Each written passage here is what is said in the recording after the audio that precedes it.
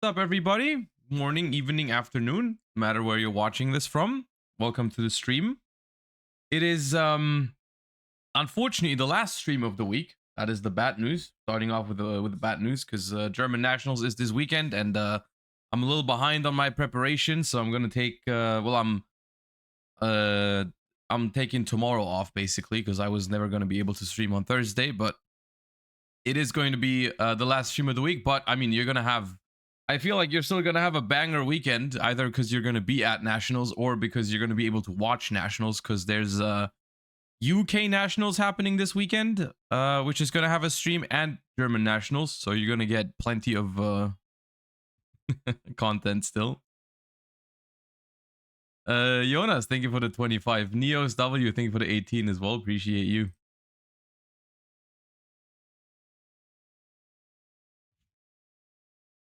All right. Today's gonna be fun. We've got two major things lined up, and then we've also got some new cards to look at in a second. But the two main things we're gonna do today is because we've seen basically the full set spoiler of Battles of Legends yesterday. I wanted to take a moment to look at those.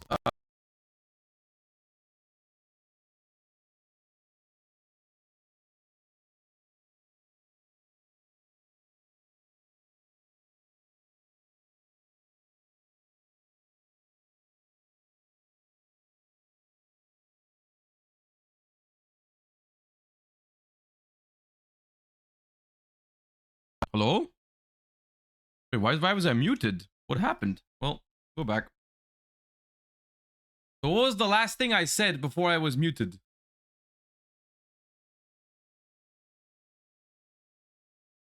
Yeah, I don't know what happened. Acronym, thank you for the 24 months. That's a long time. Thank you so much. Okay, yeah, I was gonna tell you what we do today. Okay, yeah, well, we have new cards. And we're gonna review Battles of Legends later because we've seen the full set spoiler yesterday. So that's something we're gonna take a brief look. A brief look is what we're gonna do today. Because I don't want to go into too much detail yet with like testing individual archetypes, but I was planning to give you guys a little overview of what I thought about specifically the new cards in the set, because obviously the reprints are also nice, but like they're nothing that they're not changing the game. So we're gonna talk about, like, what do I think of Ice Barrier, Ritual Beast, Infernoid, that kind of stuff, Gen X, that stuff, basically, right? That's what we're gonna talk about. And then we're just gonna play the first stage of the Master Duel Worlds qualifiers, which I think is live today, right? That started. So we're gonna start playing that with Fire Kings, and it's gonna be a good time, I think. So let's just hop into the warm up, and then we begin. Is Ryan quitting yugioh? He deleted his account. I have no idea. And I think if they don't want to speak about it or like whatever, then that's their right to do that. I have no idea what's going on. I don't know. Okay, card guesser.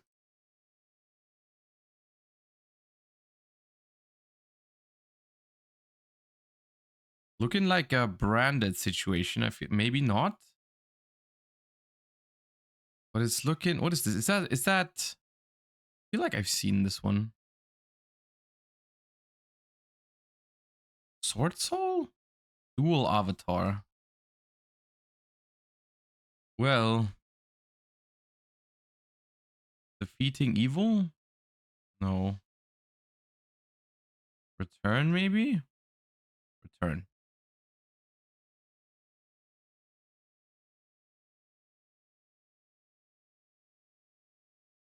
Not sure what kind of bird this is. Is that a salamangreat? It looks kind of Fanfan. Ooh, it's Fanfan. Right. Phoenix. Okay.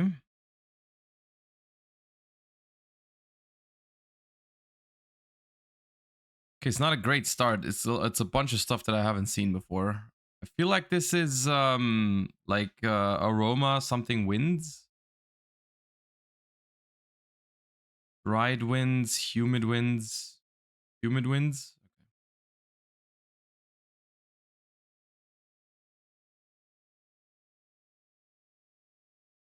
Metallic something slime. Metal reflect slime. No? Change reflect slime? Magical reflect slime? Dude, what? I'm skipping. I'm pissed. Today's bad. It's already doomed. What is it? I looked at that like 10 seconds ago. I decided not to click it.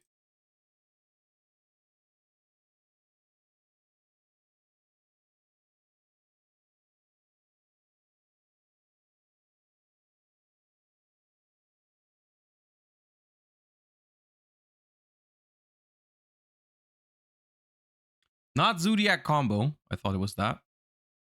Boss bite. Okay.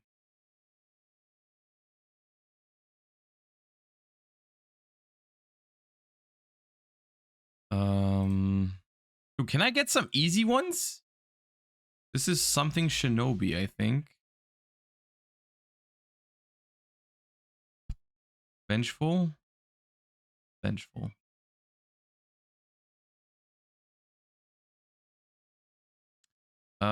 This is like bead, the dragon's bead. Yeah.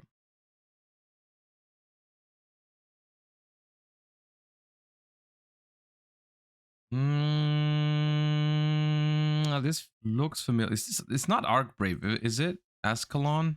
Dragunity? Ascalon.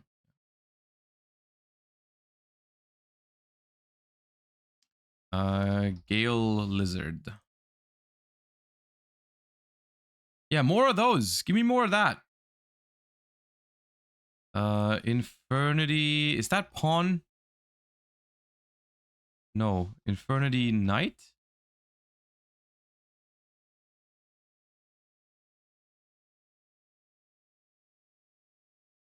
Hummingbird.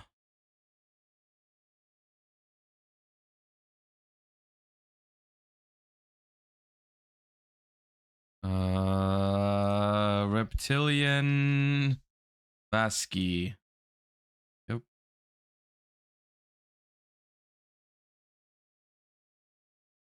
Oh, that's old. Oh, that's old. I don't know what it's called. I'm like Fairy of the Spring or something. Fairy Gift? No. Fairy Guardian? Gift of... I'm skipping. Not Fairy Gift. It's Fairy's Gift. Yeah, that's... It sucks that it doesn't show you that. Like, they should have a better search, I feel like.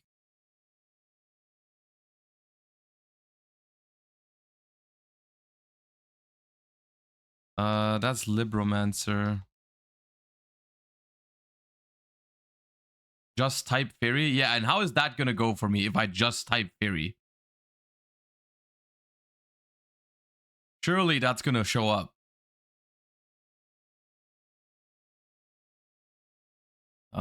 Is this Damage Gate? Not sure. No. Oh, it's Shadow Imprisoning, right?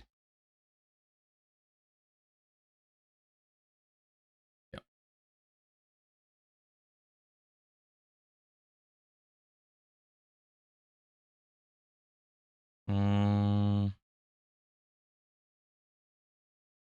Oh, I don't know if I've seen this one. Slip Summon? The hell's a Slip Summon?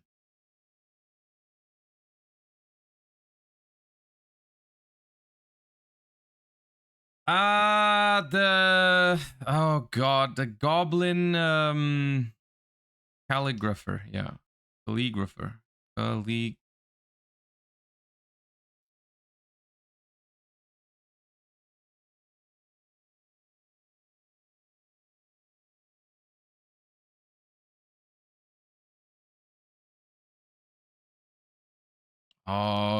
I've seen you. Azuzul.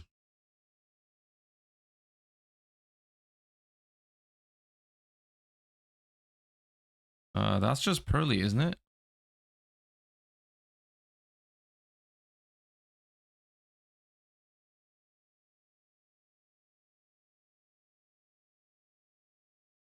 This one feels very familiar. Some ice barrier. Royal Knight.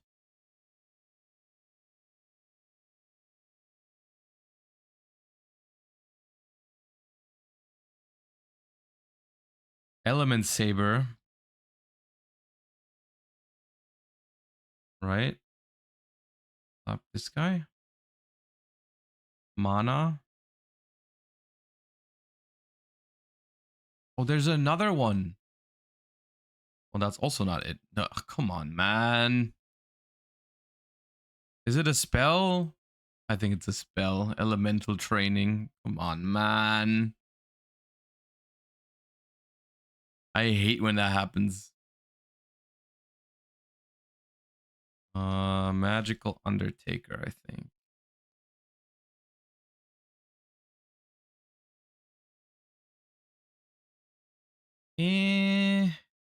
A lot going on here. I can't tell what it is. I don't know what that is.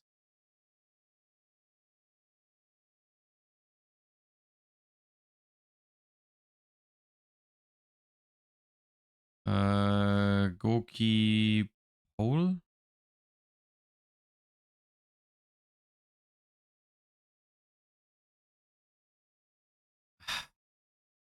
It's the is it hard selling goblin?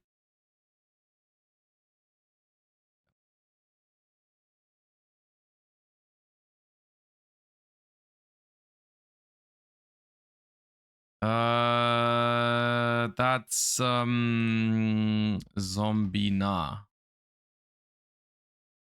Zombino. 50-50 lost. Classic.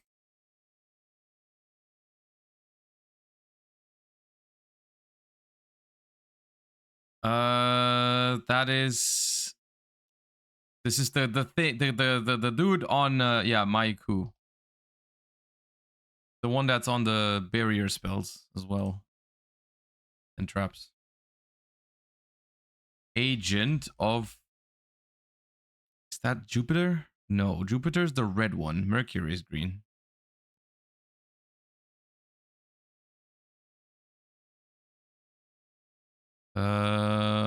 Maron, right? Oh? Mecha dog? Oh, Mecha Maron. Okay. Thought I was tripping. I don't know what this is called. It's that plant thingy. Not a predator plant, I don't think. It's like way older than that. I don't know what it's called. Seed cannon.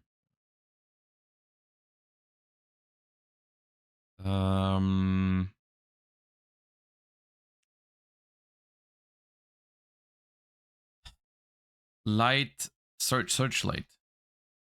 Searchlight man.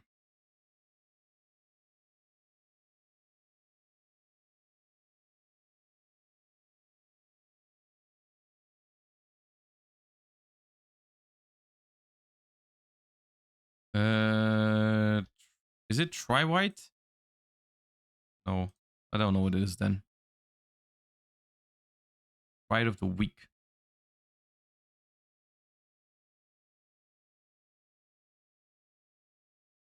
Please be Pharaoh's treasure. No. Is it reckless? Reckless. Okay, nice. How am I thinking of Pharaoh's treasure first? That's weird.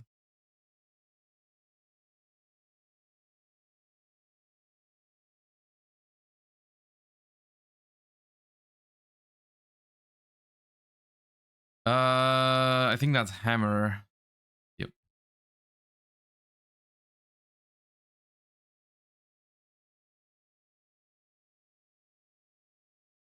Subterror.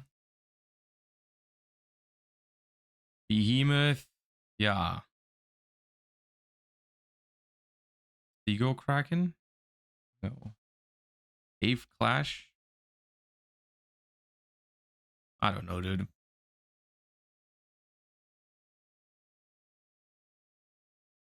Stalagmo. World Legacy I'm not sure. Is it Sorrow? That's what I thought, and then I didn't find it because it hasn't this thingy, but yeah, okay. I'm just skipping it as always. Discovery.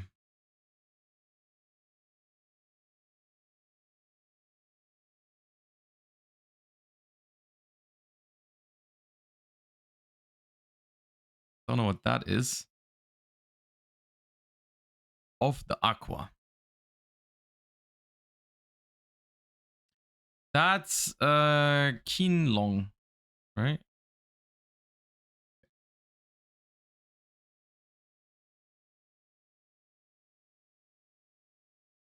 This is destruction draw or whatever. Destructive draw.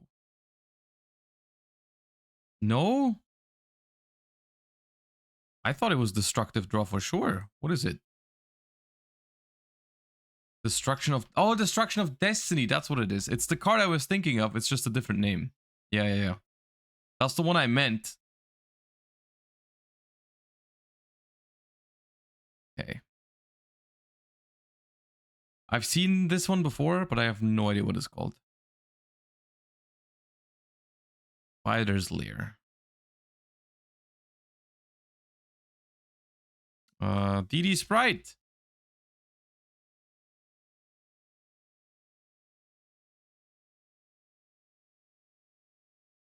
Cyber Petite Angel. Okay, vibes.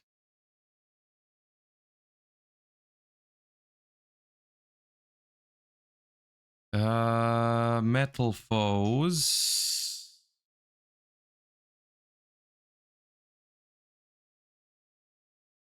Is it Orichalc? Yeah.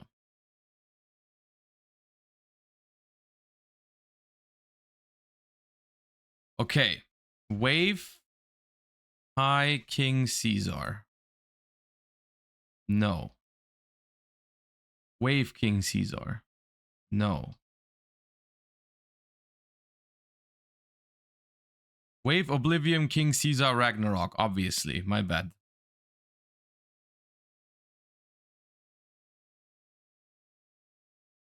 Axe of Fools.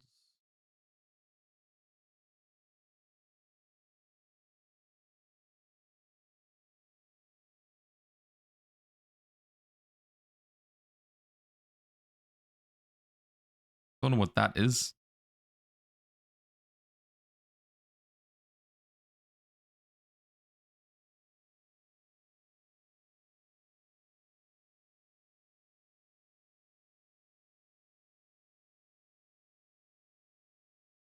We're gone. Yeah, you know what? Not very good. Not terrible. I thought it was gonna be worse, honestly, after how badly the first 1 or 2 minutes were. Or how badly they went. But still not great. Not terrible though. We had a couple of good moments to save it. But alright. Well, average round overall, I suppose. Let's do this one real quick.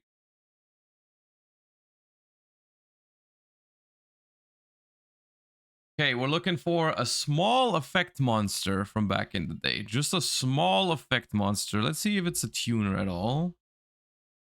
Not a tuner. It's a light monster, though. From 2011 through 2014, level 2 or 3.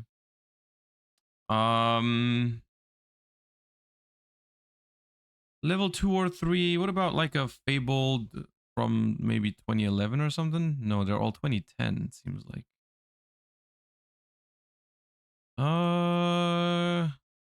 Constellars? Do Constellars have level 2 or 3s? Because it's level 2 or 3. Or, guys, Orange Light and Cerberell are also tuners. It's not a tuner. I was thinking of agents, but Venus is too old, and the level 2 agent is a tuner. Raiko is also older than this. Cyber Dragon Core. Okay, that was... Oh, it was not possible because of the defense points. It's fine. Level 2, light, Level 2 light monster from 2011, 12, or 13.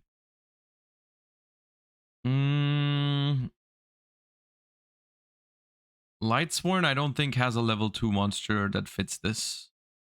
Because it's not a flip. Cheraton? No, that's level 2. Level 3. Constella Rash?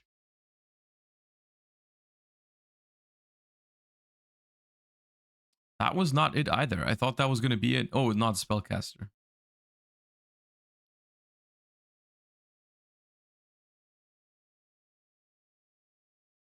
I'm lost. Let me try to find out the year exactly, I suppose. Fabled. I can't think of a Fabled. Herald is also a tuner, guys. Are you guys familiar with the concept of a tuner? You know, the ones that you can pair with a non-tuner to make a synchro monster? It's not one of those.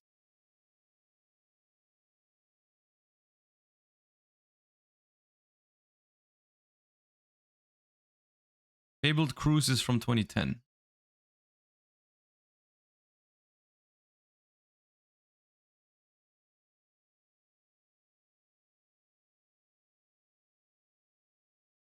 Ooh, Watt is a good guess. Isn't it? Are there any Watts from 2011? There are. But the majority is from... all the level 2s are from 2010.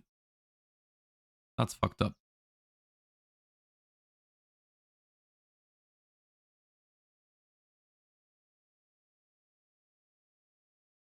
Yeah, I don't know, dude.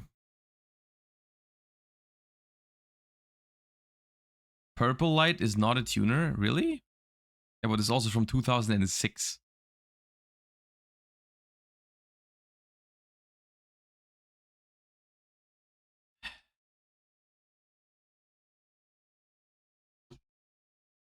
Yeah, dude, I was not gonna get that one. Fable Nozuchi? I was not gonna get that. Come on, man. Where you... That's not happening. Landrock, thank you for the 5 months. Appreciate that. Okay. Well.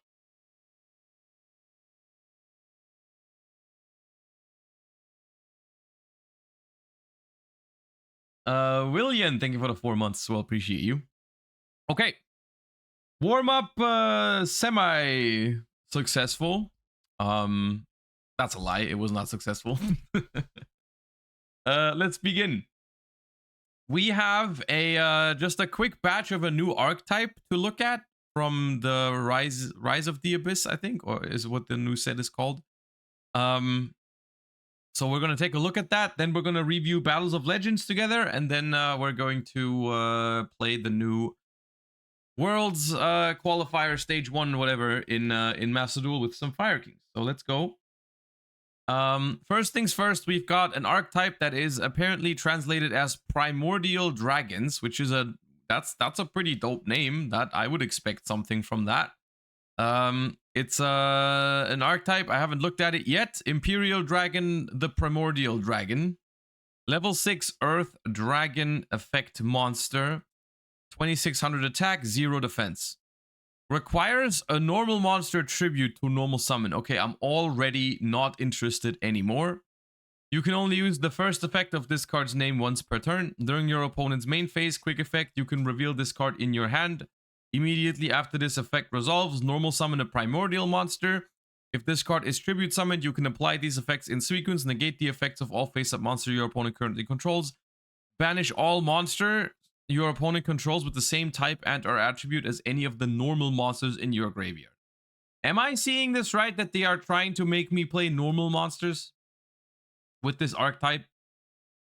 Because my my excitement has just dropped pretty. I don't think they could have made a card that could have made my excitement drop so fast as this one. That's crazy. Like, I almost want to stop reading. I'm gonna keep reading, but I kind of want to stop, you know? And also, by the way, this card is also terrible. This card is not good. because it's only good going second, basically. Like it negates your. It's like a Dark Ruler more, but in terrible. Because you have to like have a vanilla on the board first, and you also like this will just get negated, right? If your opponent has a board, they will just negate this. They will not just let their board get banished. Like this card is terrible. This card does not see play in Edison format. Primordial Imperial Load. It's a continuous spell. Can only use the first and third effect once per turn.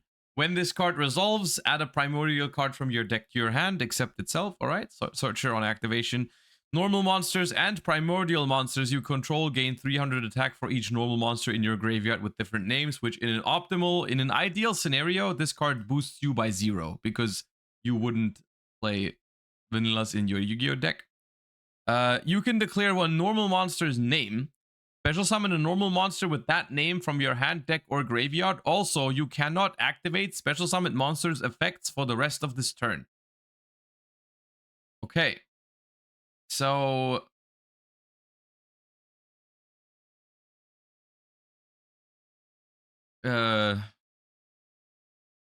yes. Primordial Tremors, quick play spell card. Pay 2,000 life points and declare a normal monster's name. Apply this effect, then if you control no monsters, you can special summon a normal monster with the declared name from your deck in defense position. Once applied, your primordial monsters and normal monsters with the declared name cannot be destroyed by battle until the end of the opponent's turn. If your opponent normal summons a monster, you can banish this card from your graveyard, then target a normal monster you control, banish a monster on the field with lower attack. Does this card do anything other than more copies of Unexpected Die for plants?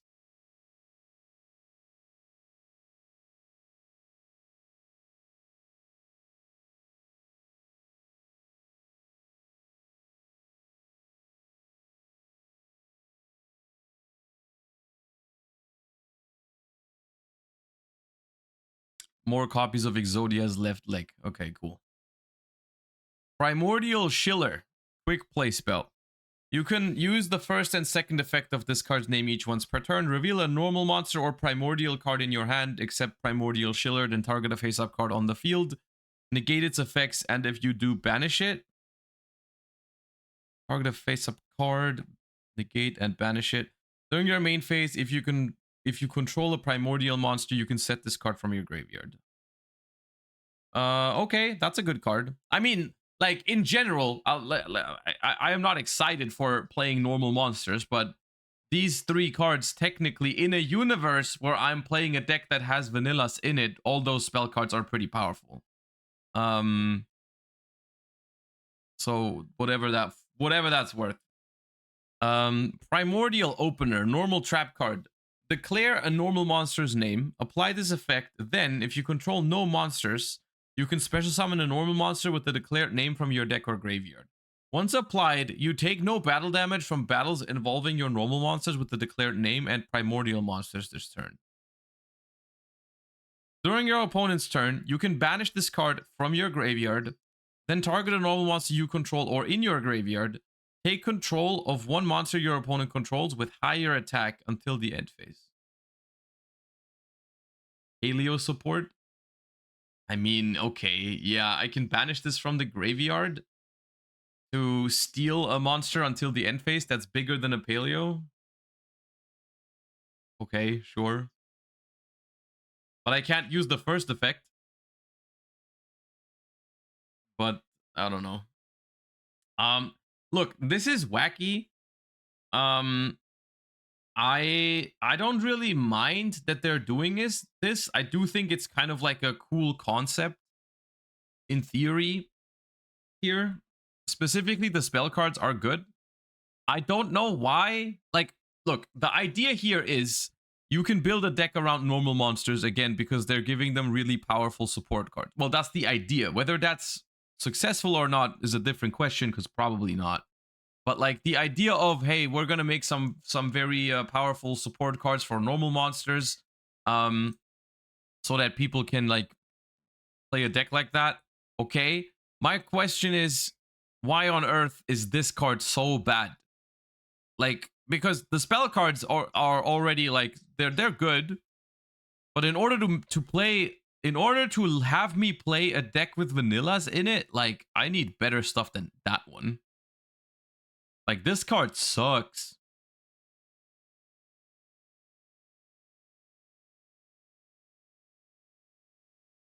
You summon it on the opponent's turn. I understand that.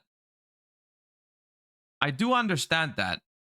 But like you can't do it when your opponent is going first because you're not gonna have a vanilla yet. So it's like okay, yes, you can go first, establish a vanilla on the board, and then you can tribute summon an infinite impermanence. And if you're lucky and your opponent shares type or attributes with your stuff, then you can even banish something. But it's like, that's not that good. Because especially like, this is the problem with this card is how it works with like with chain links and all that kind of stuff. Like let's say your opponent normal summons something that you want to negate, like a Snake Eye Ash.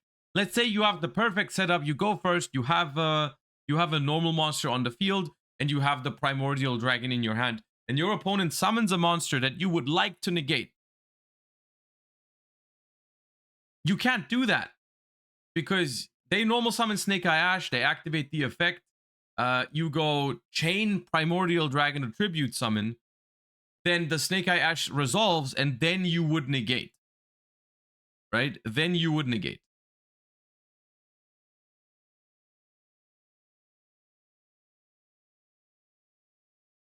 And that's awkward. You can negate Poplar at least. Yes, if you wait in that specific scenario, you can wait until they have Poplar. Like you let the Ash go through, they go Chainlink 1 Poplar in hand, you go Chainlink 2 Primordial Dragon or Tribute Summon.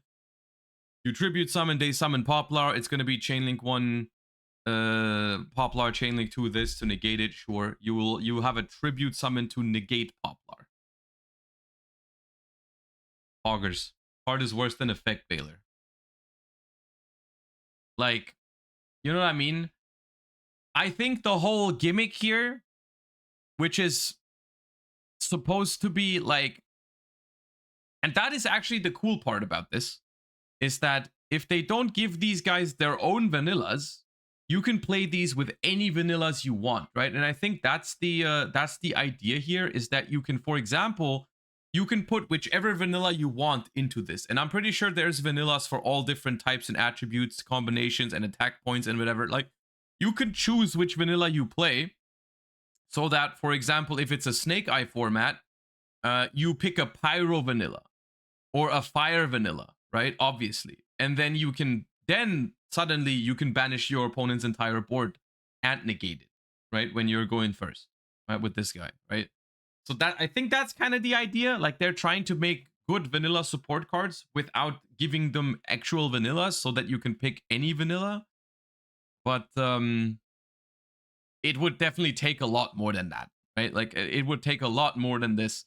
I actually kind of wish that's the one thing I would like to have had, is like, I wish they gave this card a restriction that doesn't just turn it into an unexpected die number 4, 5, 6 for like stupid decks, right? But I think these cards are simultaneously not great, but also maybe a little bit better than people think, or that I thought at first. The more I think about it, the more I feel like it could be a fun deck to try if they get more support. But for now, it's definitely not meta relevant. But yeah, we just need to wait for more. Okay. And with that, we're hopping into something that is a little bit more, a little closer to us in terms of release date. And that is Battles of Legends. We had Battles of Legends reveals yesterday on different content creator channels. They opened up the product, and we have the full set list over here. we have the full set list over here, and I just wanted to take a quick moment to talk about it on stream and give you guys my opinion on some of the primarily new stuff in the set, right? Because everyone has their own opinion on whether the set overall is good or bad, you know, with the reprints and all that kind of stuff. I will say just honorable mentions, you know, Sprite Blue, Diviner, Kurikara, Substitute, End of Anubis, Snatch Steel. There's a good chunk of solid reprints in this, more than I was expecting from Battles of Legends. I feel like, you know, I was kind of pleasantly surprised by that. I historically I felt like the Battles of Legends sets have been worse than this one, and this makes it pretty solid, actually, in my opinion, overall. But I wanted to take a little bit of a focus on some of the new archetypes in here, or some of the legacy support for older archetypes that I've seen those cards before. So this is not me blind reacting to these cards, and I've already kind of selected which cards I wanted to talk about or not. We're not going to talk about every single thing in this set, or like read through every single thing in this set. I've just kind of picked a couple archetypes that I wanted to mention and let you guys know what I think of these. So we're going to go through one by one. And then in the upcoming weeks, because right now I'm kind of focused in my mind, I'm focused on German Nationals, which is coming up this weekend. After that, I think we're going to take some time to test these archetypes and see if they also like put them to the test. Right now, I'm just theorizing on whether they're good or not. In the upcoming weeks, we're going to put some of these to the test. But yes, let's go one by one. Let's start with a very small one, which is the Toy archetype, which, as far as I know, only consists of 3 cards, which is Toy Tank, Toy Soldier, and Toy Box. These are cards that when I read them for the first time, I felt like they read like solid cards, but I felt like they didn't have an application yet, because these guys are basically they basically are like artifact kind of cards, where you set the monsters into your spell and trap zones, and if they are sent to the graveyard from the spell and trap zone as set cards, they summon themselves out and they do something. And they have this really interesting spell card that lets you put both of the monsters into the spell and trap zone from the deck immediately for you to use them as fodder for other stuff. And so I felt like those were, when I read them for the first time, they were relatively good cards, but they were lacking a home, because you need like something that has synergy with sending cards from your spell and trap cards to the graveyard. Now, in the OCG, after they've announced these cards, they actually got something, and that was Whitewoods. And Whitewoods is a deck that is apparently playing these cards, right? And so I think that was worth mentioning, that these guys are actually not bad, I think, right? I don't think right at Battles of Legends release you're going to see much of these, but I think with Whitewoods in Infinite Forbidden, there's definitely a potential that these cards will see some play in the future, and they are quite cool. They are quite cool, cool cards. I think it's kind of cool. So I wanted to bring these up as like an honorable mention right at the start. I think those are worth taking a look at if you are looking forward to the Whitewoods archetype. Next up, we've got Infernoids in the set, which are solid overall. Is my first impression of Infernoid. They get I think the highlight is the fusion monster, because it says if it's fusion summoned, you banish an Infernoid from the grave, and you get to send Infernoid monsters with different names from the deck to the graveyard equal to the level. So if you banish a big Infernoid monster, you get to foolish a lot of Infernoids. And if it's sent to the graveyard or banished, you can add a void spell trap from your deck to your hand, which is giving the deck some synergy with the ability to also send cards from your extra deck to the graveyard. It's a pretty good card.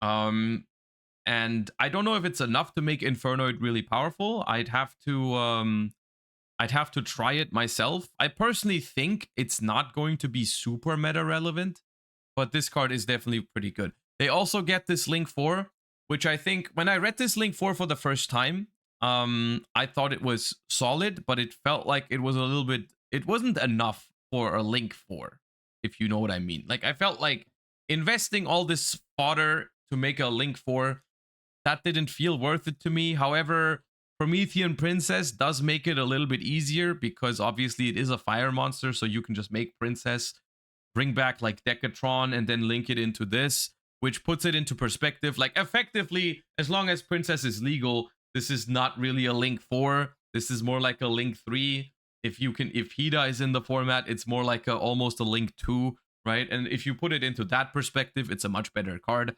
So I think this card is solid. I don't think it's the main reason why Infernoid is going to pop off or anything like that, but it's a solid addition to the deck. And then they got 2 spell cards, which, correct me if I'm wrong, but these don't seem completely crazy to me. Like, you've got Void Reignition, which is a card destruction for Infernoids, which is like okay. It does return 11 banished Infernoids into the graveyard.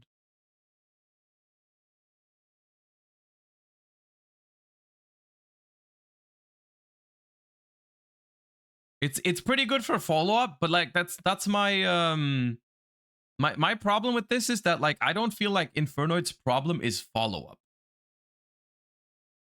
11? Yeah, 11 is pretty funny. It's pretty funny. Yeah. I think this card is okay. I don't think it's crazy though. People in chat are saying it's like a one of, like I can see that. And then you've got Void Breach, which adds a banished Infernoid back to your hand if you control no monsters or only fiends, or it lets you special summon an Infernoid from your hand, which is once again also mostly, I wouldn't think that that's like a 3-of or anything like that. I don't think so. Like that's probably the least exciting one out of these for Infernoid. So obviously, overall, I think Infernoid is getting solid support, but nothing too crazy. I personally am not looking forward. Like, there's other archetypes in here that I think are getting more than what Infernoid is getting, but it's not bad. It's not bad. Like, specifically, the fusion is pretty good. The rest is like kind of whatever, I feel like, but the fusion is pretty good. So that's what Infernoid's getting. And now we're getting into something that I feel like is going to be at least experimented with at competitive level, and that's Ritual Beast. I think Ritual Beast is a deck that obviously it's previously had competitive success in Necros format. That's quite a while ago, but I think this deck is getting some pretty strong support in this set. In the form of, I think it's like 4 new cards, but specifically there's like 2 that I remember being really, really strong, and one of them is Spiritual Beast Tamer Lara. This card gives you, it's technically a double summon for Ritual Beast. Like, you can discard it and immediately normal summon a Ritual Beast. That's okay. It protects from field or graveyard by destruction. And if it's banished, it special summons any Ritual Beast from your deck. And that's pretty broken. Like, the ability to have a tamer that lets you discard itself into the graveyard to normal summon another time, and then if it's banished, you special any Ritual Beast from the deck. That's really, really strong. So yeah, this card is really, really good. And then you've got this thing, which is probably even better than the other one. It's Ulti Knock You Drago. I'm not sure exactly how to pronounce that. Requires a tamer and a beast. Must be special summoned by banishing the above cards you control and or from the graveyard. Can only special summon it once per turn. So what this does, it's basically giving the deck a like Vicious Astrolaud kind of fusion from the graveyard, right? So you just get a free summon from the grave to banish your stuff and summon this for free, which is really strong. You can return it to the extra deck to target a banished Ritual Beast to special it. That is a quick effect as well. But the even more important part about this entire thing is that that's an easy way to banish this card from your graveyard, right? So all you have to do is like discard this card from your hand to get an extra normal summon, and then you banish this from the graveyard to get this out for free, and this also summons one from the deck. So that's pretty solid. Alongside just the fact that Ritual Beast like legitimately has good cards already. Like a lot of the old Ritual Beast stuff is still okay. It holds up okay. So I think those 2 cards are really, really strong for Ritual Beast. I don't know if it's going to make Ritual Beast good enough, because currently pre-support, Ritual Beast is pretty far from good enough, right? But this is the kind of support that makes me want to take a look at it and try it, and maybe it works, maybe it doesn't, but I think it's pretty cool. And they also get a new Link 4, which is also a pretty solid boss monster in my opinion. It is a Link 4, so it's hard to summon, like not super trivial. I don't know if Ritual Beast is super good at cheating out Link 4s nowadays, but like it seems like you have to put a decent amount of effort into. There's Ritual Beast bonds. Yeah, there's definitely ways to do that. But yes, and this thing says you can target one of your banished Ritual Beast cards, return it to the hand or extra deck, then immediately after this effect resolves, you can normal summon a Ritual Beast from your hand. So it does give you a little bit of recursion plus extension when you summon it, right? You get an extra normal summon basically. And then during the opponent's turn, it lets you target a Ritual Beast you control and a card your opponent controls to banish both. So I feel like it's a healthy mix between extension, recovery, and interruption on the opponent's turn. Not the craziest boss monster, but it's got a little bit of everything, so that's all right. And then they got Inheritance, which I think it's good because it helps you with consistency, which has always been an issue for Ritual Beast. But it could have been a little bit better. But it's a continuous spell that boosts your monsters slightly, and it lets you once per turn reveal a Ritual Beast in your hand to add a Ritual Beast with a different type from your deck to your hand and then discard.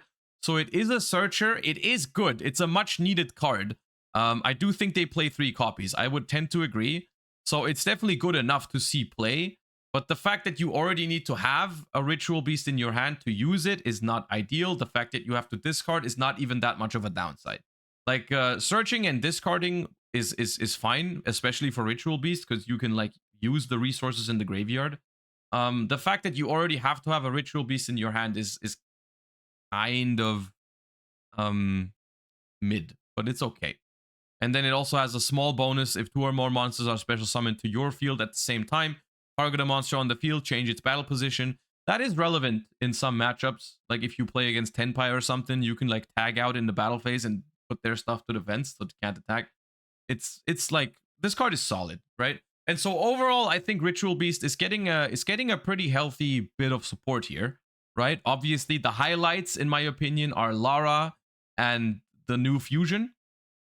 But the other 2 are also nothing to scoff at, right? We've got a new Link 4 option, and we've got a new Consistency Searcher card. Even though it is not the best it can be, it's still solid, right? And so that's good stuff. I want to take a look at Ritual Beast at some point in the upcoming weeks. I definitely think it's got potential. Next up, there is Ice Barrier support.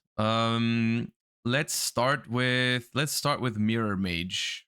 Mirror Mage is pretty exciting, actually. Like the Ice Barrier stuff, I think is like I feel like Ritual Beast is something that people already expect to be solid because also it's been performing in the OCG. Ice Barrier, I think, is I think that deck's low-key got potential. I don't think it's going to be insane or anything, but I feel like these cards are something you can mess around with. So Mirror Mage of the Ice Barrier has 2 very good effects. The more important part is actually the second effect. If this card is sent to the graveyard, you can add an Ice Barrier card that's banished or in your deck to your hand. So like a really good kind of graveyard effect, no matter what you do with it, whether you foolish it, whether you discard it from your hand, whether you summon it and make a synchro with it, you get a search, which is pretty good. And that's solid. You can also tribute 1 other effect monster, special up to 3 Ice Barrier tokens, which are level 1, and if you do, increase this card's level by that amount. Also, during this turn, you cannot special summon monsters from the extra deck except water synchro monsters. Now, that is something that I've seen people use in some combos. Obviously, it locks you for water synchros for the entire turn, even before you use it. So if you're using hybrid versions of this, like I've seen Sprite versions with Ice Barriers mixed in and all that kind of stuff. if you're doing that, you won't be using that first effect at all. You're only using it as the second effect, basically, right?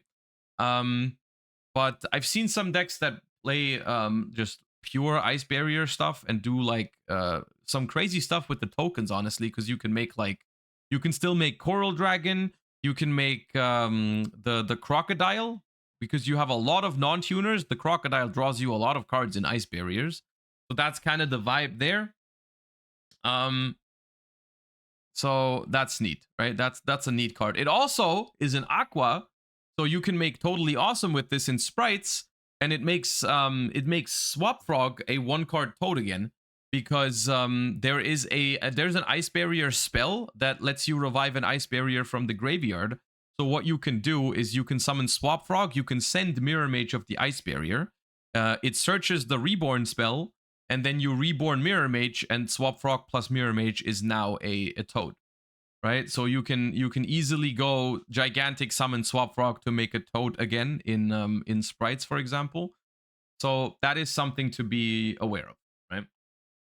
And there's also other ice barrier support that is mostly relevant if you are playing a pure ice barrier deck. I feel like they've got some old stuff as well that's not new, that's pretty good already. Like they have I know they have a non-once per turn Rhoda as well. Like there's some pretty good ice barrier cards from back in the day. Like I think Hexa is not even that old, I think. But yeah. So this guy is also okay, actually. It's a level 6 monster. If you control an ice barrier, special summons itself from the hand. And if it's normal or special, you get to special summon a level 5 or lower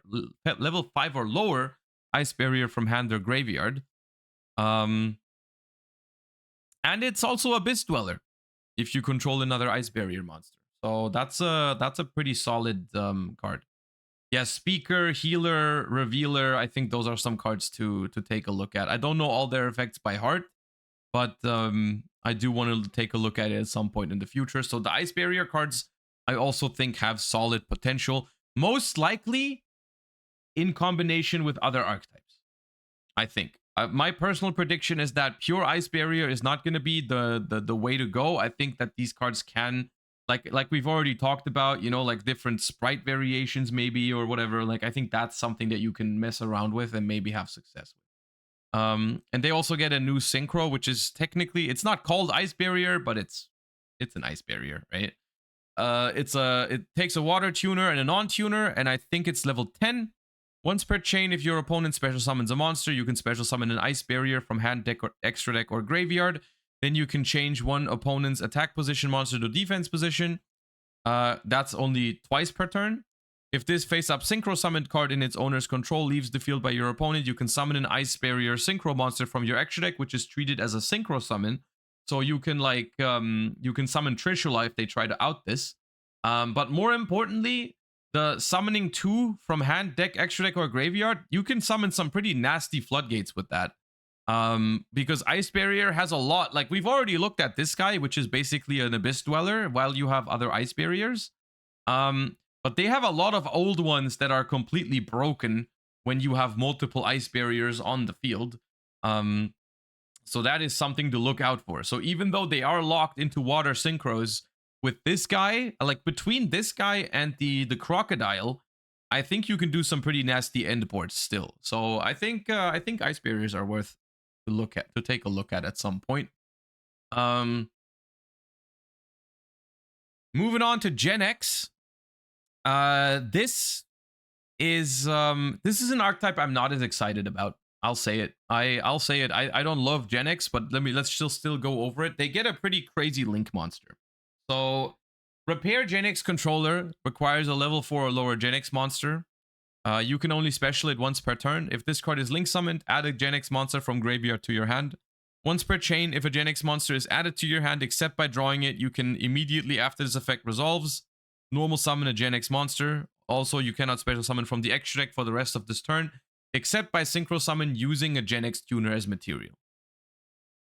So basically, because it's once per chain, and because a lot of the old Gen X cards that didn't even see play ever and some of them saw play, but like most Gen X cards from back in the day actually let you add more Gen X cards on summon, right? They have like an absurd amount of Stratos going on for some reason, right? Um, in various different shapes and forms, right? They like, I don't know, they got like Blast Fan, Power Planner, Undyne, like so many ways to just like keep summoning and keep searching. So the plan with this guy is basically you summon it, and then every time you resolve one of those search another Gen X, you can immediately normal summon it and use it, right?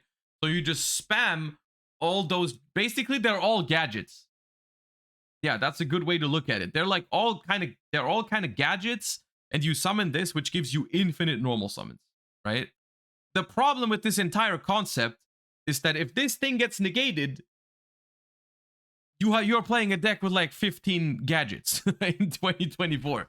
So this card, as broken as it can be if it works out, this card, in my opinion, is just way too crazy of a choke point. This reminds me a lot of the Magic Spectre Link monster and like Junk Speeder, those kind of cards. That's what it reminds me of, because yes, if it goes through, you can do completely crazy things with it, but it just has Hand Trap Magnet written all over it, right? Like the Magic Spectre Link monster is pretty broken, but it's the only card in the entire deck that can be targeted. So obviously that's what's going to get impermed or veilered, and that's pretty rough. And like Junk Speeder, same thing, and this thing also same thing, right? So while the potential for this card is pretty crazy, you look, I've seen some of the replays, I've seen some of the videos, I've seen some of the combo tutorials. Yes, you can do crazy one card combos if this thing does not get stopped, but I think it's just way too vulnerable, and personally not something that I really like. So I don't think, even though they get more Gen X support, even though the other stuff is like solid, nothing too crazy here. It's mostly really about the Gen X controller. I think the concept is not great behind this. If you want to try it out, but don't get too mad if your Gen X controller gets impermanence, because that's kind of what you're signing up for, right? Like I could see this deck being like a deck where you have to play like so many ways to deal with imperm Veiler that is like not even fun anymore. Like you'd have to play like Cross Out, Called By, Soravis probably, like friggin' Sky Striker, what's it called? The one that makes your extra monster zone unaffected, Eagle Booster, like that kind of shit, you know, like that's probably the kind of deck you're looking at, right? So if you're into that kind of deck, then by all means go for it, but I personally don't think it's going to be that great. So that's Gen X. And then we've got this thing.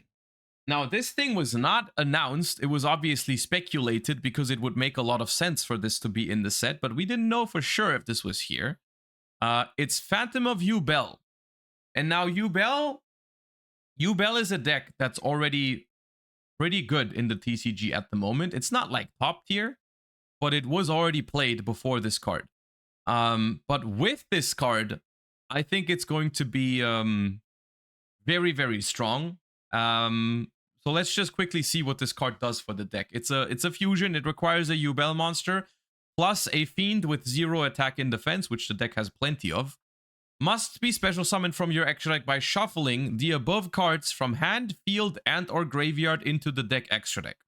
So this thing is once again similar to the Ritual Beast thingy. It's a free fusion from the graveyard, right? You can use stuff from your hand or field, but obviously you're going to try to use it from the graveyard because then it's free. That's when you get the most value out of this thing. It says cannot be used as fusion material, but you know what's funny? This thing itself is not a fusion summon. So if you have one in the graveyard, you can summon another Yubel fusion by shuffling that one back. Can you not?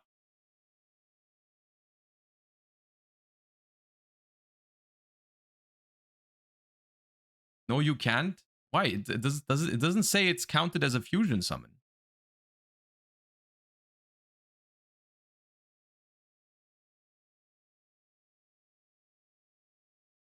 It's a ruling? Okay, that doesn't make any sense. But okay. Well, apparently I was chatting. It's a Cyber Dragon ruling. Okay, I looked for the phrase of this counts as a fusion summon, and I thought, well, if it doesn't count as a fusion summon, then it also isn't fusion material. I don't know how that makes sense, but anyways, moving on. Can't be destroyed by battle. Also, you take no battle damage from battles involving this card. When your opponent, and this is where it's crazy, because normally you are not really expecting a fusion monster that you get for free to do a lot of stuff, right? Like, you look at Vicious Astrolaut, for example, and it's like, that thing doesn't do that much. Like, you're just using it for the free body. This thing actually has a crazy effect too, right? When your opponent activates a monster effect, quick effect, you contribute this card. That effect becomes your opponent destroys one yugioh in their hand, deck, or field. So it's basically a monster negate. Right? It's a monster negate. It insulates you from stuff like Nibiru. It's pretty strong because your opponent activates a monster and suddenly that turns into something that's good for you because destroying yugioh from hand, deck, or field is good for you, obviously, right? So it's a free fusion summon. It's a monster negate, and it recycles some of your yugiohs and fiends. Right? So it's really, really strong card. The literal only thing that could have been better about this, I feel like, is if it was level 10. So you could make like Varudras with it. But honestly, you don't even need to make Varudras with this because, you know, it's just a negate on its own. So but it's really, really strong. And the yugioh deck is already good. And this card just is just like insane, right? Level 9, actually, yeah, people in chat are pointing out 9 is actually good because you can make like Chaos Angel with it. You can like use it in other ways with the field spell. Yeah. This card is very strong, and I think it's going to make yugioh a meta relevant deck. Whether it's going to be the best deck while we still have Snake Eyes at pretty much full power at the moment, I'm not sure. I think it's definitely going to be like tier 2 or tier 1 at the very minimum though, right? So that thing's pretty good. Do you think it's a 3 of? So most lists that I'm seeing do play 3 because there's another thing about this card that I find very concerning is that it doesn't say you can only summon it once per turn, right? Like you can summon multiples, right? Unless I'm missing something. Which is also just crazy, right? You can just like, you can only use the negation once, but you can just like summon them out multiple times, right? To just, so you keep one around and you use the other ones as like link fodder and stuff like that. So I think it's definitely going to be at least 2, but I would say probably try to play 3. I don't know if this is going to be expensive. Well, I mean, it's probably going to be somewhat expensive. I don't know exactly how expensive. But yeah.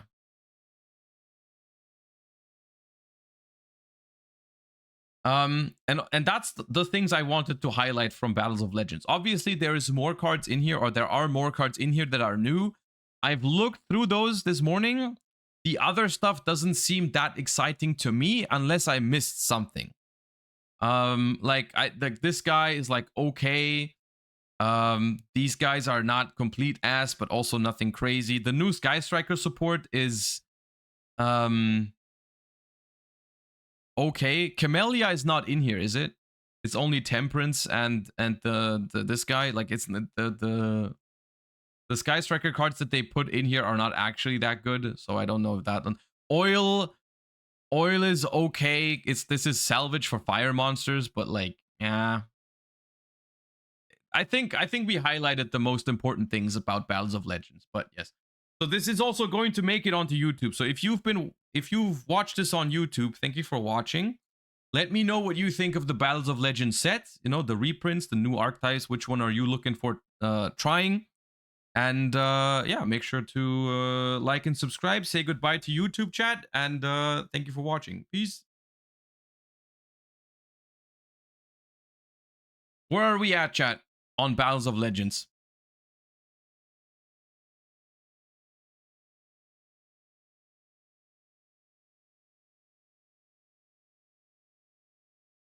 Your bits message? Oh, you mean the Ritual Beast one? Yeah, I read it during the while I was. Yeah. I mean, yes, if you have Shifter in Ritual Beast, that's another thing. Like Ritual Beast is a Shifter deck, and if you and Shifter actually helps you combo, I feel like. The only thing about Shifter that's a little weird is that if you Shifter at the start of your turn, you cannot summon the fusion for free, right? Because you get nothing into the graveyard. But maybe that's still fine. But that's my like not really a problem with Shifter, but yeah. Do you have the old Ritual Beast cards? I did pick up the Ritual Beast cards when they announced this support. Which in hindsight, was that smart? They reprinted a bunch of them I saw. Like I picked up like Rampengus and stuff, but I thought that wasn't necessary. No Elder reprint? Oh, I have Elders.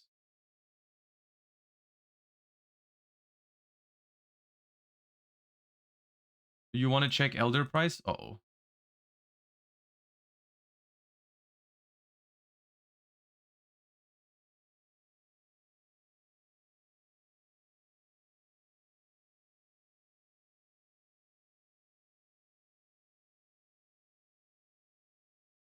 So if you okay, I mean $15 is a lot. Yes. That does it have no reprints? Yeah, no, it's all OCG reprints. Yeah. Yeah, I mean, people like Ritual Beast. Unironically, the people like there's a lot of people who loved Ritual Beast in 2016. So yeah, here we are. Is that the only one that they didn't reprint? Is there anything like is there any other Ritual Beast that's like Canahawk, Steeds? Okay, but like Canahawks is super rare. Surely that's not. Yeah, that's not crazy. Nightmare Throne.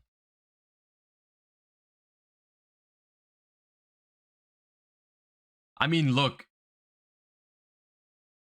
Why does it spike so? I don't understand why it spiked so much. Like, come on, if you were planning to play Yubel, how does this release come as a shock to you right now? Like, come on, man, we knew that was gonna happen eventually. I don't know how much this card. Well, how much was this card on release?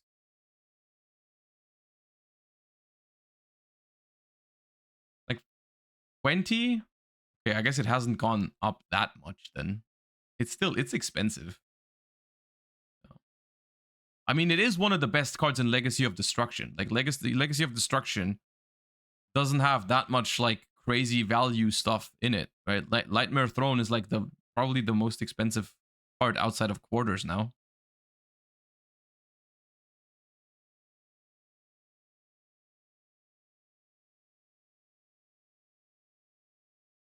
Yep.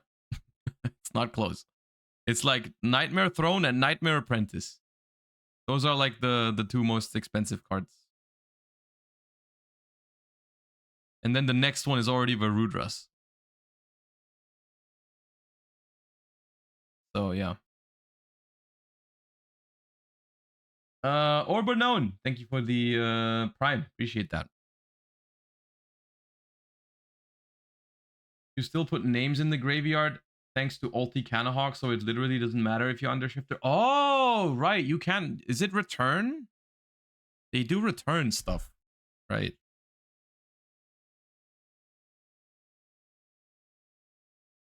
I don't know. I'm a fan of Battles of Legends. I think this Battles of Legends set feels a lot more exciting than previous Battles of Legends sets. Maybe that's just me not really remembering well, but I don't remember a Battles of Legends that has brought solid archetypes like this paired with this amount of solid reprints.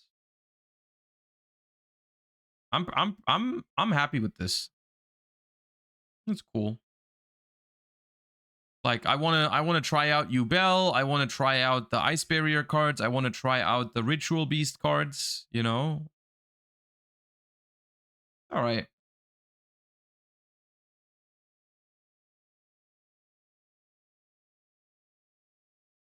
I can't believe they kept the name for that one card, just Oil. Uh, I thought about this yesterday. Is Oil, or like Farfa? I think Farfa said it in his opening. Is Oil the shortest Yu-Gi-Oh card name now? Is there a card that has just 3 letters?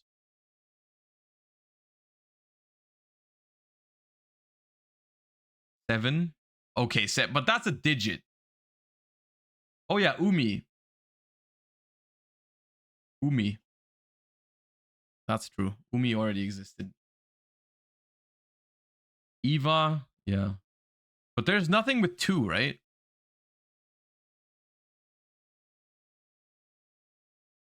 It's going to in German. Oh, that's true. In German, it's going to be the shortest because in German it's just Öl.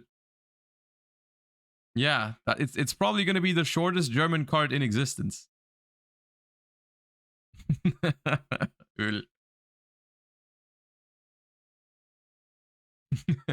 Just Öl. Okay. All right. So much for that. I am looking forward to trying these decks. Sorry that we're not doing it this week, but I'm kind of low on time this week in terms of streaming content and all that kind of stuff. And I also don't want to spend the brain power to learning new decks the week before German nationals that are not legal for German nationals. That is not something I wanna do right now. So we're gonna focus on that before the European Championship for sure. For sure, we're gonna try those decks. But for now, I want to play the first stage of the Worlds qualifier, and we even have some updates and news for the qualification structure, I think. So let us take a quick look at that. Any remote sessions planned soon? Probably. As soon as I pick up those cards from Battles of Legends, I'm probably gonna try them in like remote sessions. All right.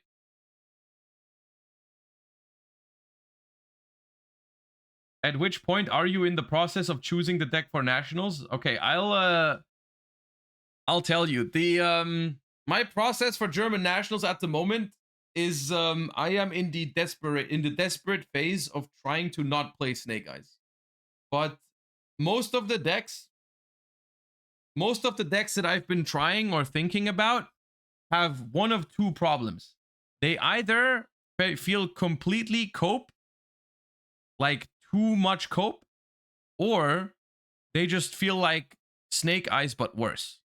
You know, like so many decks that I've been trying, they just feel like they are doing the same thing as Snake Eyes but slightly worse, right? Like it's a bunch of hand traps, some other non-engine trying to get your combos through, and that all feels like it's just worse than what Snake Eye does. Or it's like the same as what Snake Eye does. But yeah, so I'm like 50-50, and that's why I have decided to take tomorrow off, because I have to make a decision soon what I want to play. I'm 50-50 between just trying to find something completely absurd, or playing Snake Eyes, which I don't know. I don't want to play Snake Eyes, but if I don't find anything, I might have to. All right. Anyways, what is this? There we go. Just the quality. Okay. We get the gems already. Easy clap. Max, thank you for the 4 months. Appreciate that.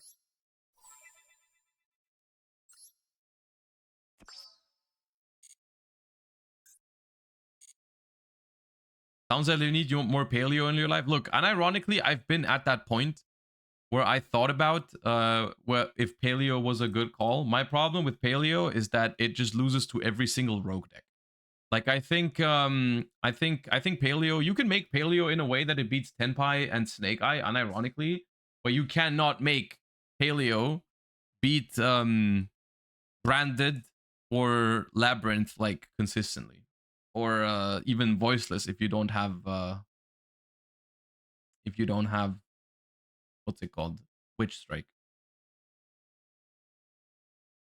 Italian champ had Snake Eyes with board. I've seen the list. It was a good list. It was a good list. Okay, so the thing I want to talk about first is that they have changed the qualification structure to this year's regional qualifier, which is important to know in case you're trying. The top ranked player in each region at the end of the regional qualifier round will be eligible to participate in the World Championship 2024 finals. The number of finalists that will qualify varies per region. The rank needed to qualify as regional representative in each area. Area A, Japan, only the first place qualifies. Area B, Asia, only the first place qualifies. Area C, North America, they get 2 slots, first and second.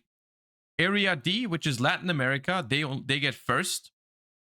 And then Area E, Europe, Middle East, Oceania, Africa, only first. So the changes here are, last year, we had first and second from Japan, and we had first and second from Area E, right? So in total, through this qualifier, there are 2 less qualifications given out.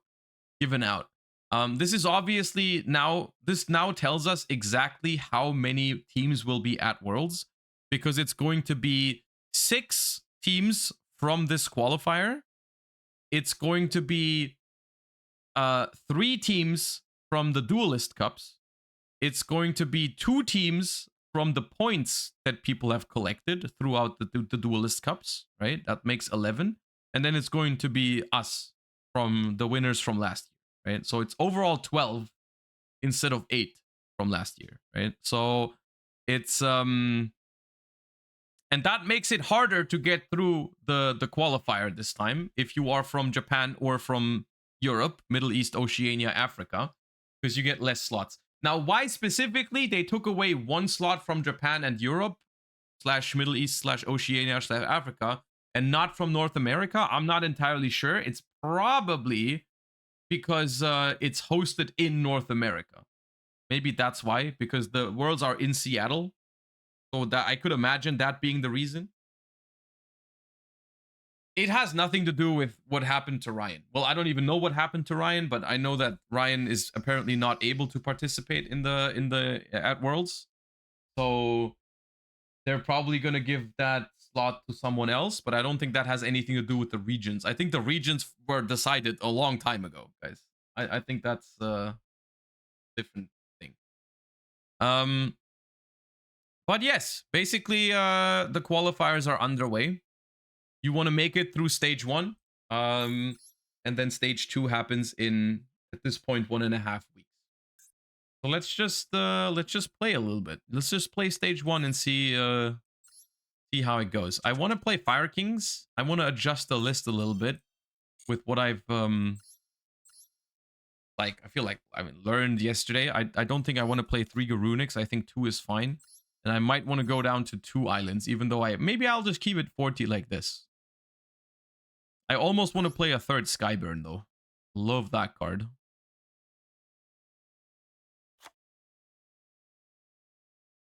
Maybe I'll do this. 1 Nibiru for Max C. I mean, Nibiru seems okay.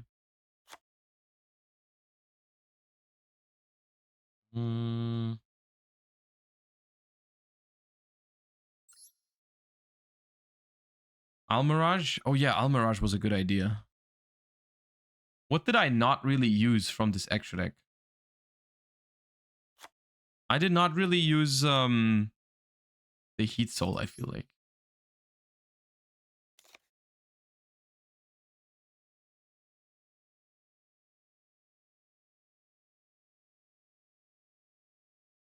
Thoughts on cutting Rang Bali?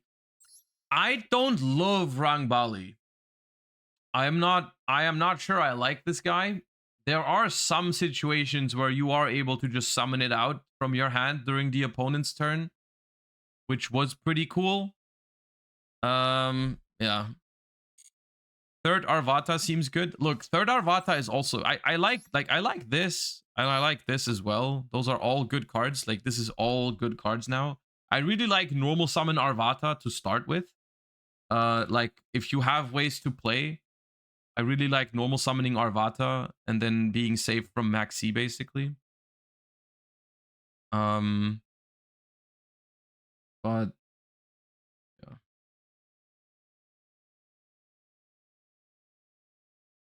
Cut Circle. I'm afraid I'm gonna miss Circle.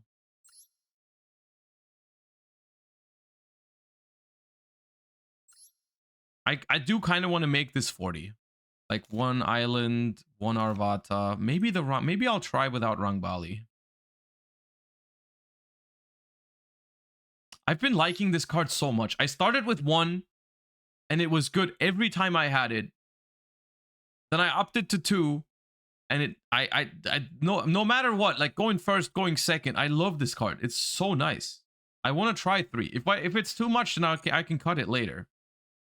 But I like it so much, I want to try it. Let's try without Rangbali and see if we miss it.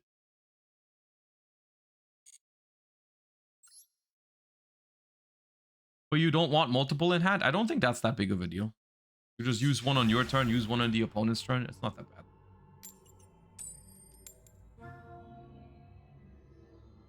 Lunch break video.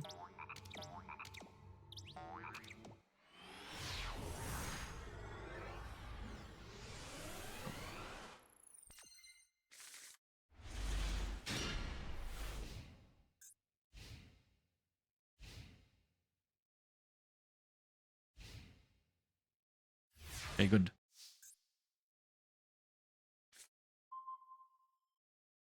All right. How do we go about this? We should be winning this turn.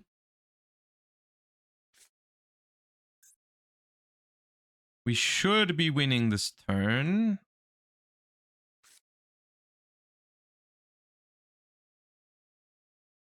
Probably start with volcanics.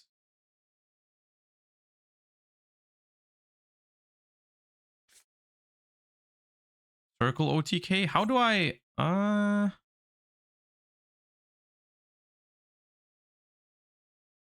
much did you pay him? What? Because my opponent bricked? You are so funny. How did you ever think of that? Start with volcanics.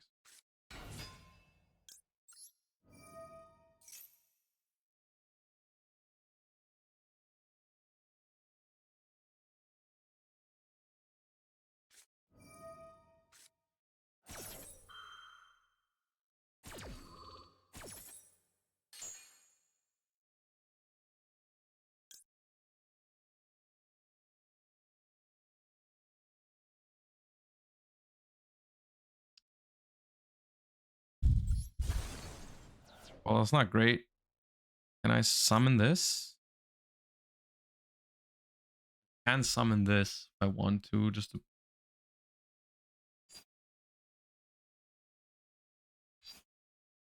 I can also just summon this to grab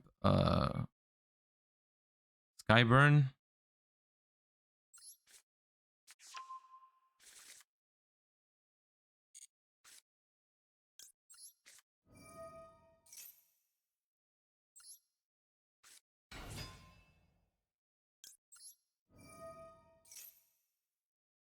It's probably flu. It's 46 cards. How is it flu?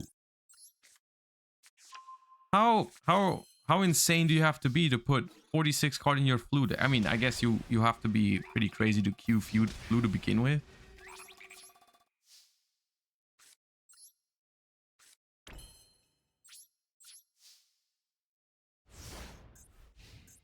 You want to try Fire King Tri Brigade? I don't know. I've been happy with this. I feel like without Volcanics, I'd be trying that, but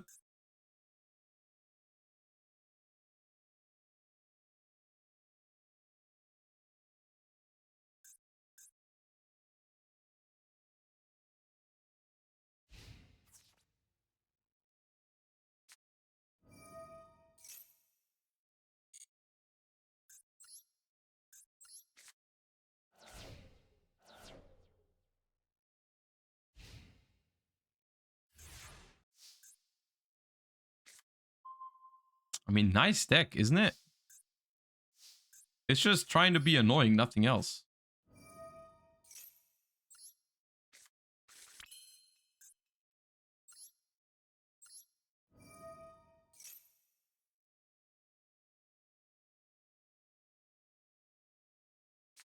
They are succeeding. They are being hella annoying.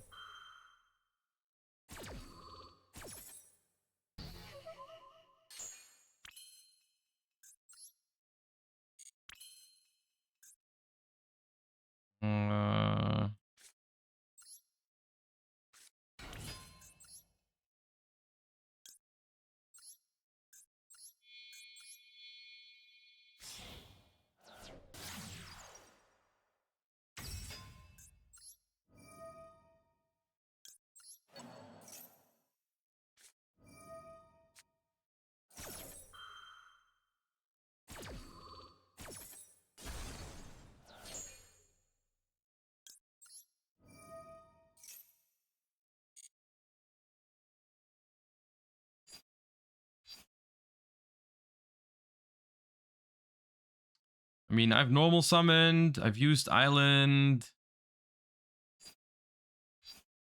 Can't really do anything.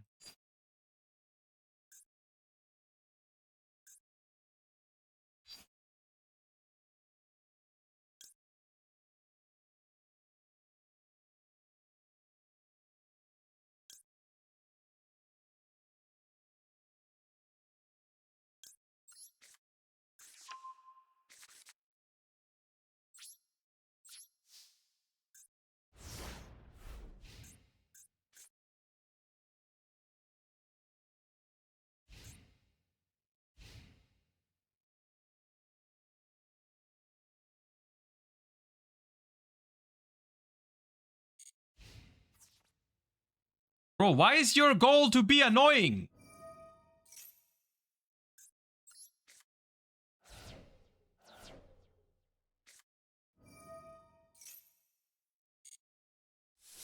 Bro, can I have shit?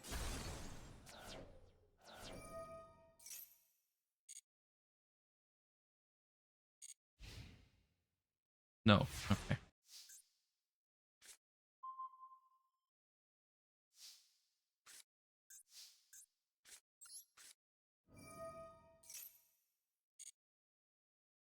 So, you know, I'm actually sad about the fact that I can't look what they were playing, because that was, what the hell was that?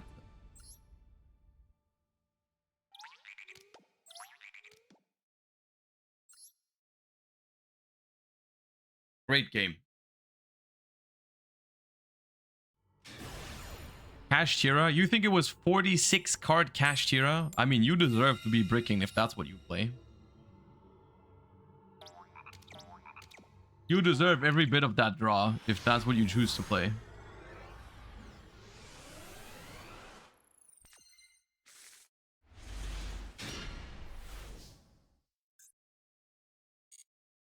Oh, this is not great. No engine. This is why I want to play 3 islands. I think I'm on 2 right now.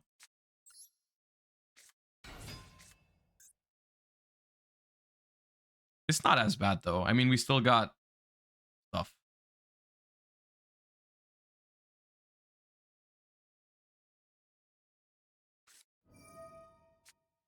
Wonderful. +1. Easy clap. Was not going to special summon. Don't know why you did that.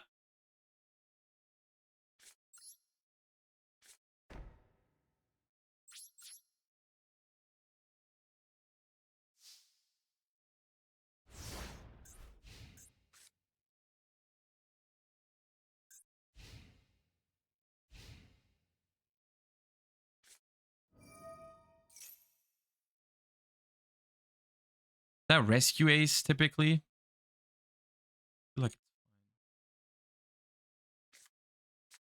oh, Cash Tira.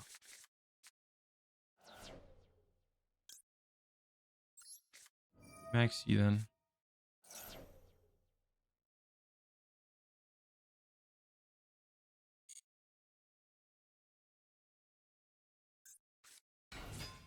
Normal summon Rice Heart.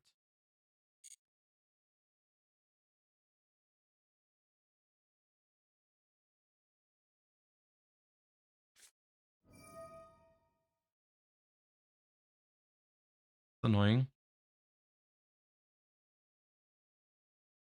Actually, is it that annoying? I don't think it's that annoying. Ah, look at my hand.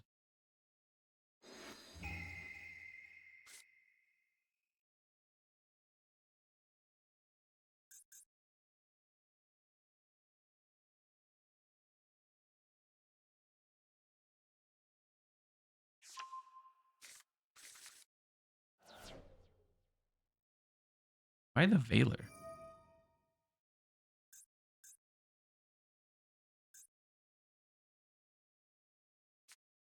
I think they have Birth. Hey, we lost one Garunix, but we play two. Yeah, I knew they'd have Birth. The question now is whether I want to Skyburn the Birth, because then if I don't have a play, I think I need to draw off of this Maxi. I think I need to let him cook. Yep, I would have top decked nothing. I need to let him keep going.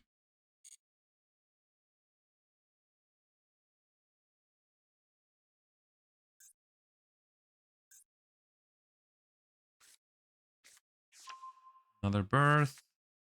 Fine.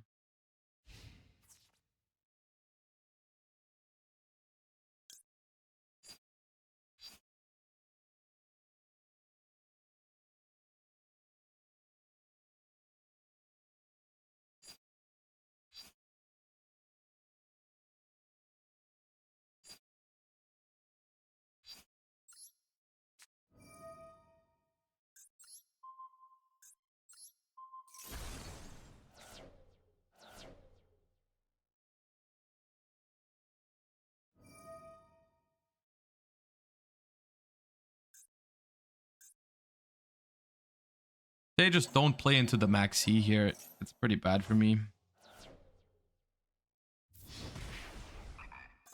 I can still win if I top deck Island, basically. Island, destroy Ash in hand is fine.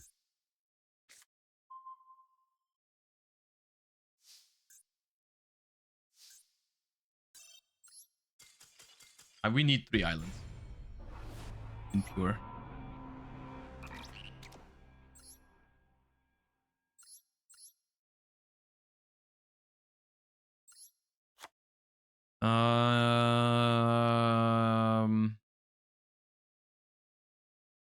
Just play 41 for now.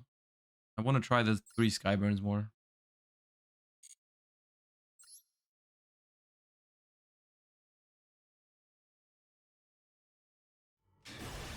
You need 3 Ponics. I saw some lists with 2. I think I'm playing pure Fire Kings, so I feel like I want to maximize my starters. And Ponics is a fine one to start with.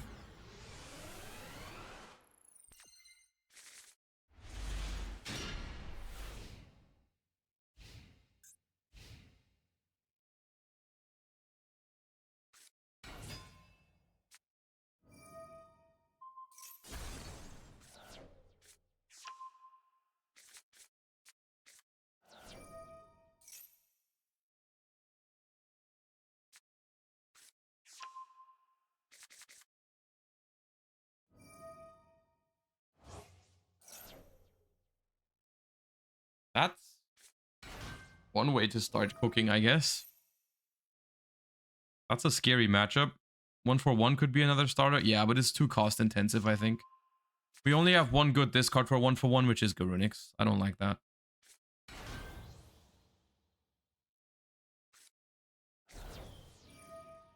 So I think this is full combo, yeah. Where's my hand with the 3 hand traps from last game that I drew against Kashtira? Can I have that one?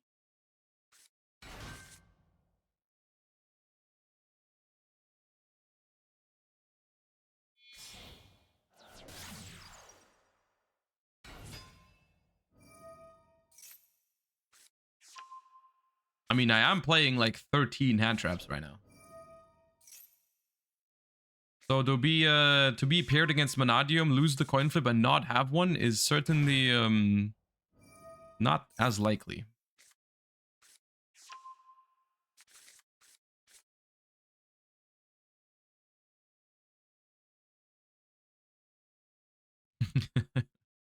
Rookie numbers.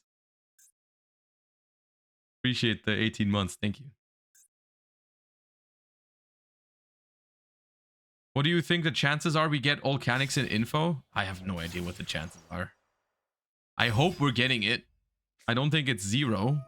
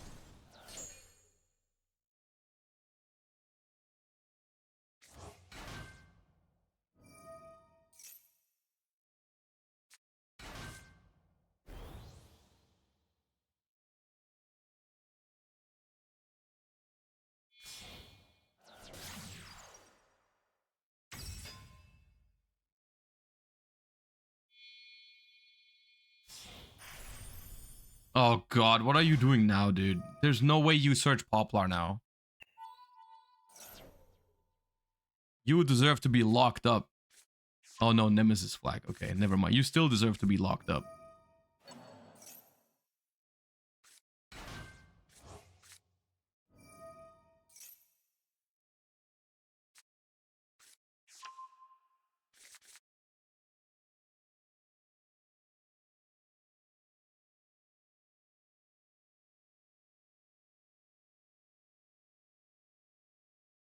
Yeah, Colossus completely fucks me up, by the way.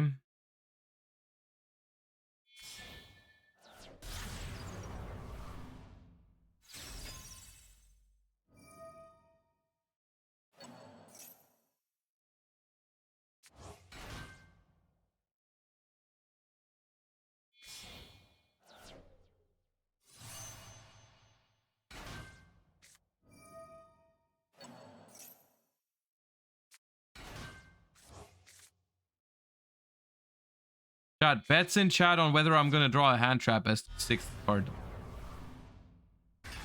Place your bets now.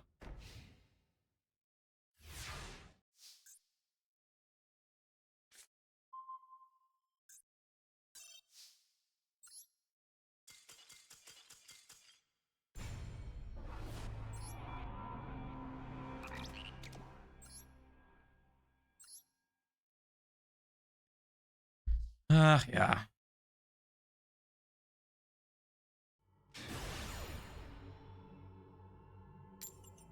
Moth me, I think for the 5 months. Appreciate that. Thank you.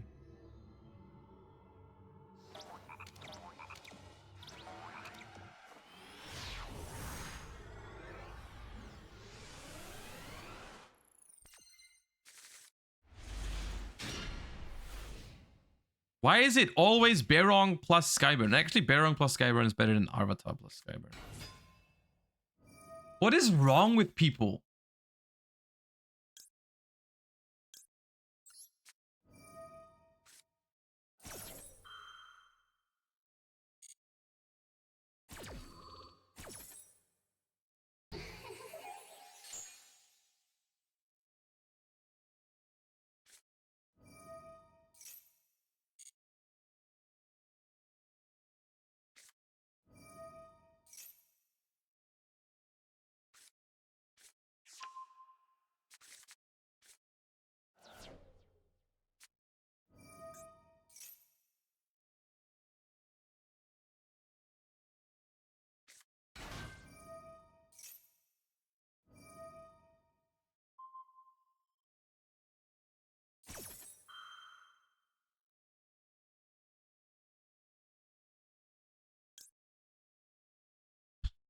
Do I veil? I don't veil that, right?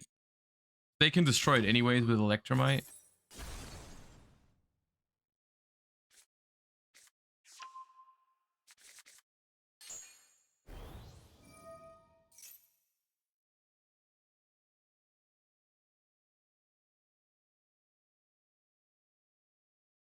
Oh, that sounds fun. That's a good choice. Double Iris. Time Pendulum Graph.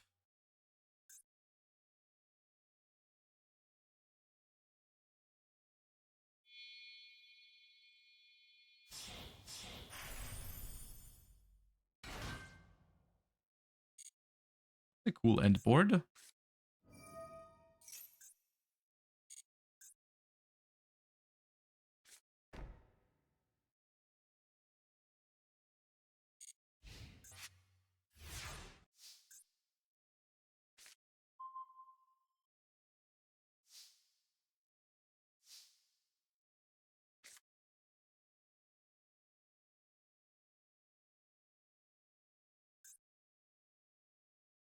Okay, so Time Pendulum Graph.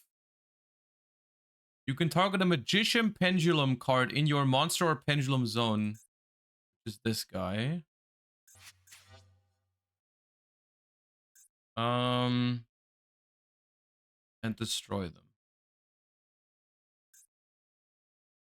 So it pops one.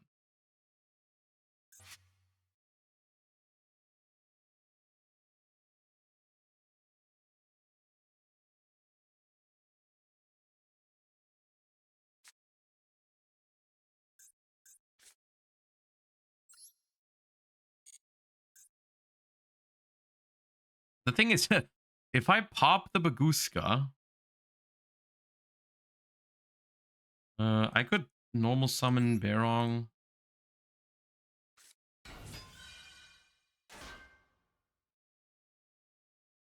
Oh, I had a better play actually. I could have gone normal summon Volcanics, activate effect, chain Skyburn to pop the Baguska.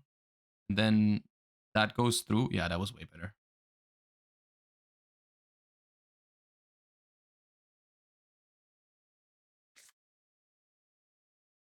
I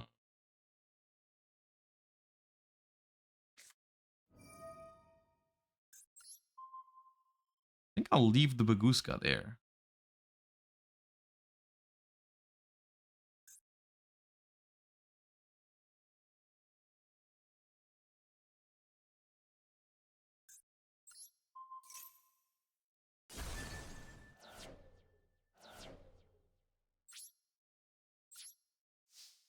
Change my mind.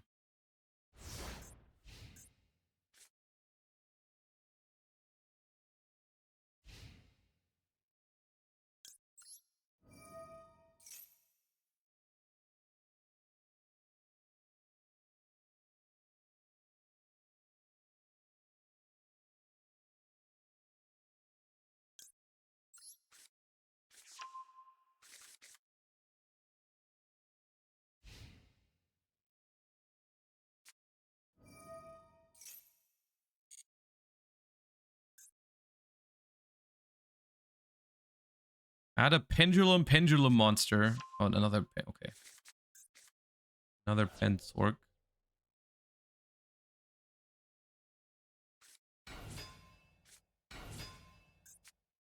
Purple poison.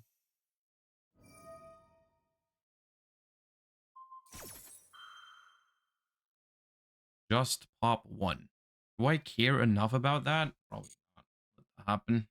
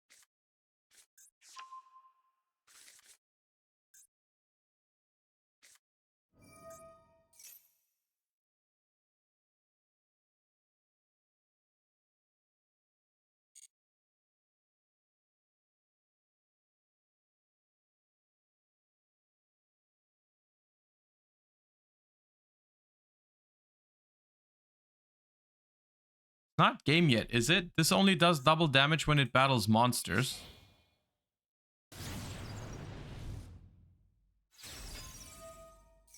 Add a magician pendulum from your deck to your hand. That's fine. I think I just nib on resolution. I don't even have to Veiler this. They have normal summoned.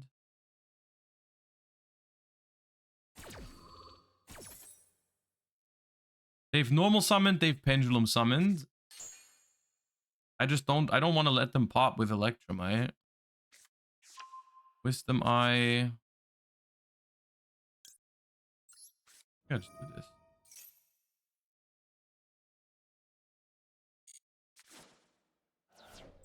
Goodbye.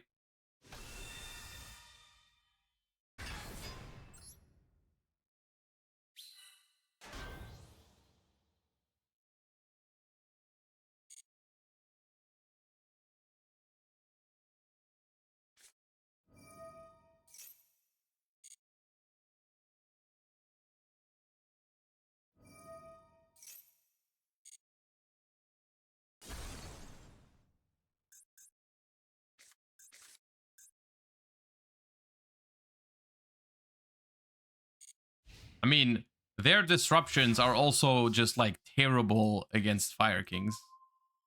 Because it's just pops, right? That's just not gonna cut it, dude.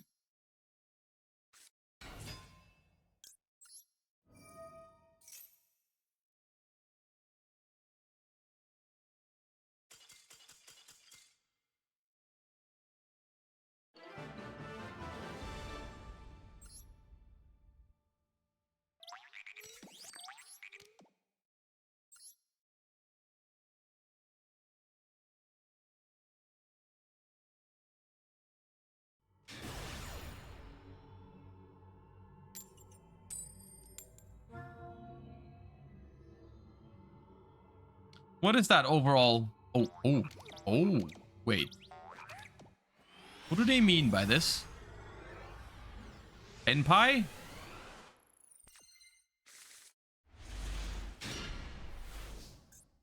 They got Tenpai. I don't want to play against Tenpai. I'm not ready for that.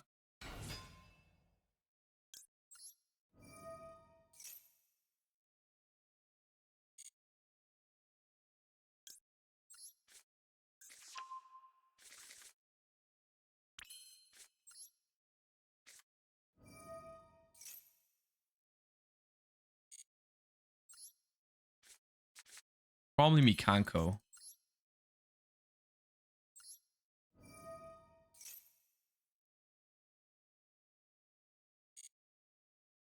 Probably pop the Barong in hand. I want to get the Search next turn. Could also be Striker. Yeah. We'll see.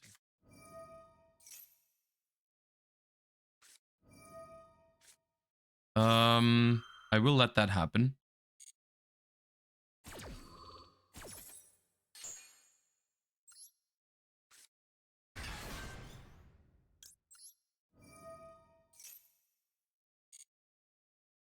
Because I have my own. And yeah. So I could pop. I don't want to pop something that summons again. So there's two options. I could pop Ponix to add Ponix back next turn. Or I could also pop High Avatar Garunix so that it comes back, destroys Ponix and Garunix.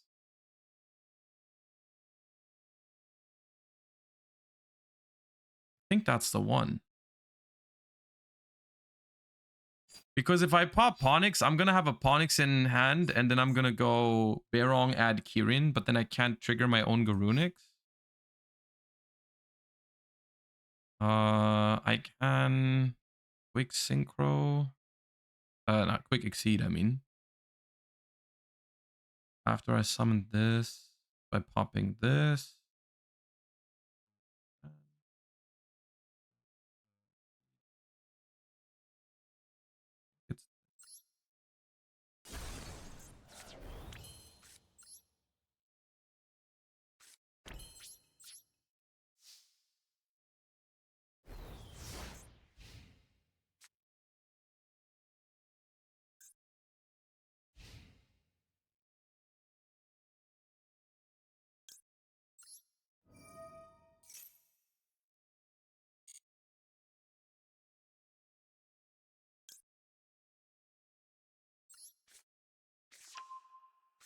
This is without Snake Eye, yes.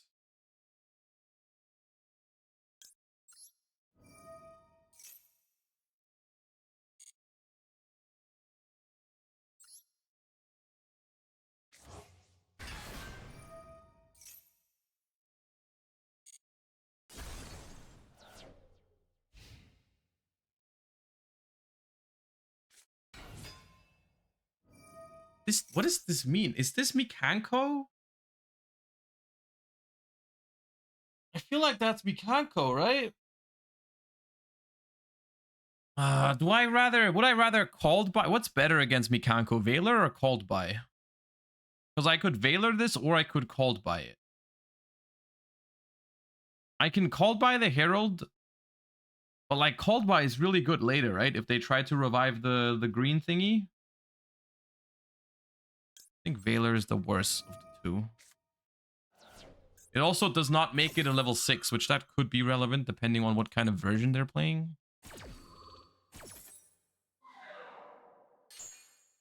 It does open me up to talents, but actually if they go talents hand, okay, well, never mind.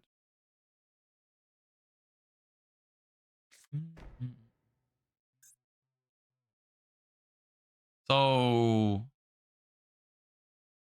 do I risk them having more plays after I Kirin? I think so, right? This is so good. It's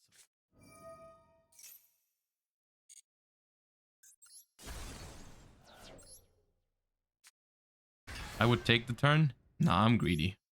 They don't got it.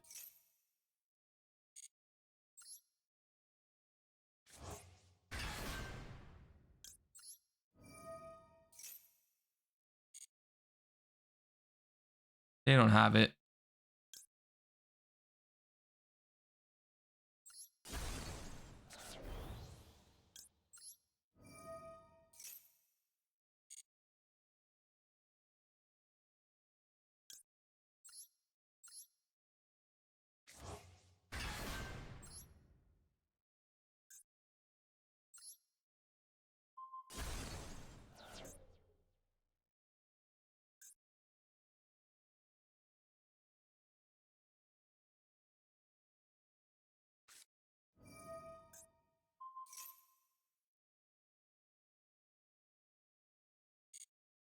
Look, if I die, I die.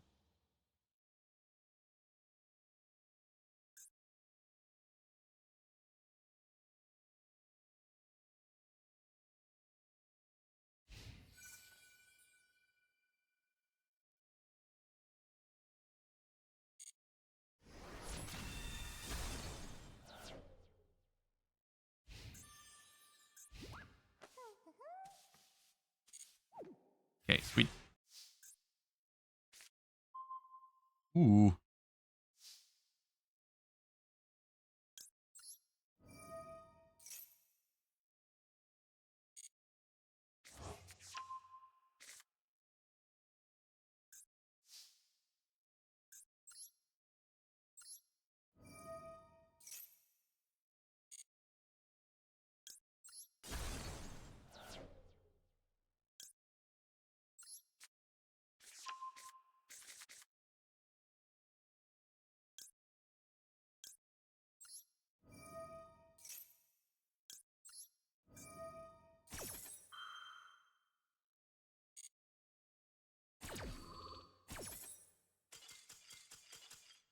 All right. I could have probably taken the turn and I would have probably still won. That was a little scary, honestly. That was a little scary.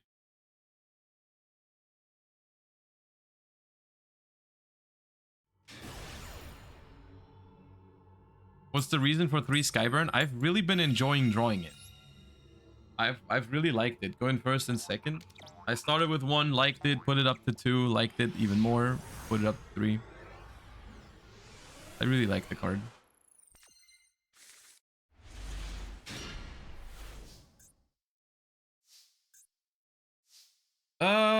Okay. Could start with Prosp. I could also wait and see if my sanctuary goes through. Like, I think I want to start with...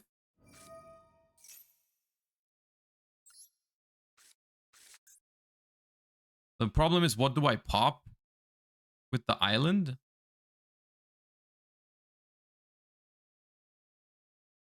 I guess I could normal summon Ponix and then pop that. That seems reasonable. I guess I should have normal summoned it first then, to see if they would like negate it.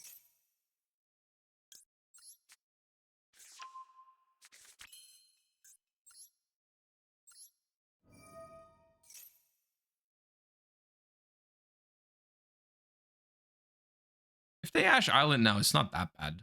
I can still prosp into a lot of good stuff. I already have the Garunix, so it's like Skyburn Pass is like not even that bad here. Oh, that's okay.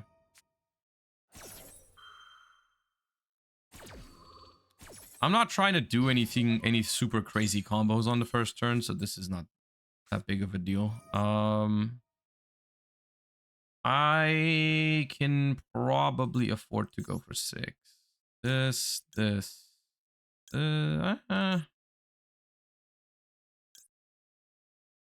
Maybe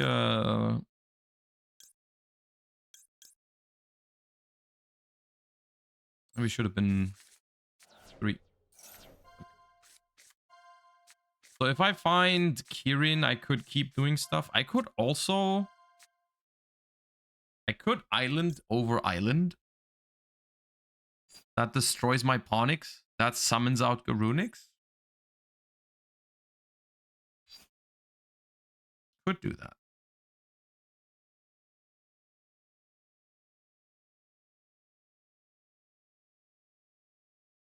If you make Almirage, you can circle to trigger Garunix. That, well, now not anymore because I banished it. But you're right. I think that's probably worth it because they also have Ash Engrave.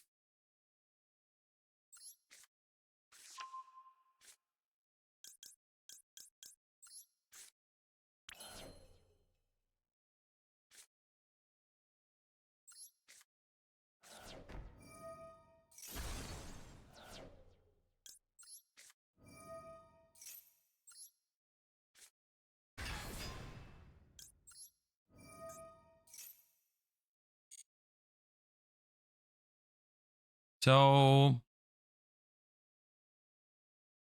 pop Volcanics, get the new Garunix, Hita, Ash, Promethean. Actually, I could also pop Arvata. Popping Arvata is kind of nice.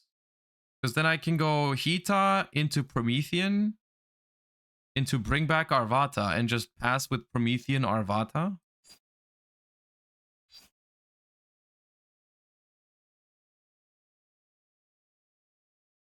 Or I go Volcanics, and then I go...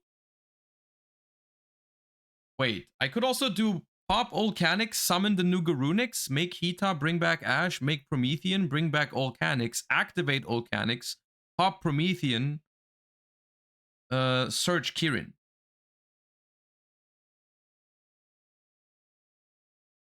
That nice? Also not bad.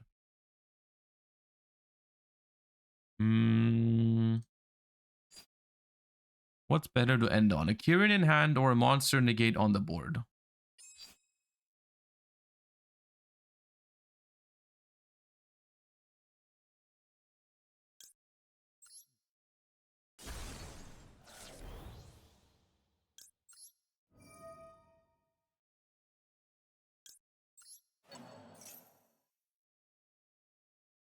The downside of this play is that it summons back the Ponix, so I don't get it back to hand.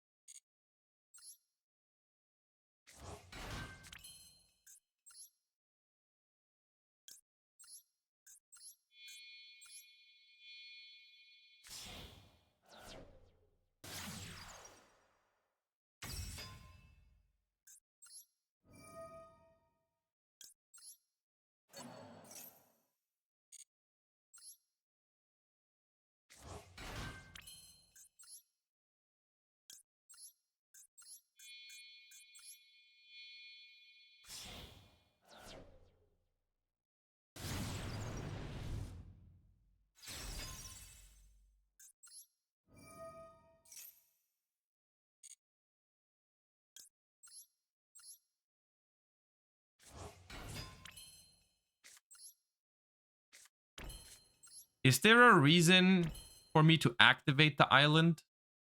Because I did set it. I don't think there. I don't have an advantage by having it face up, right?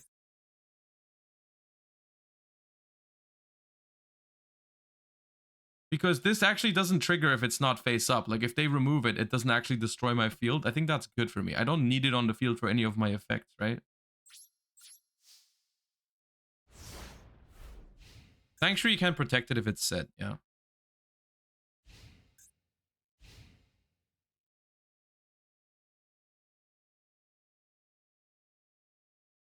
Why did you set it? I set it to destroy my other island, to destroy my Pawnics, to trigger my... What?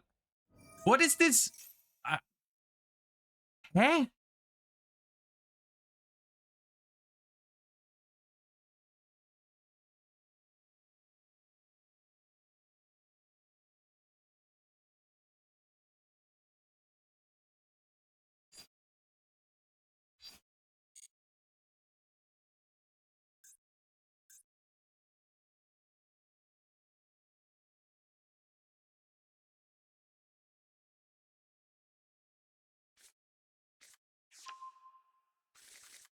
Not so much text, man.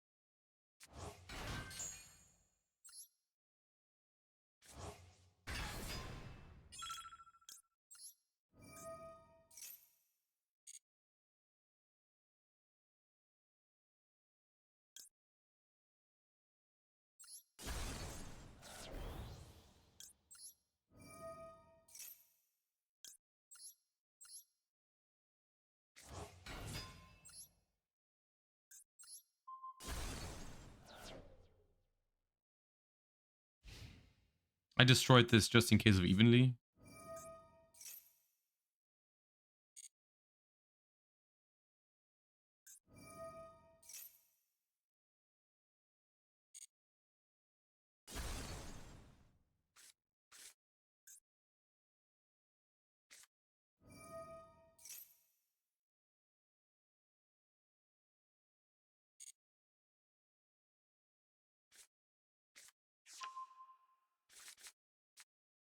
Another one.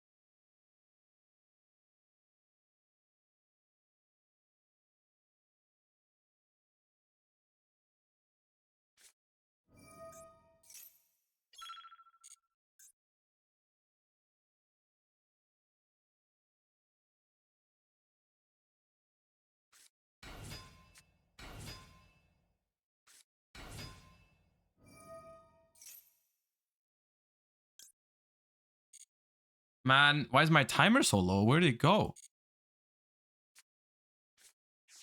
Bro, how many of this guy do you want to search? How much do you like Supreme King Gate Magician? Yes. I get it. You love Supreme King Gate Magician.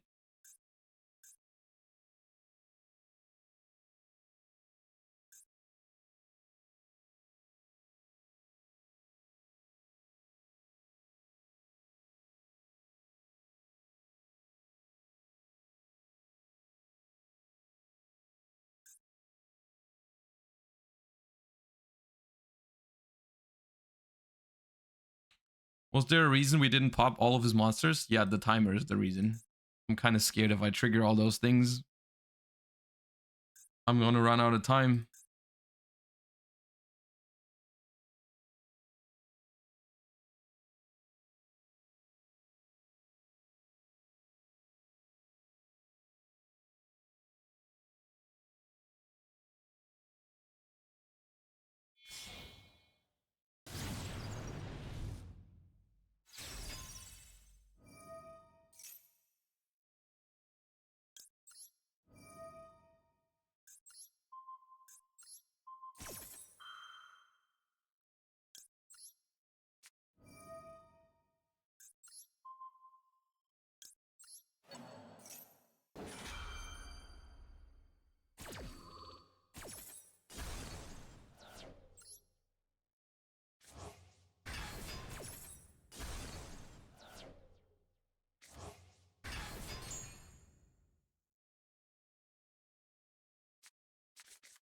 So this way, we still have the rank 8 play. Yeah, okay, never mind.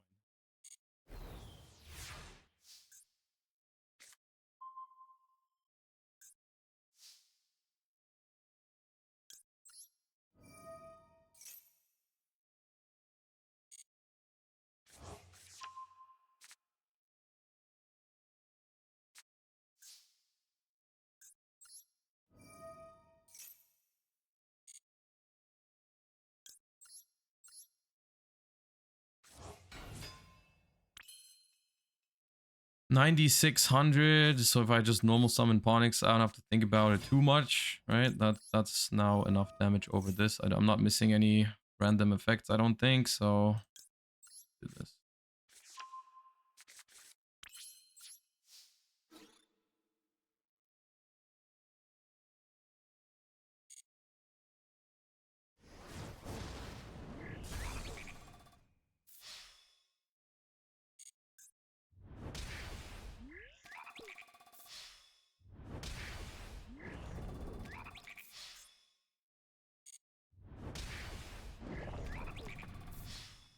What is up with all the pendulum decks today?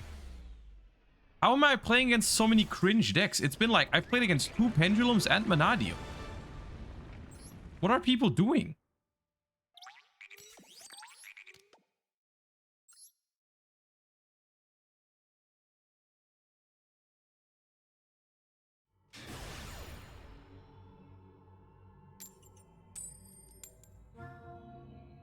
And Mikanko.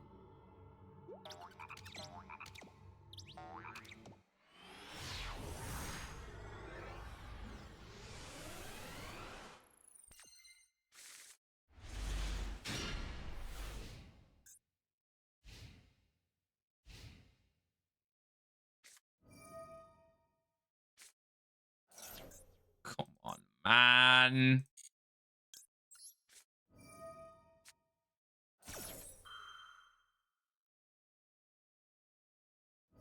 I've played Horus decks a good amount. I've never drawn Imseti Tribi Karma. Like, that is a feeling that I don't know. How does one do that?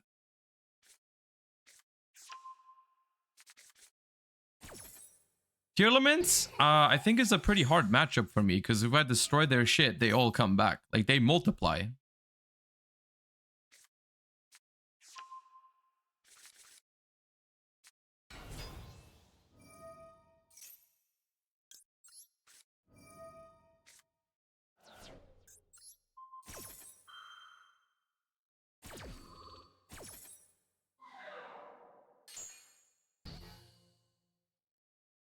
This is risky, but I don't want them to have Kikkalos.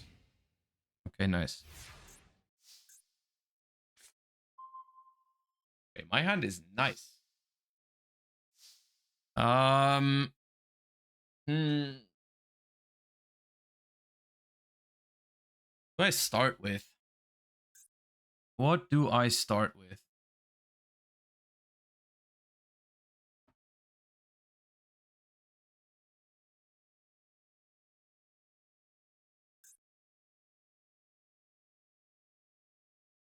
If I start with Island, what would I do? I use Island to pop Barong. I trigger Ponix and Garunix. That's not bad. Start with that. The set is probably Meta Noise. That's why I don't want to start... Or Meta Noise or Salik. That's why I don't want to start with a normal summon.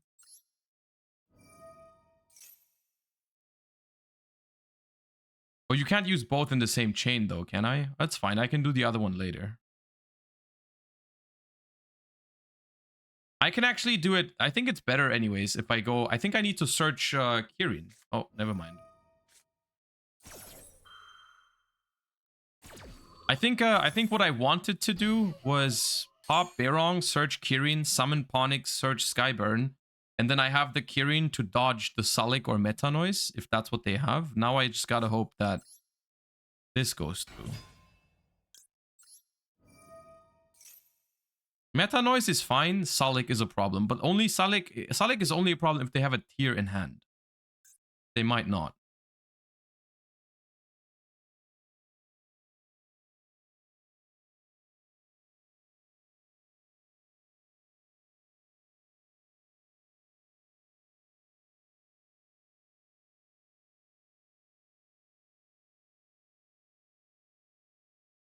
Hello, can I resolve? Okay.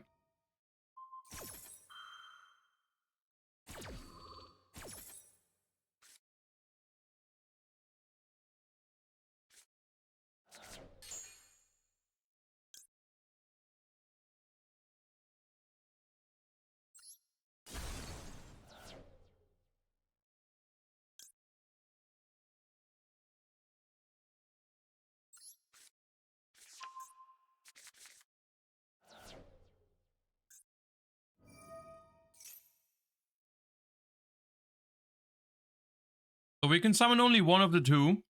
I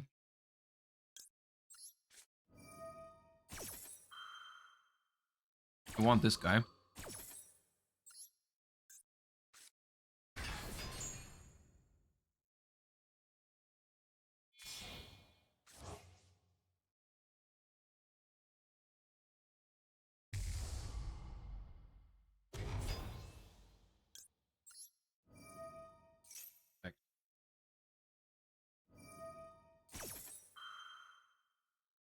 This should be fine, no matter what they pop here. Like, they can pop my island. But that really only... Like, it pops my Volcanics, I guess. That triggers as well.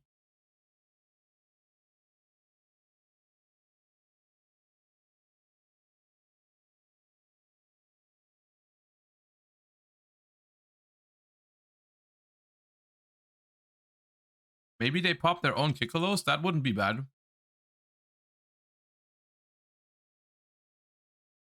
The field protects itself? How about you read the card? Like, once. Just once.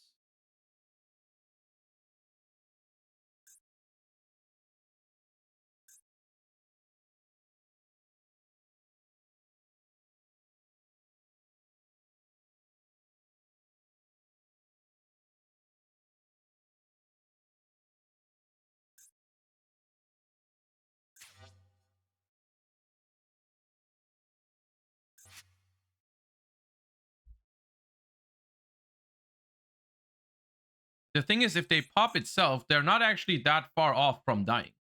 From their perspective. If they don't hit anything with this Kikolos, they might be dead. Because they have a fire monster in the graveyard.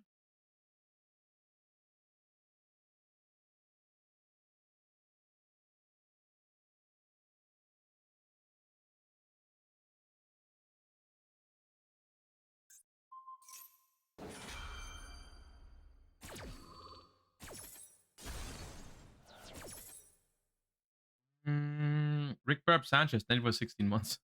Appreciate that. So they did pop the island, which is a little annoying, and the Kikolos is going to send what? Here cash. Okay. Now the thing is, whichever I send here, right? I destroy with Garunix. My island is Chainlink 1, and whatever I send is going to be Chainlink 2. So it's gonna die as well. So I think I will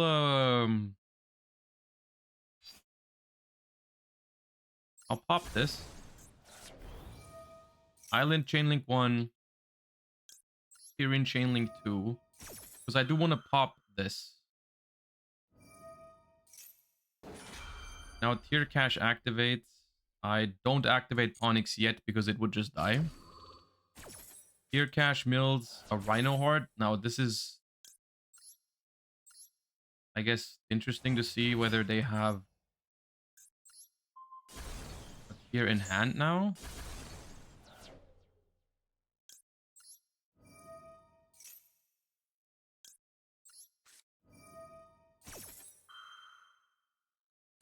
They don't. Okay, nice.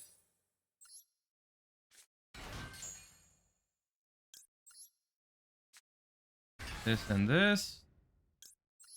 Onyx Search. So I'm gonna go for a Hita line to be able to attack over the Kick Colosse. So what would I want to back that one up with? Skyburn or Circle? Maybe it's Circle.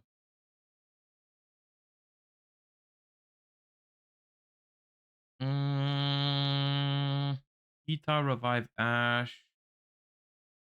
So what can go wrong, I guess, is the other question. Like if they have I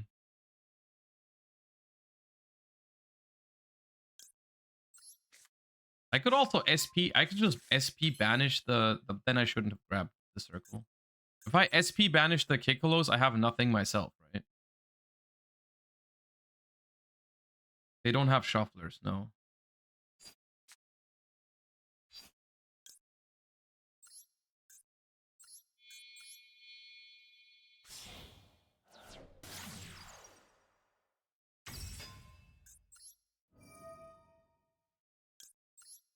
Do they recover from Kit Banish? Not really. But I could still die to like a top deck King Sarcophagus, maybe, if they get lucky. Because they already have Rhino Hearts in the graveyard, so they would need like if they mill like a tier, they're getting very close to making like Kaleido Heart. So I think it's probably just Promethean here. Because that lets me do Fire King stuff to be safe. And have Princess in the graveyard.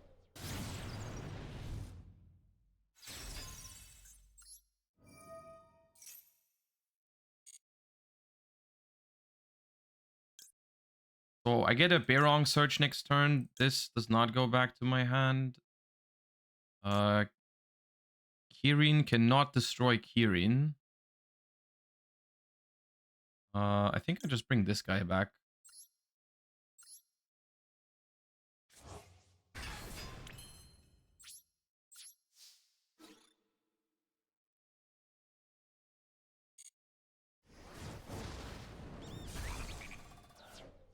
Kirin cancel. Oh, did I misread? Oh, that's the other. Yeah, okay, I read the wrong effect. Just to see if it said except Kirin. You're right. Do I turn these two into a Doolittle Chimera? Probably not. This is fine.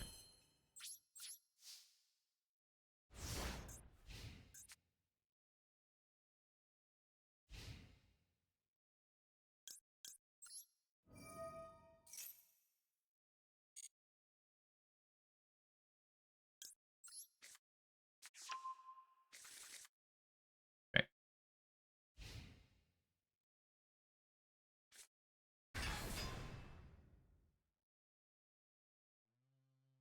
Tier cache is gone. So I would think that's fine. Wait, what's the target?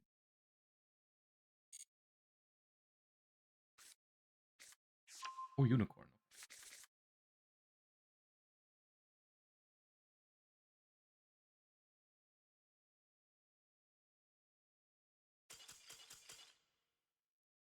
Okay.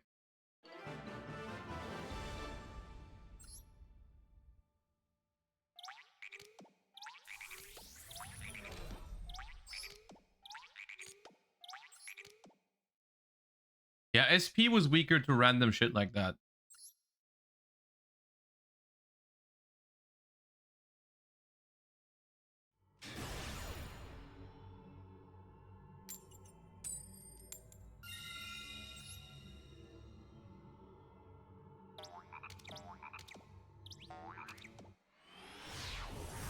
Over Choopy. Thank you for the 10 months.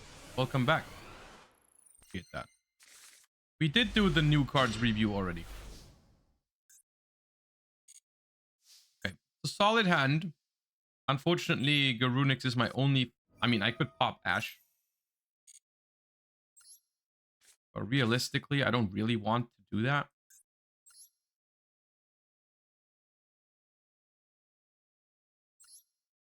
See if we get Ash first. No. J Lion, thank you for the prime. Appreciate that. I think it's Pop Garunix.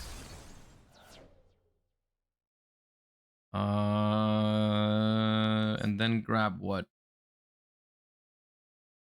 Pop Ash and get it back with Sunlight later. See, that works if I don't get Max Seed. Why not summon with Island? Because I forgot it had that effect. That maybe was an option here. Summon Garunix, pop something in deck. That could have been okay. I'm thinking I could go old. Maybe it's I go Volcanics, pop Ash, summon search Ponix, summon Ponix, bring Garunix back, Sunlight Bolt. I could add the Ash back that way. Grab Ponix, Volcanics. I mean.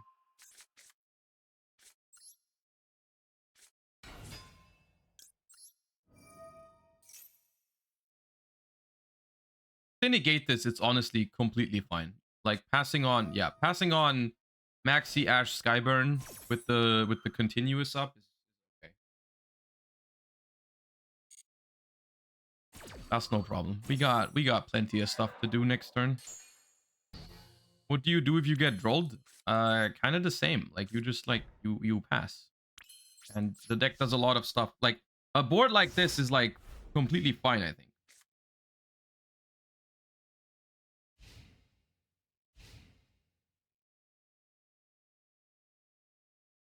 You do want to pair it with hand traps because in situations like this, it really helps if you have those in your hand. But the deck doesn't need to do any flashy stuff. Okay, now that's massively fucked up. I have to do this now. I can't let that happen.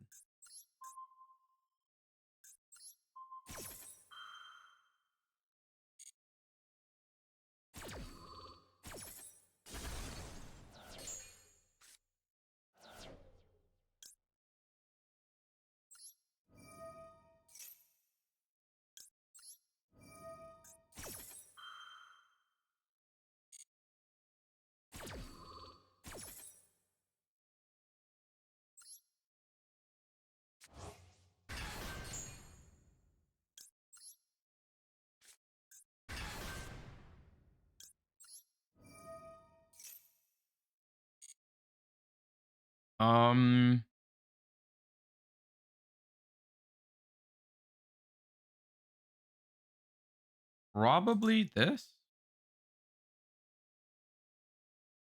Pop Arvata. I can pop Arvata, but but what does that do? No. Why? What does Arvata do? Like I bring back Volcanics. I make the Exceed later, but then the Exceed also doesn't bring back Arvata because I have no way to destroy it. Arvata, nice to have engrave. I mean, kind of. Not that important.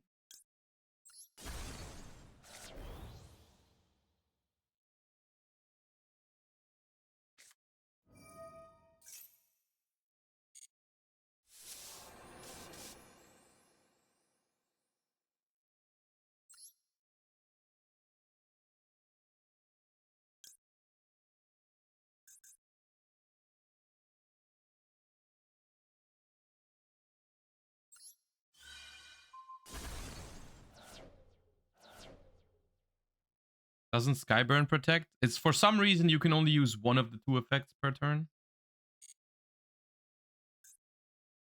Wait, I should have max heat maybe.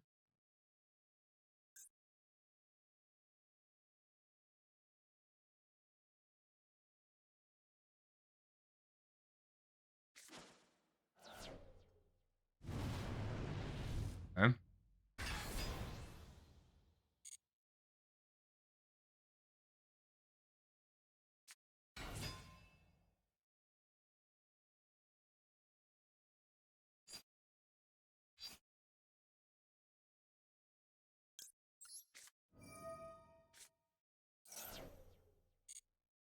Don't want to get heated.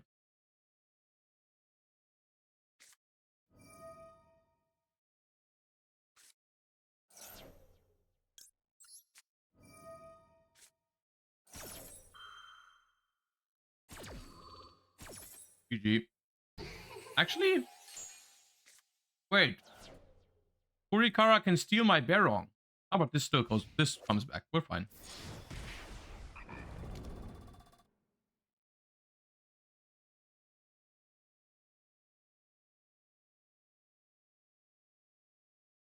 Well, we win next turn. Easy clap.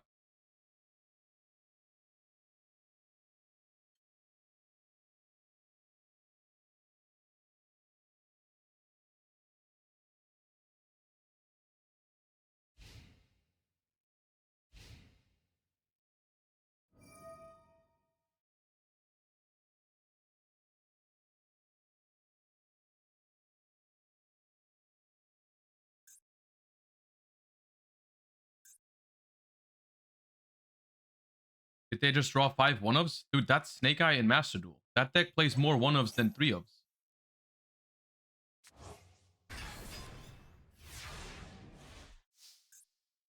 Steel Garunix might be the play. Why would that be the play? That's terrible. Look at him. Beep. Up.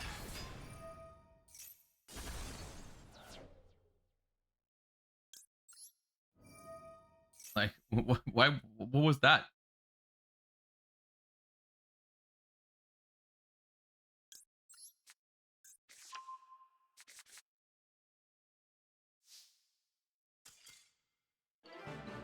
Nice.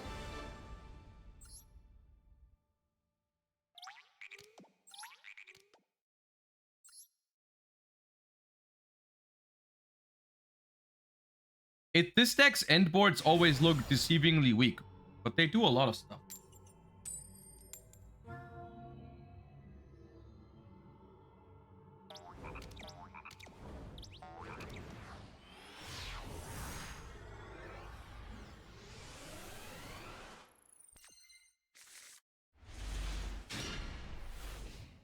Oh, 60 cards.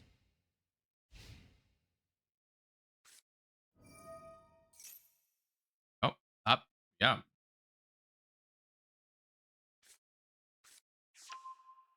I can't even draw that card in 40, but sure.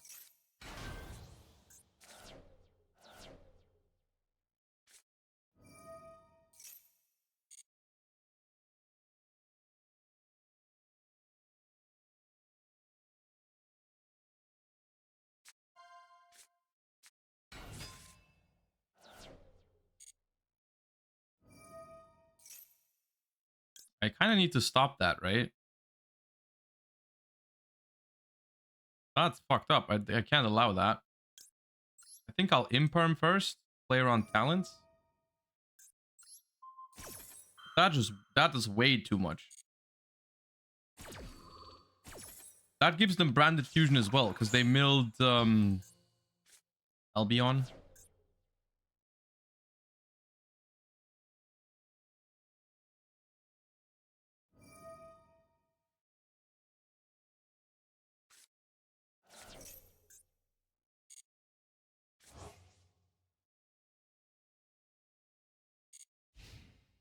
They do get to do it on my turn now, because I used imperm. Yeah, but I felt like that was worth it, probably.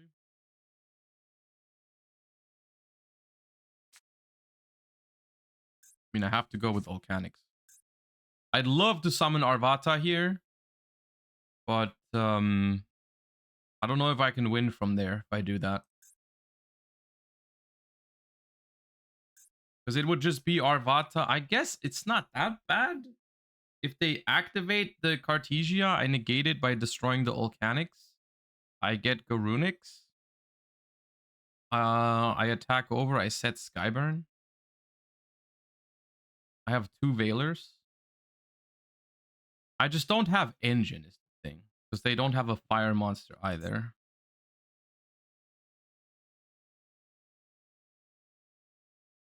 You pot with Skyburn? Yeah, but then if they confuse with something in their hand, I'm still in trouble. Like if I go Volcanics and they go effect and I destroy it, and then they can still fuse, that triggers like a lot of stuff.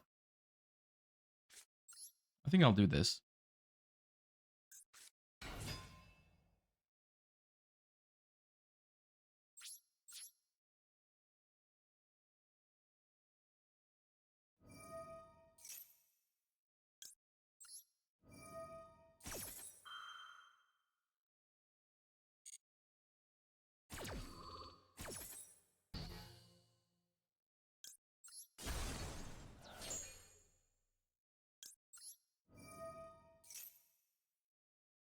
It's a shame this summons in defense position. I would love to attack both of those. No. No fire monster, sadly. The question is, which one do I attack?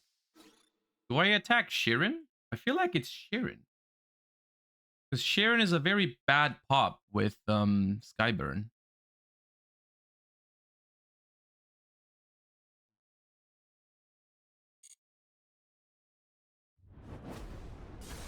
I can handle the Cartesia with like Veilers and Skyburn. I can't really handle the Sheeran that well because it also attacks over Arvata. Oh, ooh. That's fine.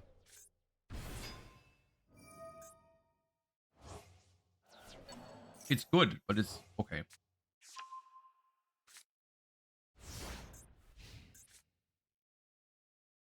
Okay.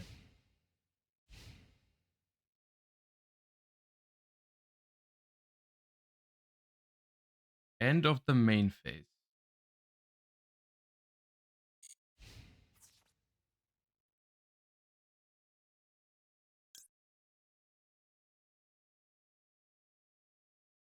Skyburn. Skyburn to pop the Cartesia now. Seems good.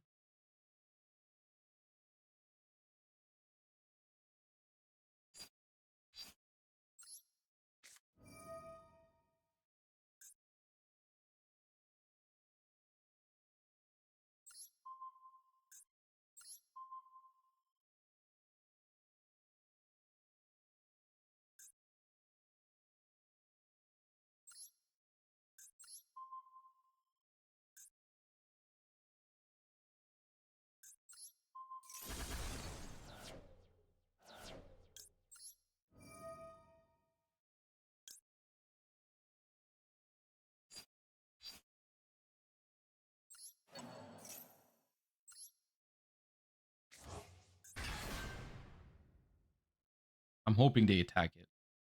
They don't read it.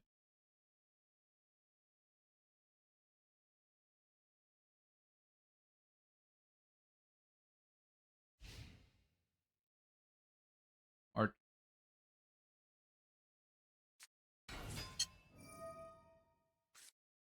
Oh, that's nuts.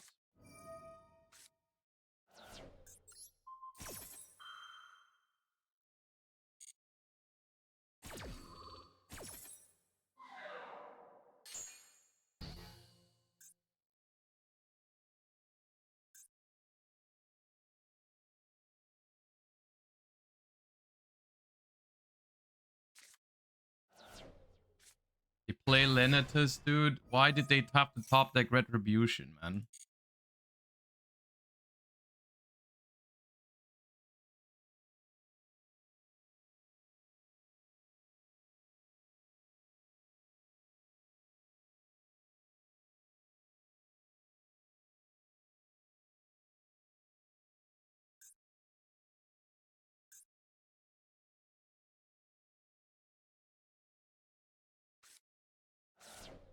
What?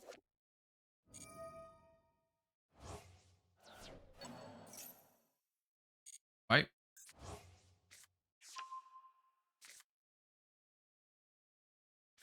Playing around Ash? Maybe.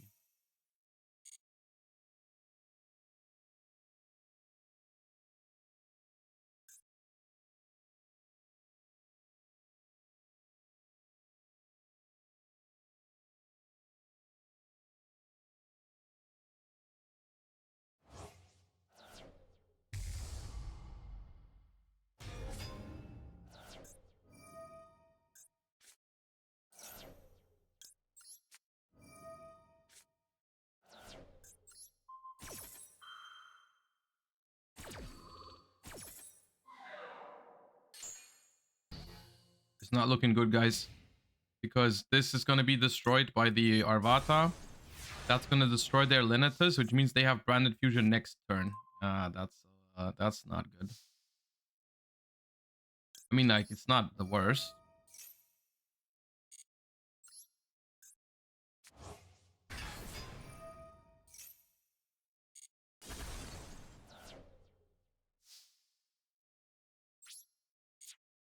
Nothing I can do. They don't have a fire monster in the graveyard. I guess I just let him search Branded Fusion and add back Cartesia and hope that the Maxi cooks next turn. Almirage for SP. I mean, okay. I go Almirage, I make SP, I banish Alba Lenatus. They still get the Cartesia back though. So it's Cartesia against SP. Maybe that's fine. The problem is I also can't top deck anything, right? Because I have no more fire monsters. So no matter what I top deck, like the only top deck is Ponix that I have.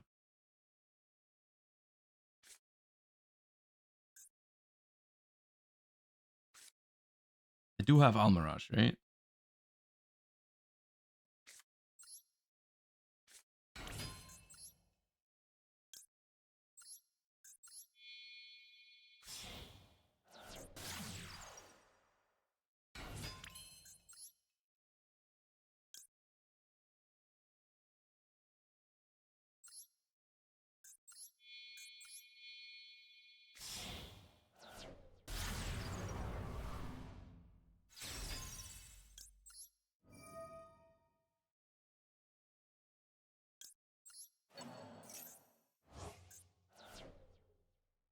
No, they don't get Branded in White back. That's only if you discard it for Albaz.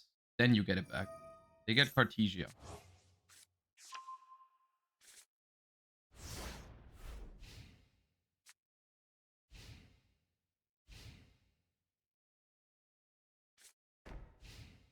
Okay.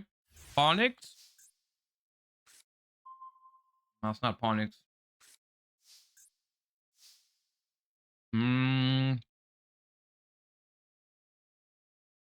Is that worth it? To go Sanctuary to pop... Like, I can go Island pop my SP still. If I pop my SP, I can search a Fire King monster. I search Ponix. And Ponix gives me Skyburn. But that's like it. Right? That's all it does. Nothing else. Circle. Onyx adds Circle. Also not good enough. Because Circle, I don't have anything for Circle. Like, Onyx into Circle gives me all Canix back. But I don't have another fire monster. I think I just have to hope to live for one more turn and draw a fire monster.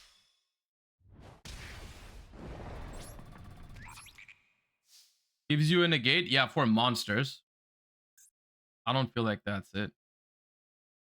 Circle back the Arvada. Yeah. Yeah.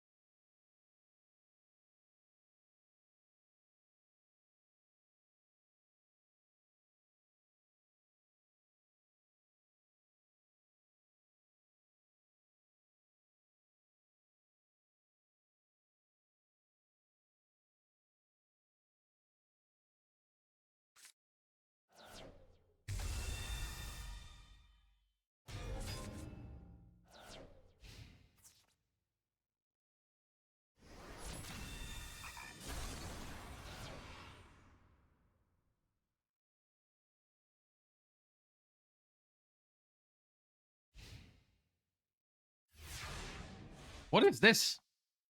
Can I have a fire monster? Wait. What did they do?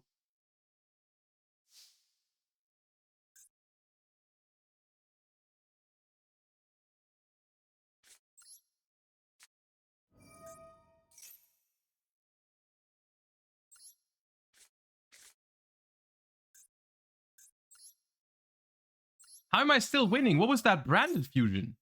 Am I winning?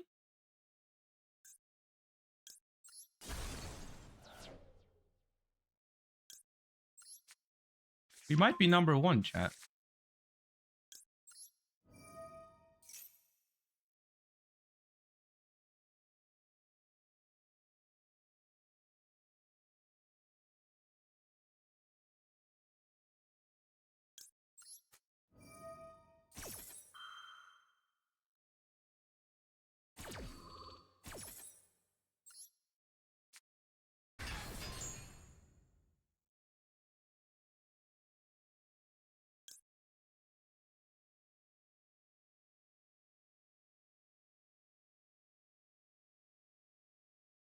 Summon Arvata, pop the back row.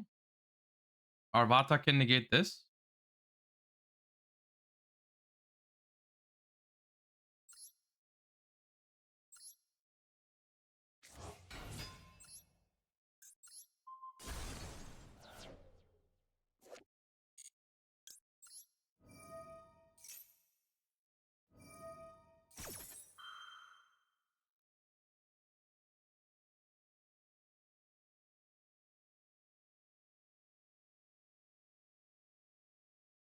Man.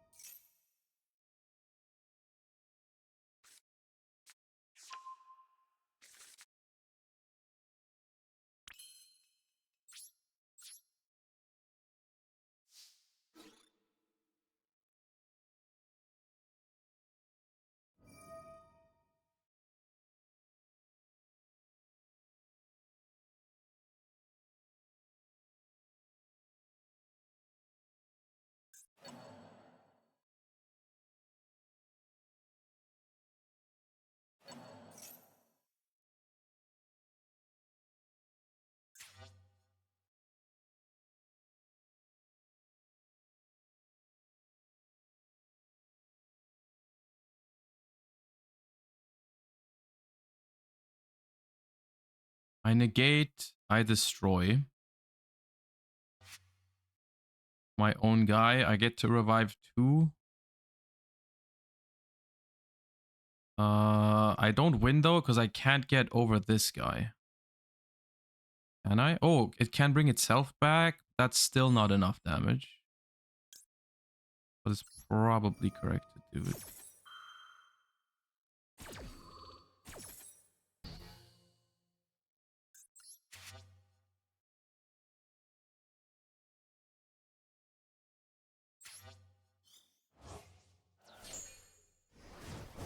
That's even better. I forgot about that.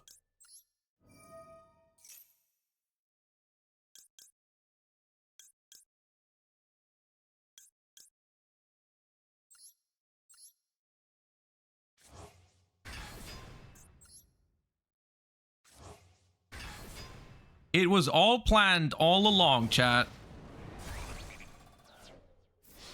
I knew that.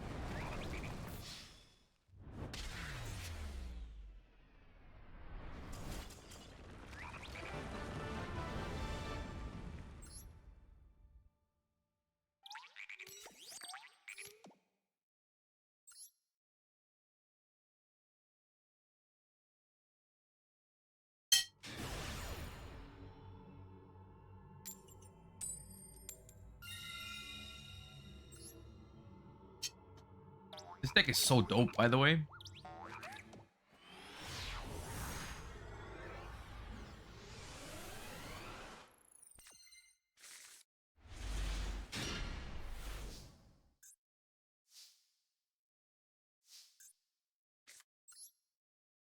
Hmm.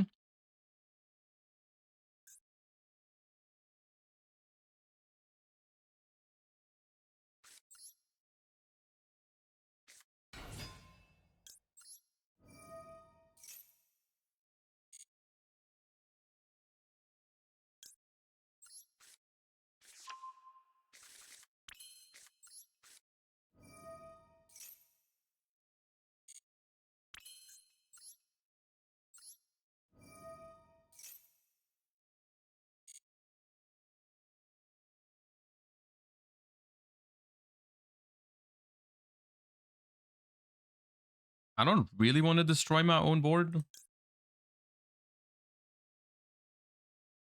But fine.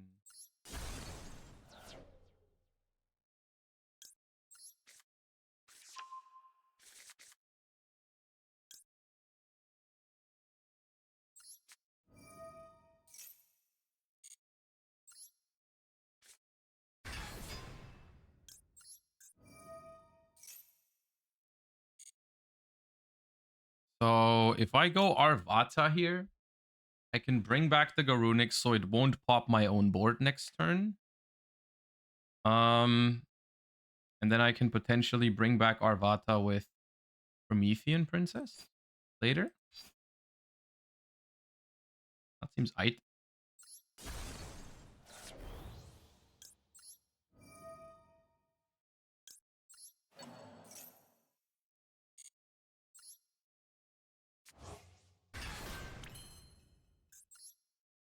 So is it a we can make Sunlight Wolf, but we have nothing that we really want to add back, do we? I guess I could add back something just to be able to destroy it with Arvata later. I think, do I end on Ambler Whale this time around? I could make an Ambler Whale. Like, okay, I could make IP Masquerena Promethean and then rank up into Ambler Whale, but I kind of want to, I don't want to do that.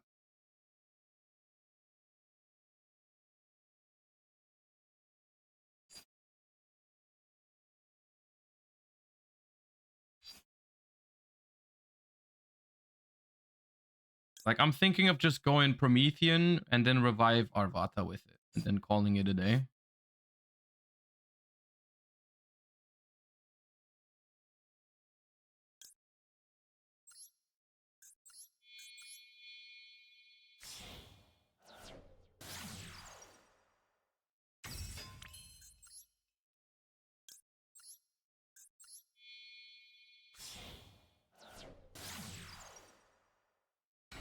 Even if I was playing Heat Soul, I wouldn't make it here. Promethean Princess is better. So I want to revive Arvata. I think I'll add back the Ponyx.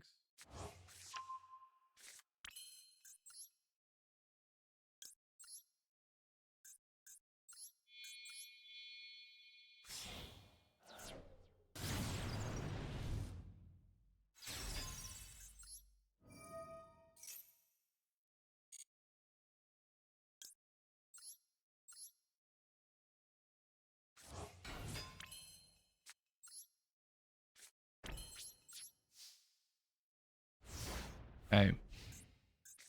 Not the best end board I've made. It would be a lot better if I had Open Sanctuary instead of Island. Or if I had like a hand trap to back it up, but it is what it is. Ah. Well, that's a fire monster.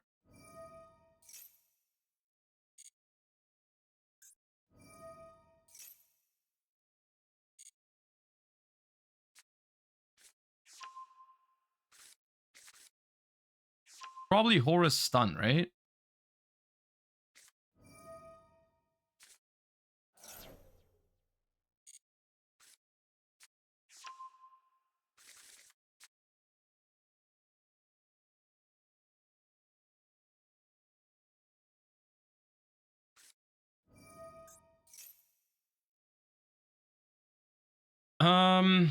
If I go Kiri now, pop Lava Golem, bring back a Runix, pop another. I can only pop one card.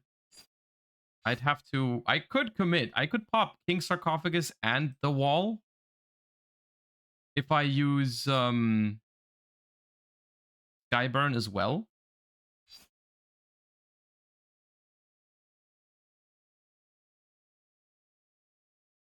They already used Imseti.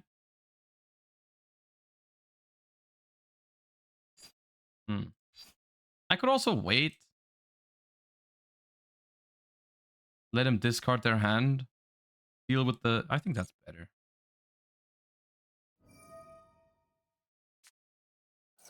Another Imseti. Fine.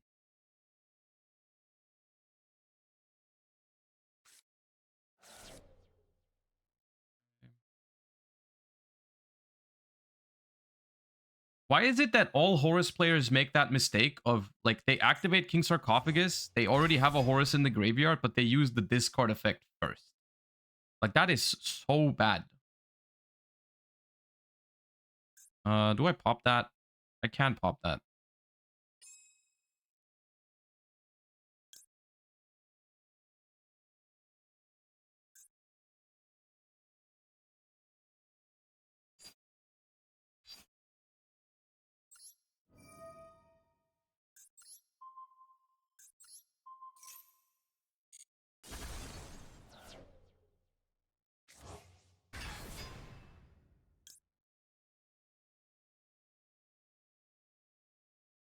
I don't think I want to go in yet with this guy, though. Like, I could summon Garunix, pop Kirin in deck, summon back Arvata, pop this. Maybe I do.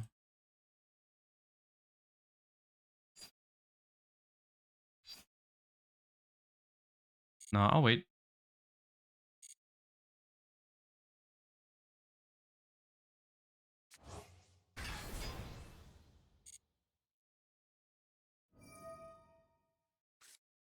They had another King Sark.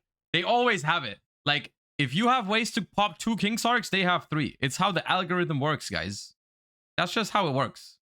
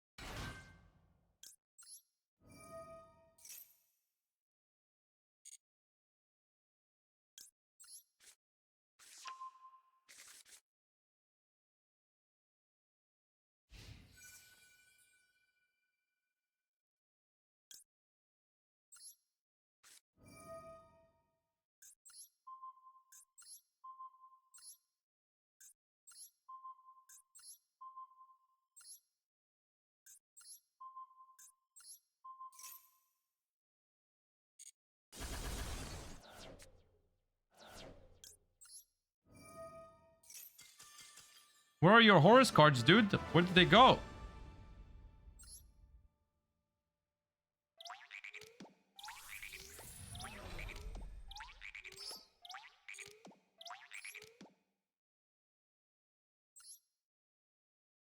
Maestro, thank you for the Prime. Appreciate the first time Prime. Thank you. It helps out a ton.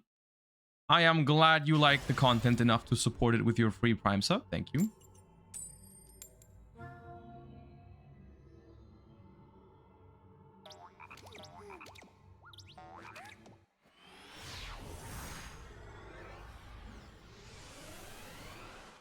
I know in Fire King Snake Eye, I mean, in Fire King Snake Eye, people played like one copy of like either Circle or Skyburn. I've been liking it a lot though to play more copies so far. I honestly, I think I wouldn't go back on it. Ah, nice, Maxi. Yeah, good talk. Nice. Can I have Skyburn? I kind of want Skyburn, guys. I really want Skyburn.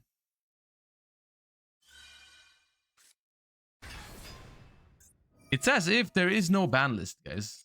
What is the concept of a ban list even like achieve?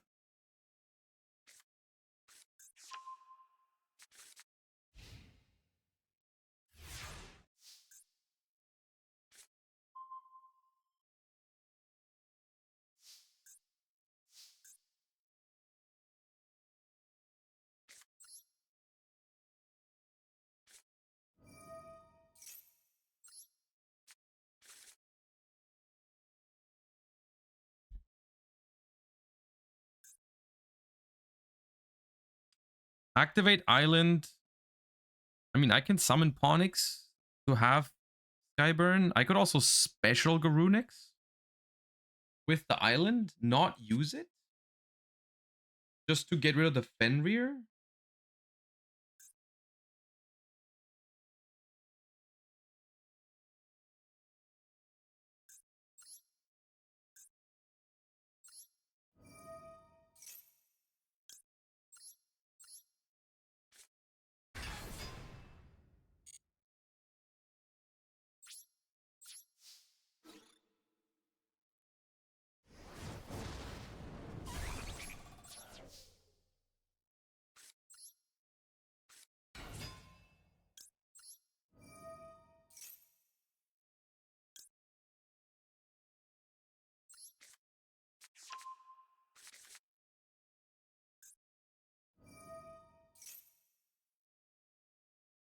Problem is I can't really like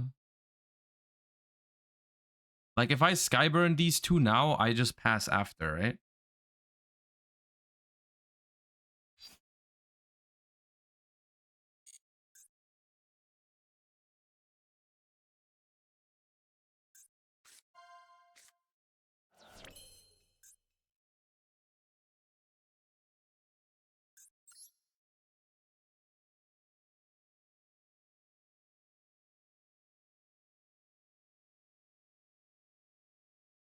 Link them off first.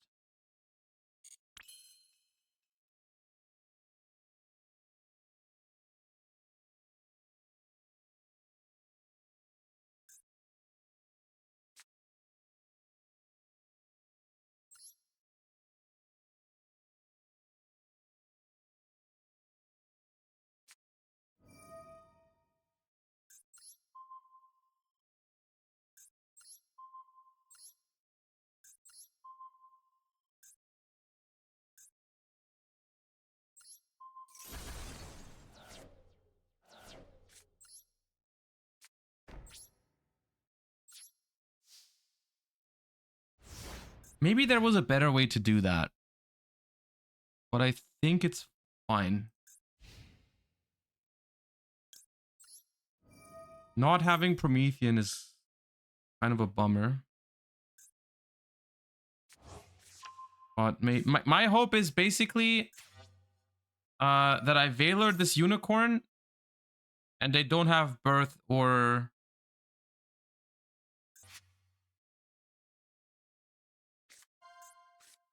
I'm gonna Veiler this unicorn and hope they don't have birth or theosis. Is like the only thing I can do, right? Everything else, like, I mean, I just lose if they have that, right?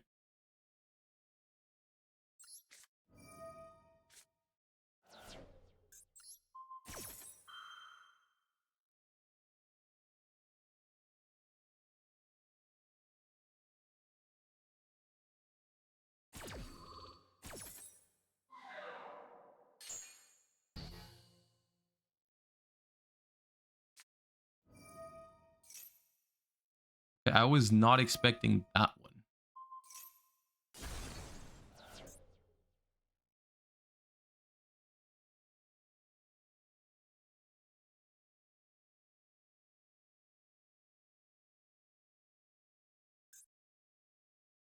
Well, I mean, that doesn't kill me at least, I suppose.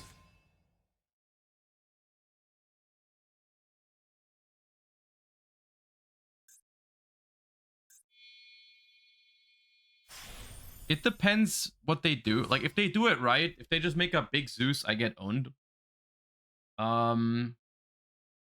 If they use it right away, I get owned. If they don't, like, if they use Dryden to pop my island or something, that'd be a disaster for them. Hold.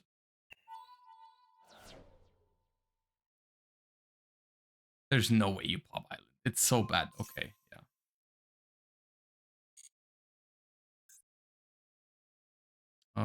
I guess I'll use Skyburn.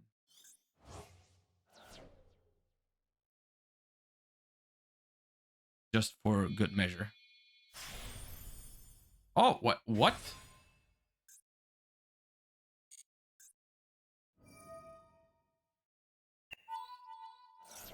Bro, how bad can a deck be? They really said yes.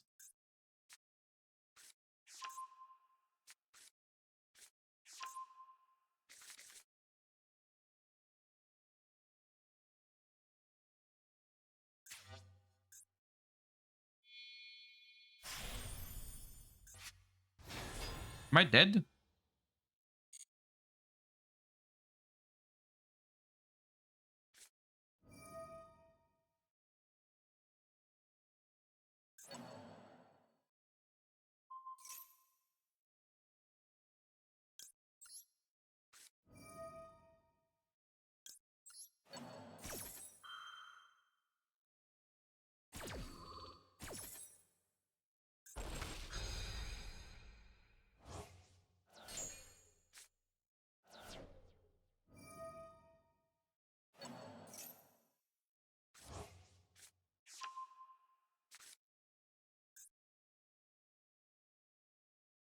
I am so confused.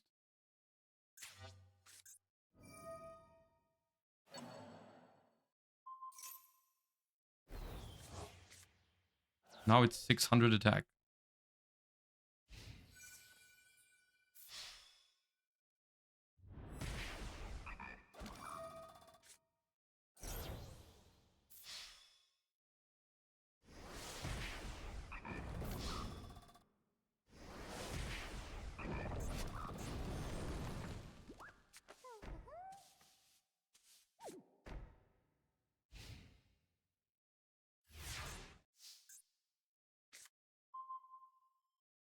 That was impressively bad.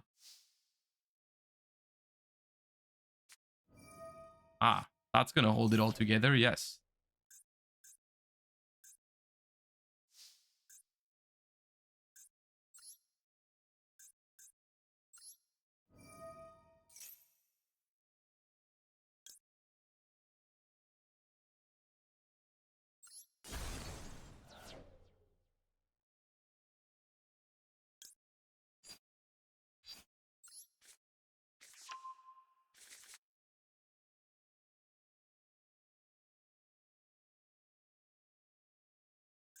Okay, how does this shit work?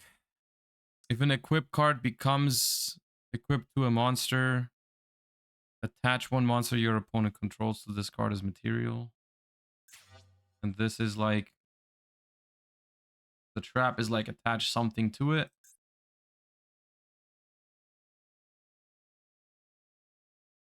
T-summon. Banish.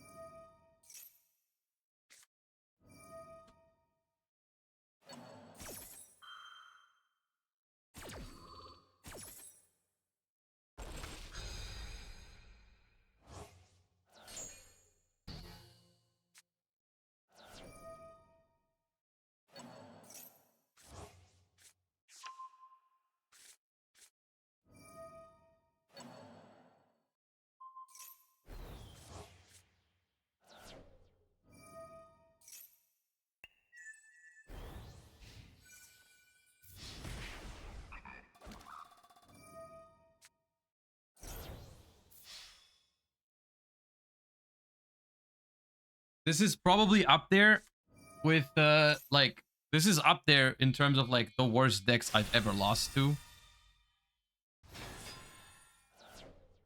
Just because they've been carried by non-engines so hard. Like that has to be like at least top 3 probably. That's insane.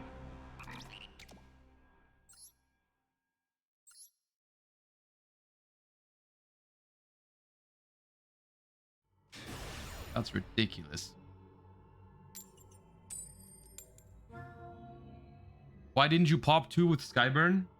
Because I wanted to keep the Ponyx around. Because what I was gonna do was Kirin revive Arvata, pop the Exceed, non-targeting, right? Because they could chain the rank up to avoid targeting destruction anyways. So I wanted to non-target pop it, and I wanted to have a fire monster left for the Arvata negate. So if the Kirin resolves, the Exceed dies anyways, and I have Arvata plus fire monster. This is... I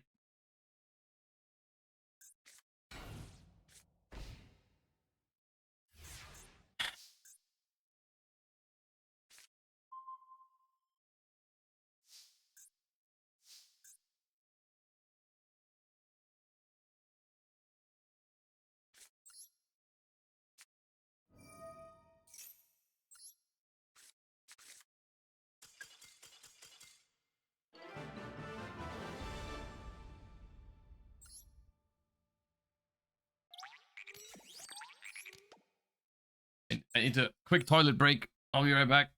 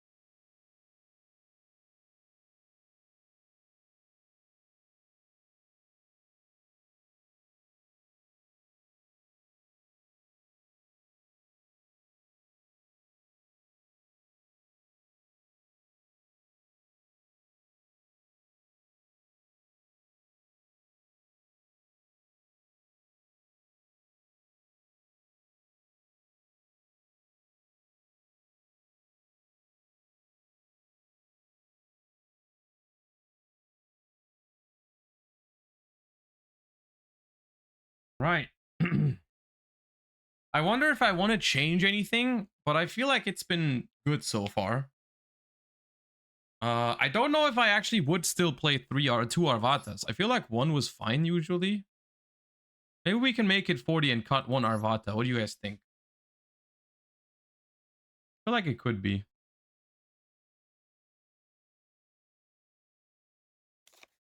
One less island? No, dude. I'm traumatized by hands without island. I'm not cutting that card.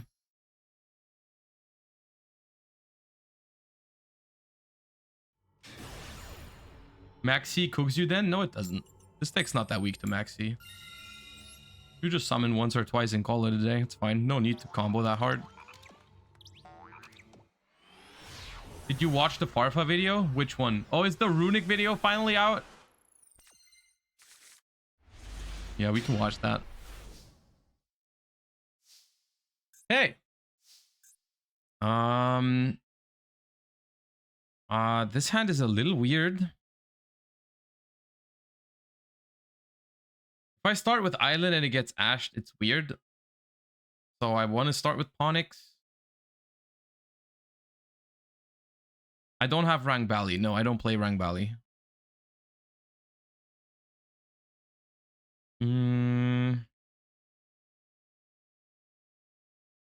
Let's try with this to bait hand traps.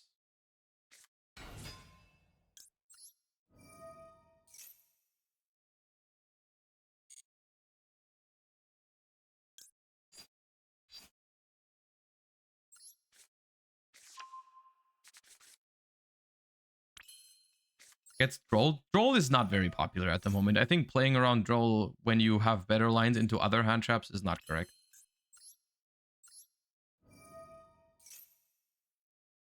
Yeah, they kept Ash for it. That's smart. Well done. In this case,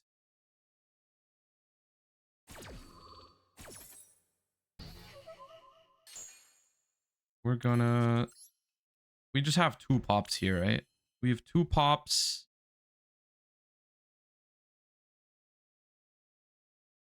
I can't, unfortunately, I can't make it so... Yeah, no. Don't have another line, I guess.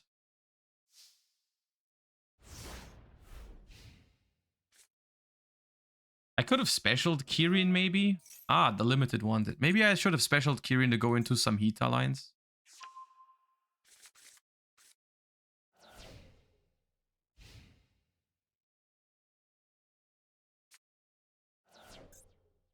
Ooh.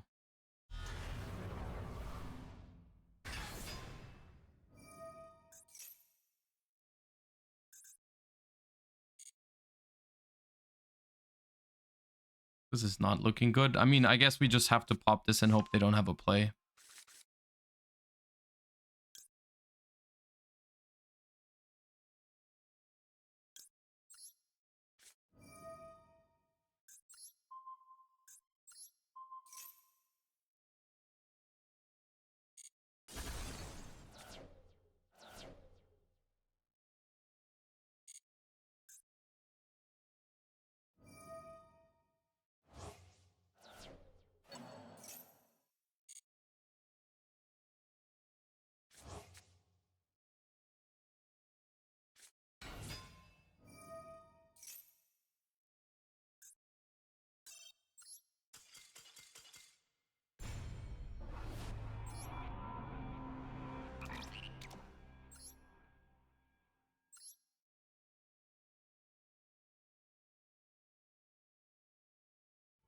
Wawa video is nuts. Go watch. He is styling on them kids. Watch you are Schmidt.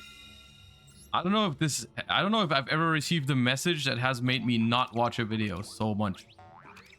But I will. I will take a look at it in a second.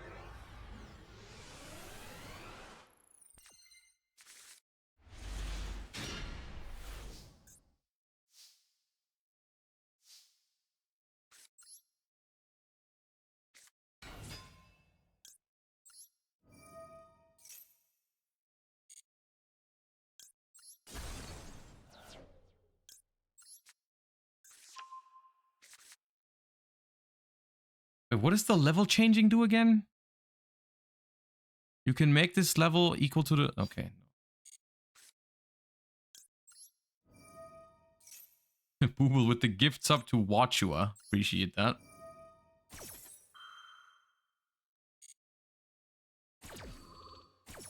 It's for XYZ summoning. Oh, thank you. I didn't realize.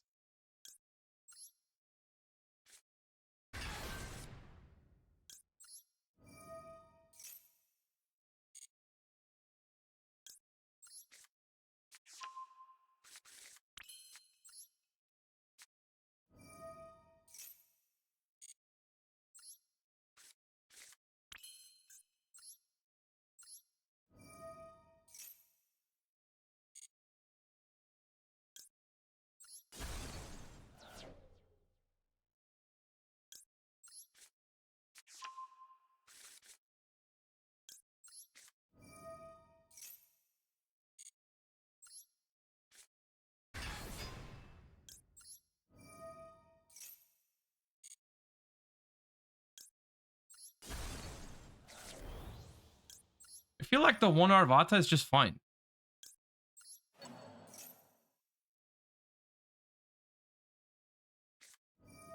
Post Bell on Arvata. That's like terrible. That's just hand looping yourself. But okay. So I think I just want to go Promethean here. Like, do the Promethean Arvata thing. I've been liking that play a lot. Just Promethean, bring back Arvata to have the monster negate. I like that a lot. If we run into more Cash Tira, honestly, we could consider playing a second copy of Promethean to play around Unicorn a little bit. Because we are using some portions of this extra deck a lot less than others. Like, I don't know. I don't think we've summoned Access Code at all. I think Access Code can probably go. Almost didn't set this.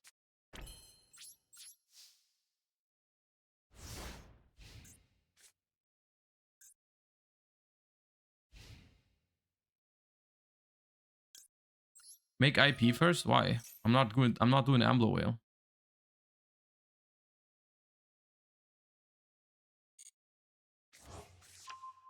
Why are people playing Temple in Snake Eye Fire King? It is weird with Island, but some Nibiru lines require it still.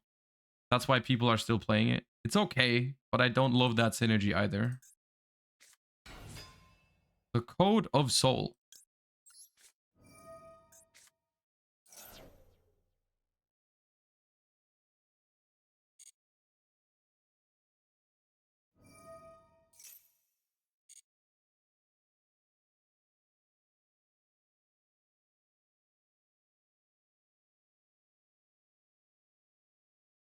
Well, it looks like they have to go in, I'm gonna be honest with you. I don't think they have another option.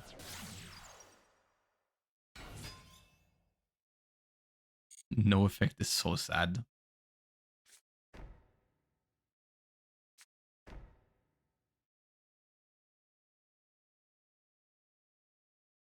Okay, once again, I could just accept the past turn, but nah. It's too good.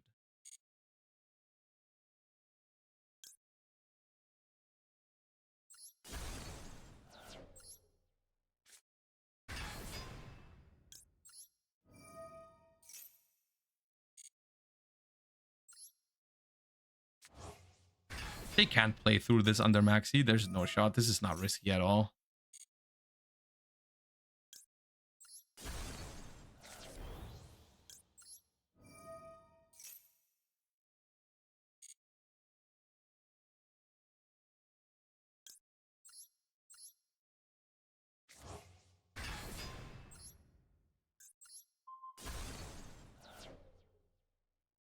Wait, they had called by but didn't use it? Maybe their hand is that bad? Okay, well.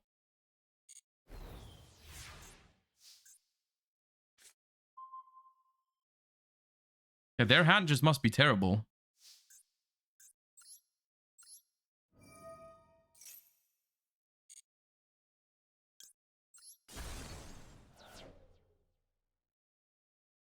I don't even need anything. Grab another Kirin, I guess.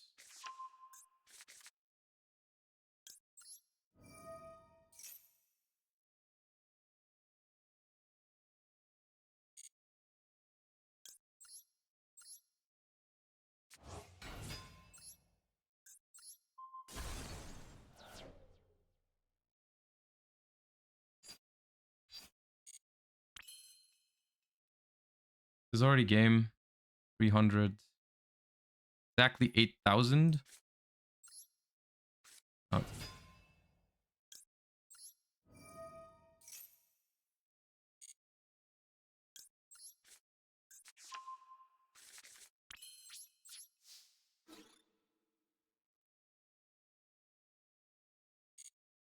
Onyx for game. Onyx for game.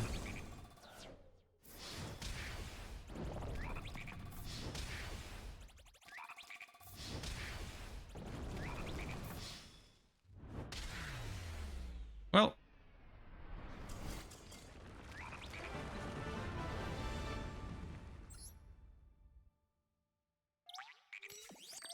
All right, what is that Farfa video you guys are yapping about? Let me see.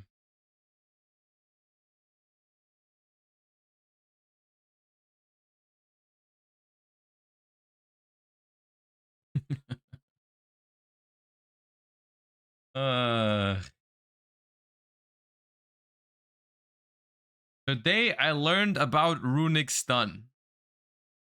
Joshua Come on, why does this? It has nothing. I have nothing to do with runic stun. Schmidt, 6'6", bench press 300 pounds, squat 550, deck size 40. Gotta love to see it. To some, considered to be perhaps the best player to ever play Runic, which is a stun deck. By others, No, it's seen not. as having achieved so much within the game of Yu-Gi-Oh! Despite his ultimate weakness. Being German, how Joshua Schmidt goes to sleep knowing that Runic stun is the best Runic variant. It's not the best. Oh my god. That's a really good one. I attempted to learn Runic, which is a stun deck, to compete undercover in the World Championships Challenger Cup tournament. Going by the incognito name of Skuskinur, which is definitely Old Norse for best deck, and utilizing a profile picture which depicts the ideal stun player's body, a capitalist. First, we played 3 copies of Time-Rending Morbinite. It's Morbin time.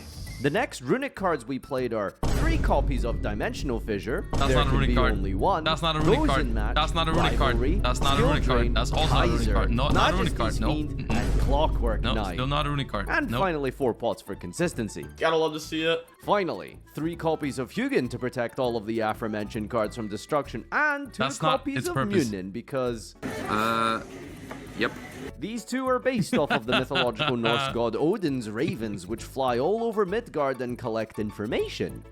That's right, the best runic cards are Narcs. Now, with all of that in mind, let's proceed with how I almost ruined 128 people's day pretending to play a resource management deck. Game 1 is up against Phantom Knights, which we lose the dice roll against, but hilariously enough, that doesn't matter, because we're setting 5 and feeling spry. After a flurry of plays, which actually translates to not much because he drew double malicious, he makes DPE and pass, which is actually kind of scary against a trap deck going second. We draw for turn, and the Holy Trinity goes in Rivalry Skill Drain. He actually goes for the Inspector board, which funny enough, we don't care too much about. Now that we're left defenseless and exposed, which my therapist says is normal for someone in the early 30s who plays this kind of deck for fun. We preempt the Shadow Mirror, so he can't chain DPE when it comes back in the standby, but we're Why is there a shadow mirror? Also, there's not a single runic card on screen right now. How dare you? still a little bit worried about Draco back. He goes Enchantress, which tries to go for the token, but we pre-empt the rivalry, and now he's locked into Warriors in his Warrior deck. Which is fine, because we have Shadowmare Tikaboo and Rivalry versus Phantom Knight. By turn 13, I eventually establish a winning field after he tribute sets to try and out my Floodgates with Draco back, which is kind of clever, but with enough runic utility, still a stun deck by the way, we can lock him into Terratop and sit on one of Well, yes, runic stun is a stun deck. I've never argued against that. That is okay. the Odin Narcs, Munin. Every end phase I gain some life, and I stop myself from decking out with Fountain. I loop Slumber for a few turns, but Wait, isn't that exactly what you did to win Worlds 20? No, that's not what I... Runic Naturia is not... sadly, Shut up. it wasn't enough. I lose in time because at the start of the duel just took too long to establish control. Nice. And to be fair, taking 3 minutes to flip summon a driver is perfectly reasonable. We win the dice roll, flip skill drain, and eventually it goes in somewhere along the way while controlling the field with a Clockwork Knight and Inspector Bordered. Great stuff! Round 3, we get paired against a subscriber of mine who volunteers to play his Royal-only deck. I decide to play Burning Abyss. You know, without embarrassing myself too much, let me just say that this duel was way more difficult than it should have been because Bestials are pretty freaking good. I literally almost lost to what is... That is unfortunate that you're like, oh, it's all Royals, and then they have like multiple Royal Bestials. What? How? basically a draft deck. Round 4. It's Phantom Knight again. I win the dice roll, more ball over him, set cards which he tries to play into, but can't because I have continuous cards. This proceeds into me slowly winning via decking him out as I skillfully out-advantage this duelist since I have more draw phases than him because of the worst Marvel movie ever conceived of. This will be the last Morbin time meme of this video. Minor draw phase error. I win. Round 5. If I win, I can top. And I even win the coin flip. And I even draw Morbin time. Morbin time. Morbin time. This will be the last Morbin time meme of this video. He maxes me, I chain to special, and I give him no value off of this tribute summon to Majesty's Fiend against Soyon, the most notorious Dino player in Europe. This man will not have a singular out to this monster, except very specifically Hugin being chained by Gamma. I mean, I guess I could have played around it, but who the hell... it's complaining. He top decks Duster for turn, by the way, pops D-Fissure, which is the only thing that can save me, and then sends me back to episode 72 of One Piece, where the dinosaur island of the Elbaf warriors are dueling for... Sorry, spoilers. He activates Overraptor and destroys the baby. Don't worry, this little diversion didn't change anything. He is still comboing. After watching another 2 episodes of One Piece, it is finally time for his battle phase. And so ends the journey of Scus Kinur. For every story of rags to riches comes a failure in the attempt to gain the wealth of the land after reaping what one has sown for 5 rounds of Yu-Gi-Oh! Misery and despair. I hope you enjoyed my runic gameplay.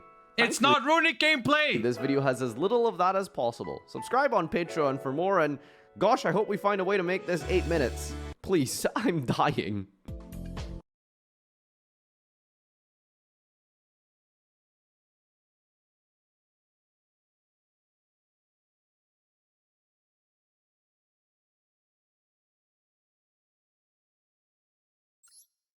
Anyways.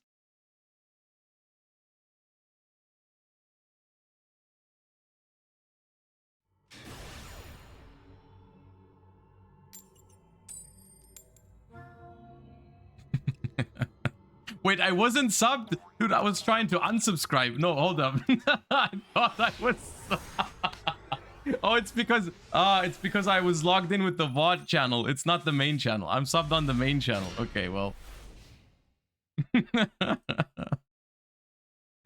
Yeah.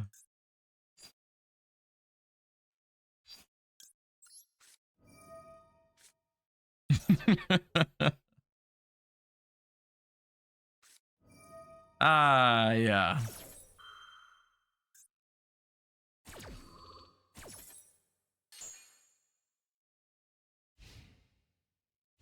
Dude, that video kind of made me want to play some runics. We might queue a runic game after this. Probably Zodiacs again. What is wrong with this turn? This is the weirdest tournament or like world stage one I've ever played in.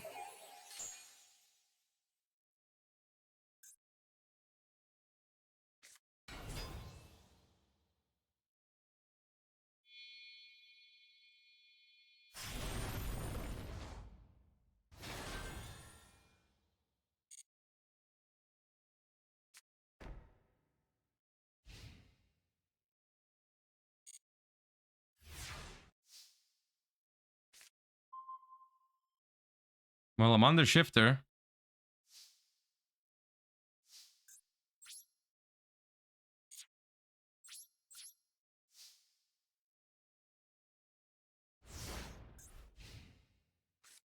Good thing they're playing Zodiacs.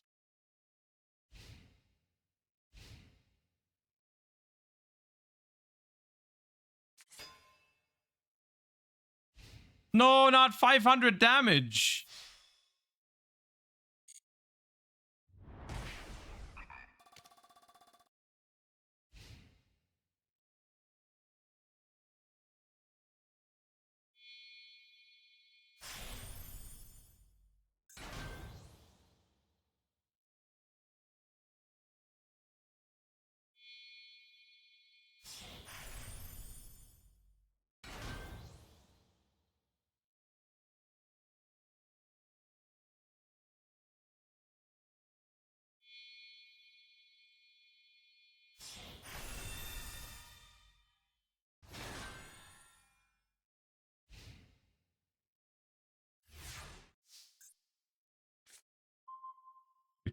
Yes, more sanctuaries.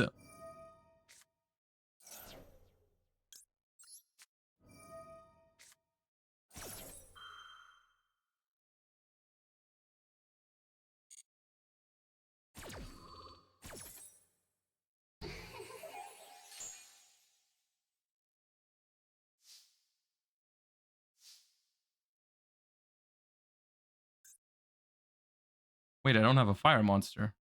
Why did I Ash the Maxi? I don't have a fire. I can't play.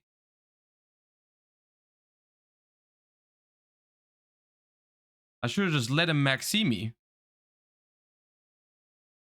Well, that was the worst Ash ever. I didn't think that one through.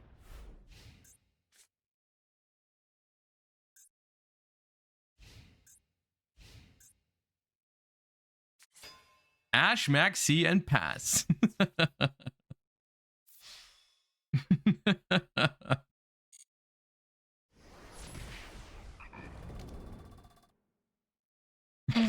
Just negate it for the sake of it.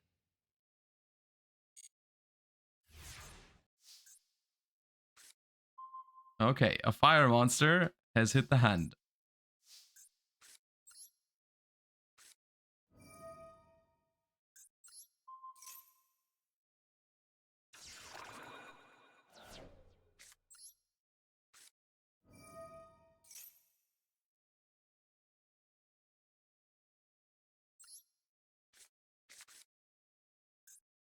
I can play around Ash by special summoning the Garunix. That's probably not a bad idea. Because if I get Ashed here, I'm in big trouble.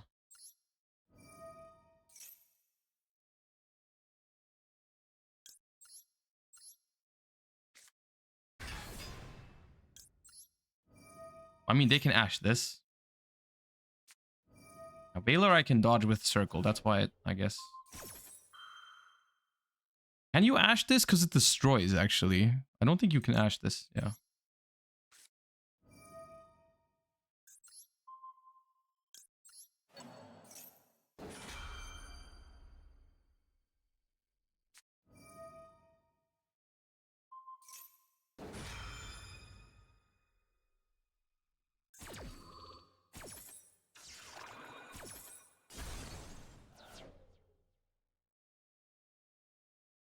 Well.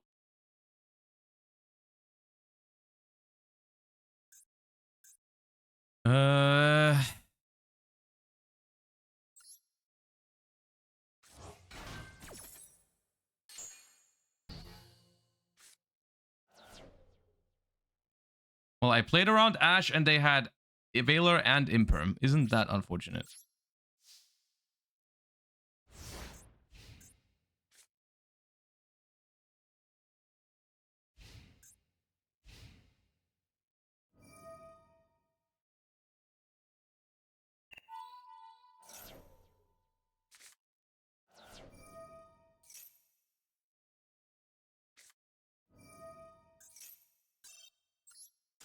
Exciting game. Probably would have won that if I didn't waste that Ash Blossom. Because I could have popped it with Island on that turn. Probably fine. That's my bad. Oh yeah, I wanted to play a Runic deck. Oh, well, too late. We got one more.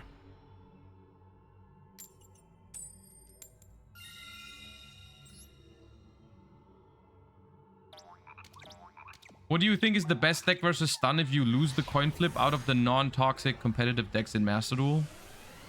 Probably Labyrinth. Labyrinth is pretty good against stun.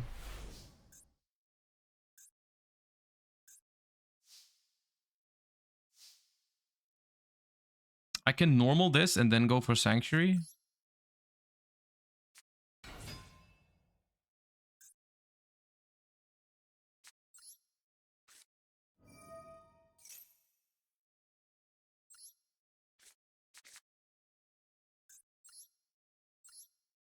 Is Naturia better with Horus, Runic, or both? Well, I don't know how good... I mean, Naturia Runic is not that good at the moment.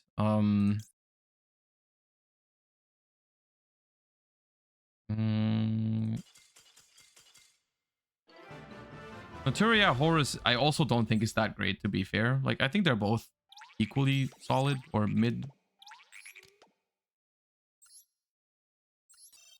Okay, watching that video really made me want to play a Runic deck. Which one should we play?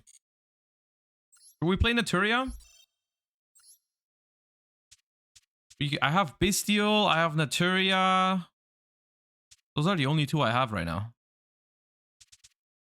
Stun? That's not a runic deck. I asked for a runic deck, guys. That's not a runic deck. You guys know that. Come on, don't act stupid. Play this.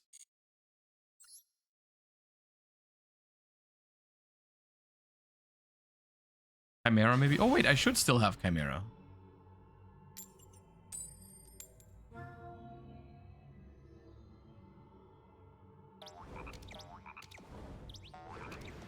Shikoro, thank you for the prime.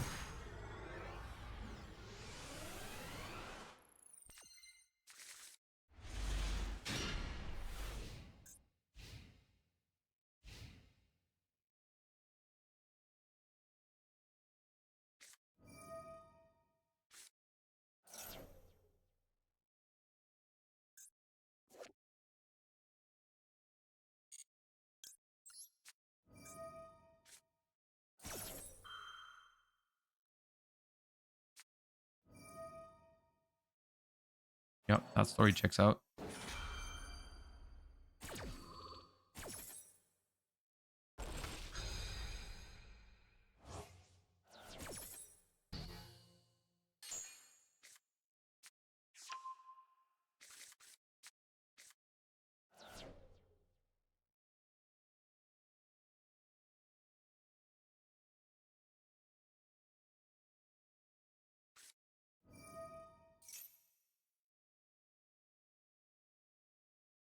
Now, if they go for a zombie vampire, that would be so risky.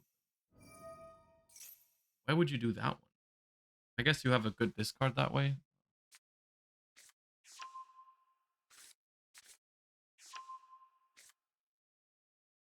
Bro, pure Horus? Like, unironically, pure Horus decks feel like experts at hand looping themselves.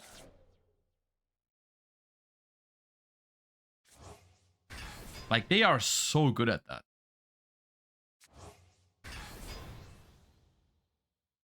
Is it a Coach King angle?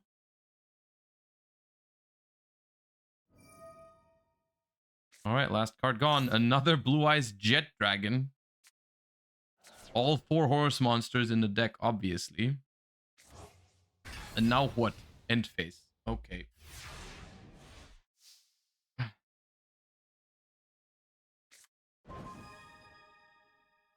So your board does nothing, correct? Am I seeing that right? Like your board legitimately does nothing? It's just like if I pop one of your cards, then it does something?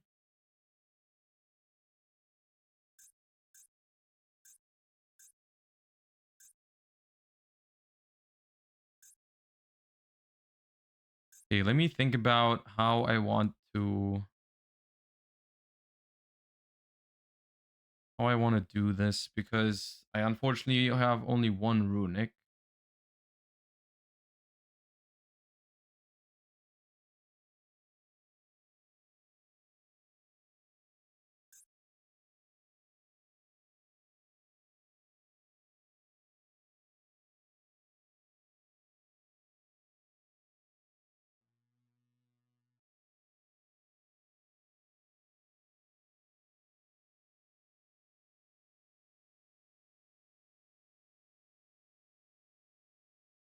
Exciton would be funny if that works. Yeah, but Exciton, they don't die.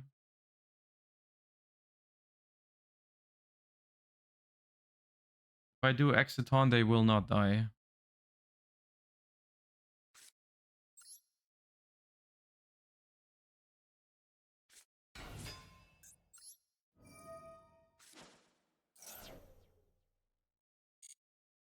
Do I still play Tugaris? I do. I might need to go for Tugaris here. See what happens.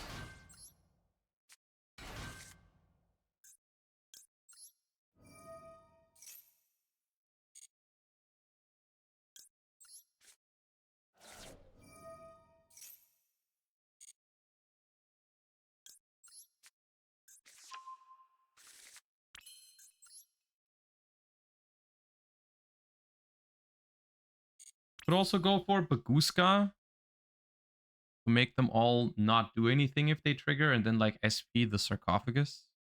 But they still have the second thingy here, so that doesn't seem great. I think it's Ducaris first and see what happens.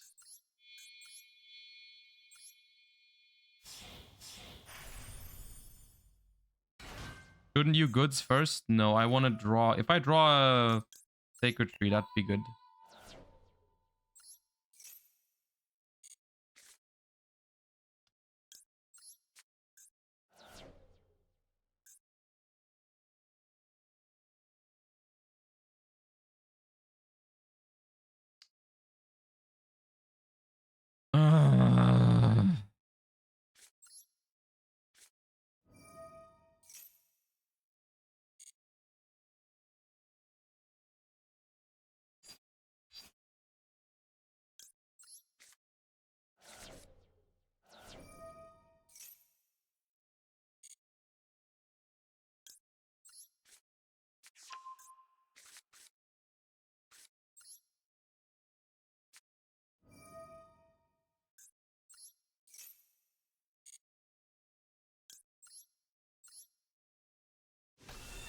Didn't you have a Zeus line here with Dugaris? Well, if Zeus was in my runic deck, I would have that line, yes. However, it's not.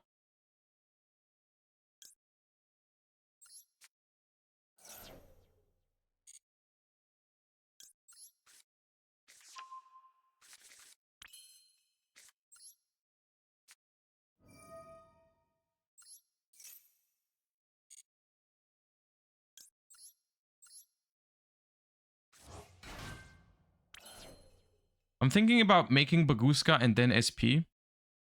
Like I said earlier. Banish. I guess I could just banish a one of Horus card since I can't get rid of the... I can't get rid of the both King Sarcophagus anyways. I may as well like banish Happy, which is usually a one of. The other option is just going like Coral Dragon into Baron. The problem with that is that it keeps all those Horuses alive. That's probably not good.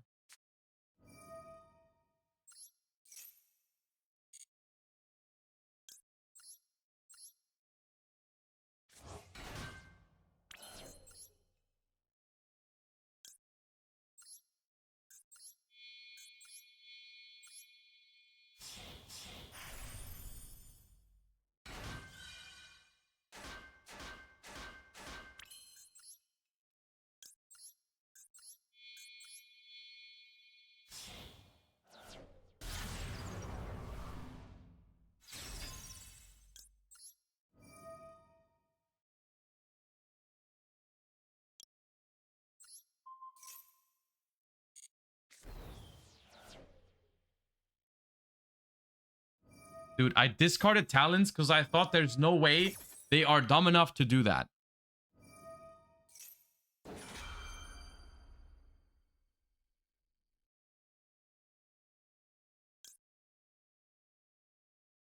I mean, it's good for me that I can chain SP here to clear my extra monster zone. Still gonna be negated. Told you. I mean, look, I didn't think they would trigger it. They even saw me that they even saw that I played Talon.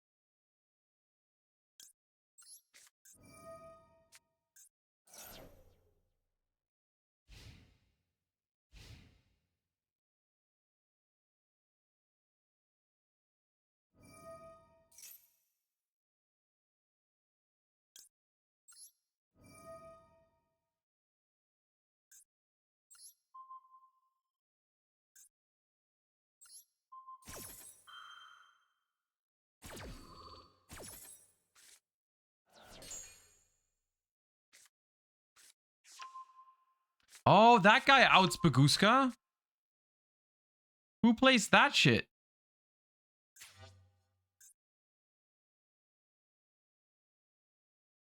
Reveal this card, then send one card from your hand or field to the grave. Send one. Okay.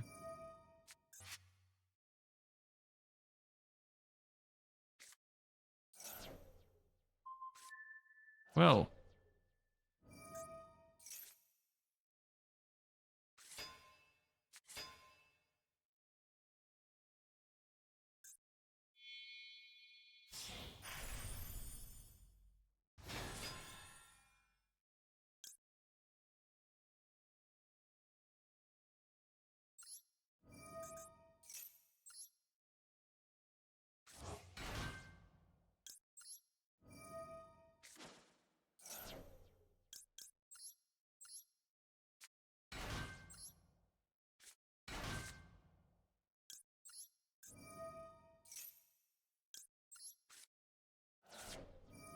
I love giving my opponent 4 cards for free.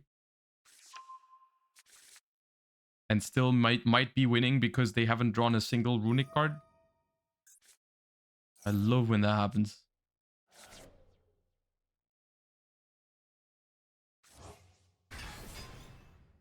The worst one too.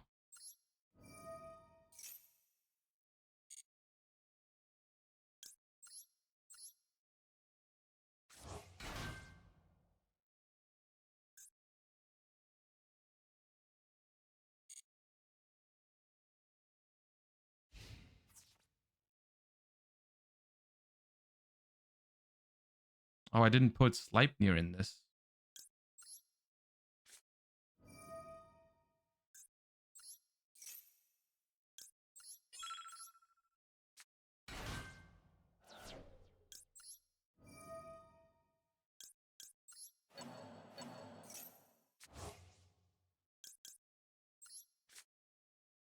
It's my inability to draw runic cards is incredible.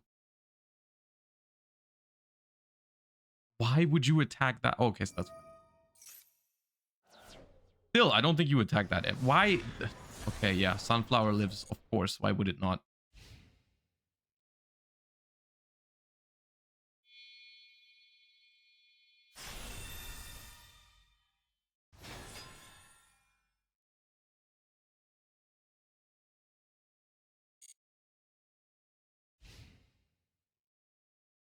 Incredible.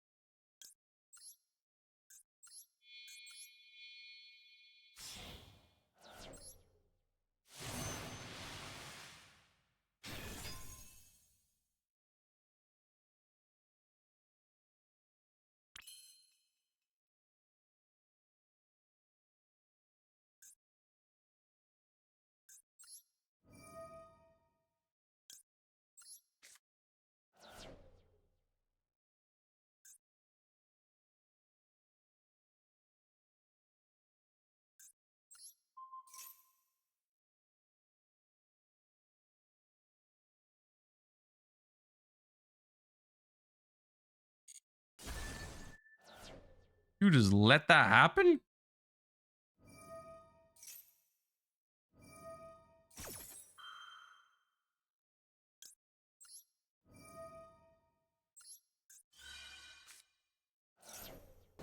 You know, okay, dude, send one of my cards to the graveyard instead of all of them. Be my guest.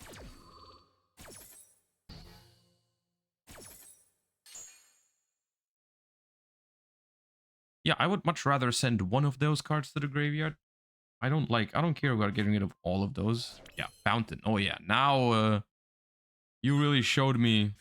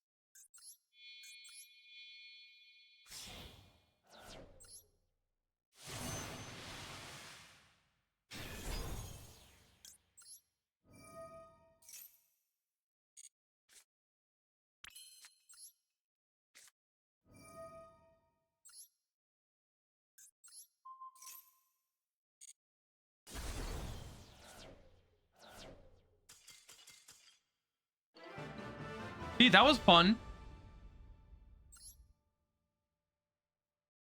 What a great game that was.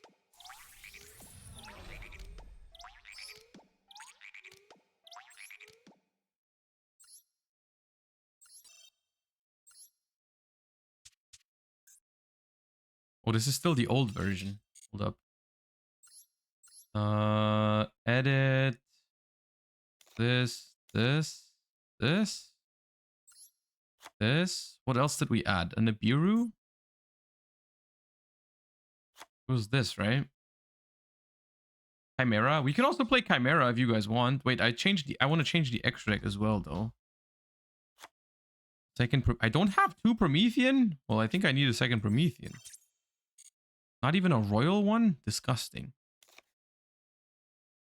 I took out Heat Soul as well. What did I add for Heat Soul? Oh, the Almirage.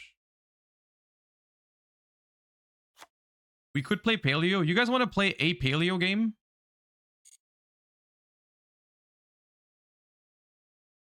I don't mind.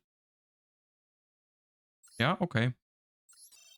Well, now all those changes for nothing. Okay, well, let me see.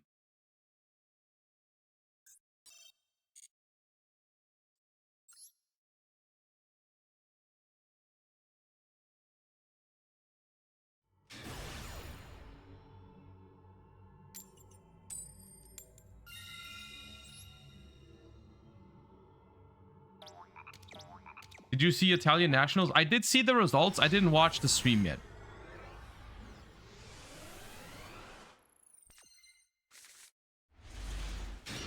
All right, good hand. Hope I don't get ashed. Me whenever I'm playing a rogue deck.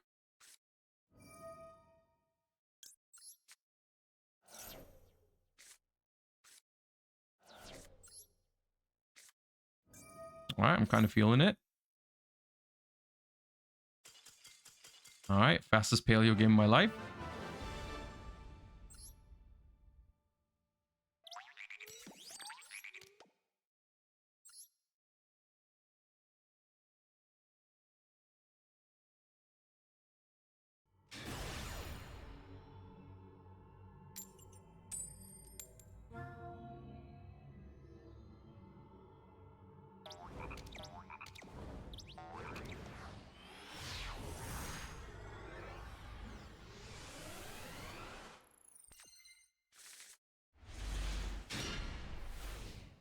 This round is worse.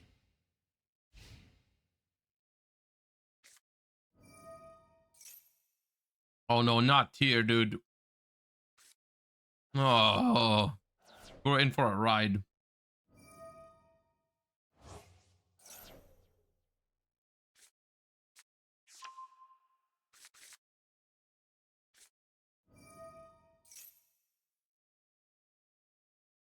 Why not play 40 cards to get more consistent access to grass?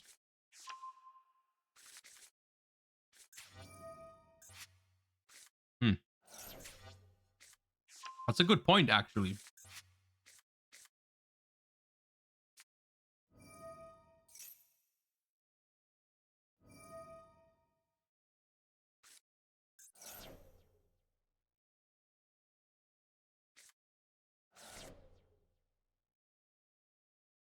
Now, the zombie vampire against my deck is not that great, usually. Because I'm going to be honest with you, I'm playing trap cards just to mill 5. So please, by all means, zombie vampire me. Please do. What was that mill? Oh my god. Tillman's Kashtira is on crack right now. That's insane.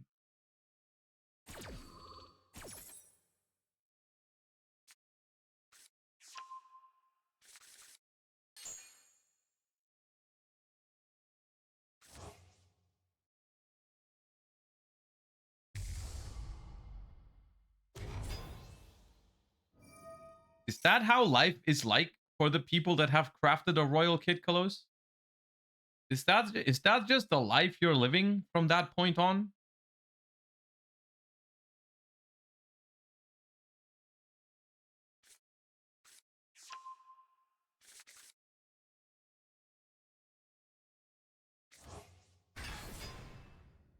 Please, zombie vampire.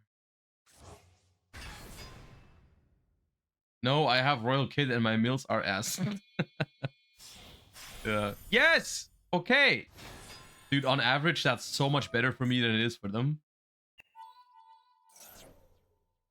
Come on, man. Backjack. Okay, nice. At least backjack. They got nothing. Oh, well, they got this guy. What does this guy do here? They didn't even take my backjack. What the heck?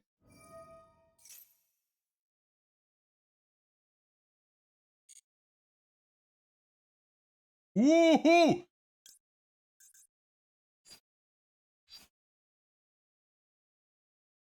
I want to draw this.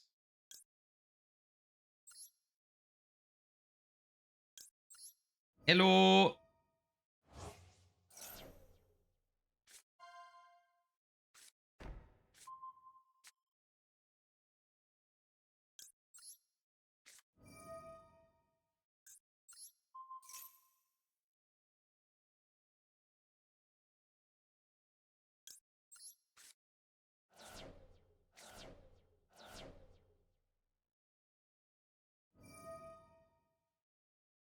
I'd probably still lose, but that was worth it. Because they play all the Horus monsters, their deck is literally insane.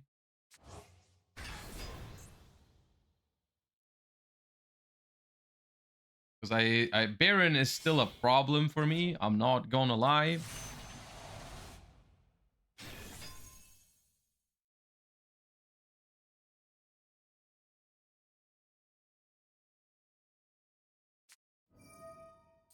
Because they still have Salik for my soldier dragons. So we're in for it's not a good time right now. We'll see. Build 3 more. Okay, Rhino Heart they can still use if they want to. Yep, obviously.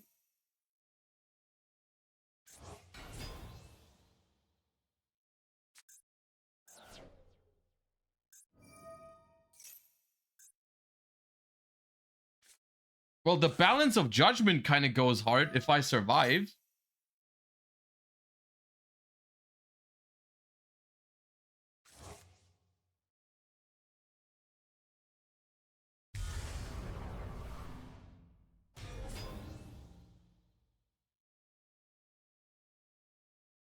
What? They have Royal Baron too. I didn't even see that. What the hell?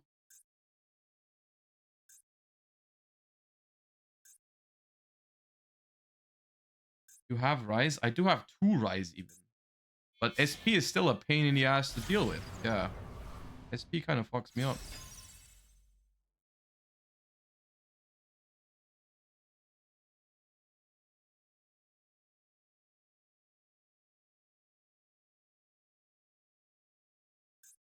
What are you thinking about? Wait, they didn't use SP?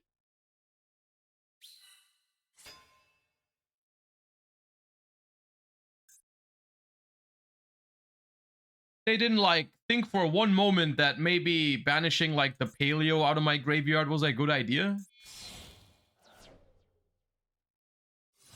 What is happening?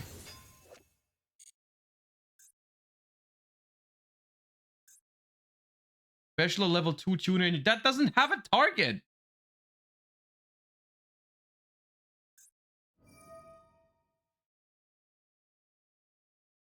That's also royal.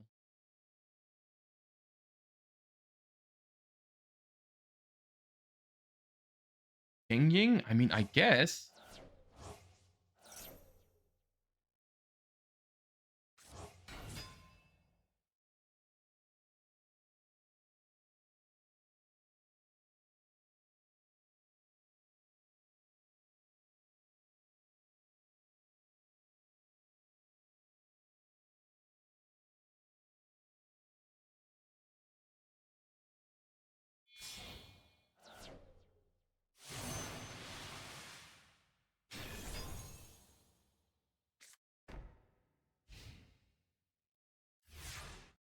Okay.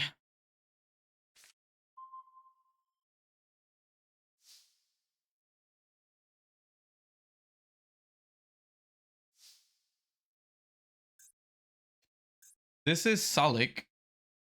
So Salik, they have snow in the grave. They activate Salik though. I mean, let me just start with this. This is unironically winnable.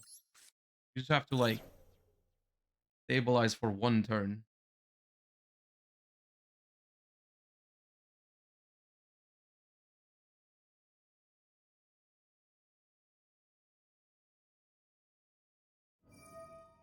Okay, Baron negate done.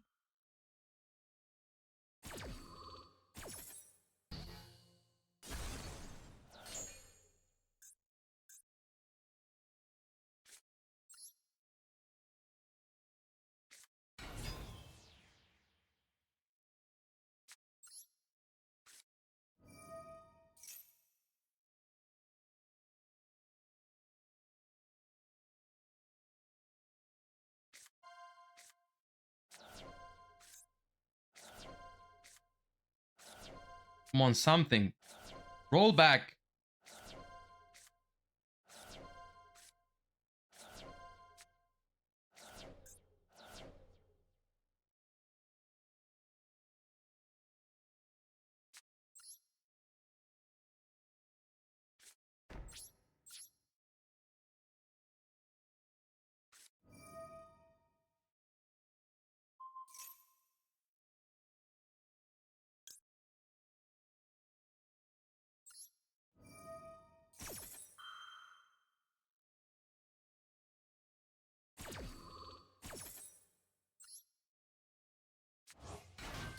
Rise to Full Light saves us. Yeah, but like we lose the back row.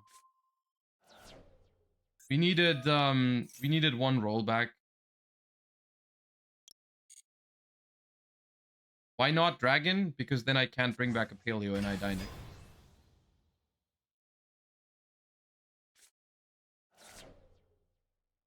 I mean that even this can just pop my Paleo as well. Like I'm gonna die.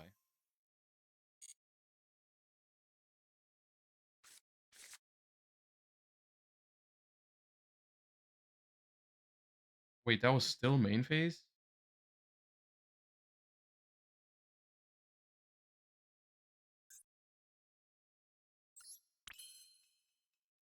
That changed things?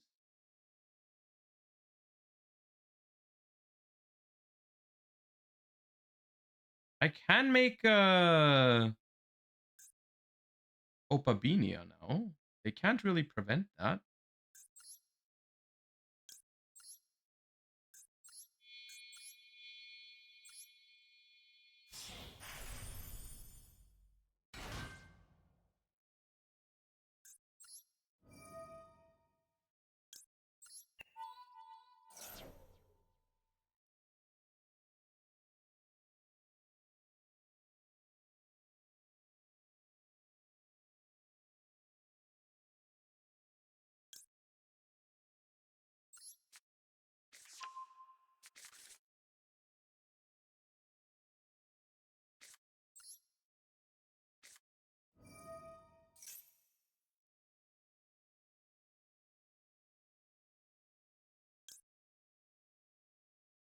Do I chain?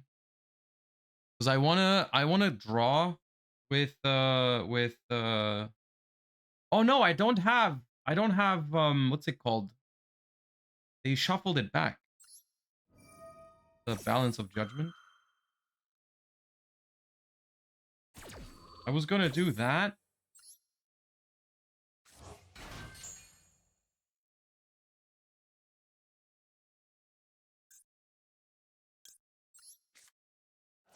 I do have trap trick for it, yeah, but that's less cards because it's on my field, but it's still fine.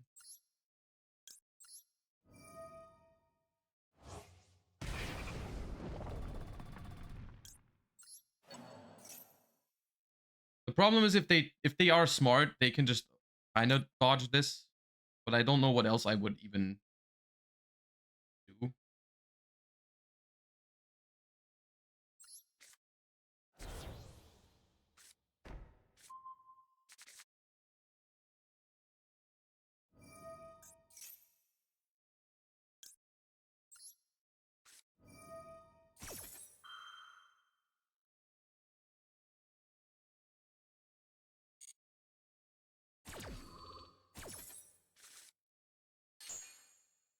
Okay, we're back, boys.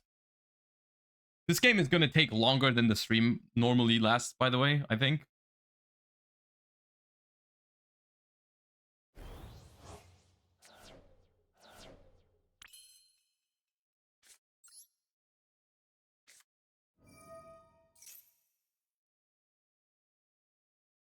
Why not banish SP and Baron to reset the negate? Okay, so are you asking me? I drew 3 Paleos, by the way. That's crazy. Are you asking me why my opponent who's brought this deck is not playing optimally? Is that your question?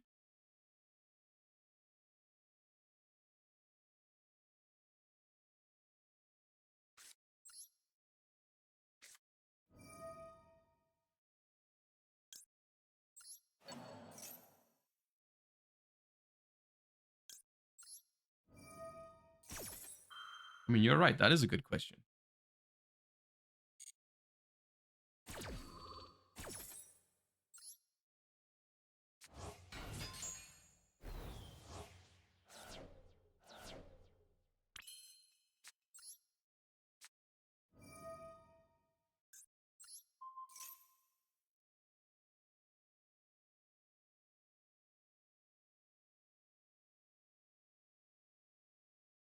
Why are you letting me?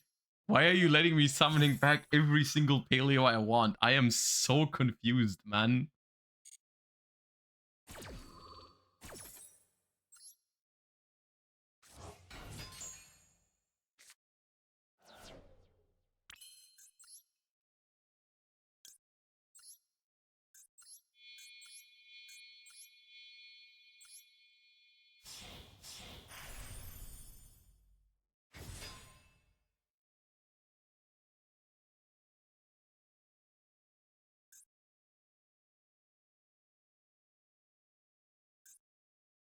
Luler, thank you for the 28 months. Oh, now, yeah, it's time. It's time, dude. Now I'm gonna snow.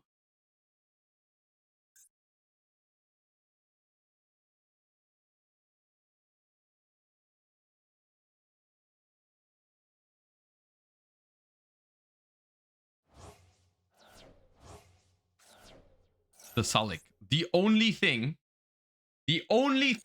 that would have triggered after I'm gonna Zeus them is what they just banished. The only card.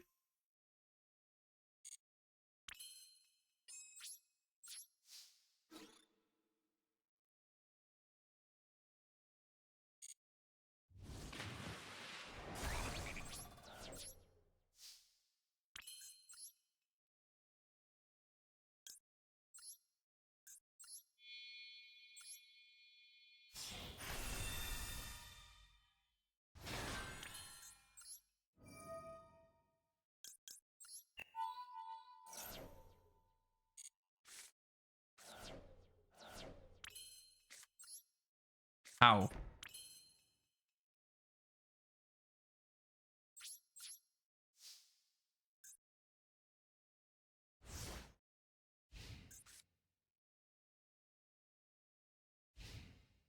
How is this possible? How was that? How is that?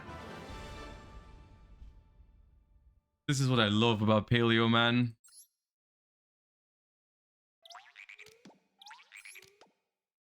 That's crazy, man. That's actually crazy. Fire King could actually never.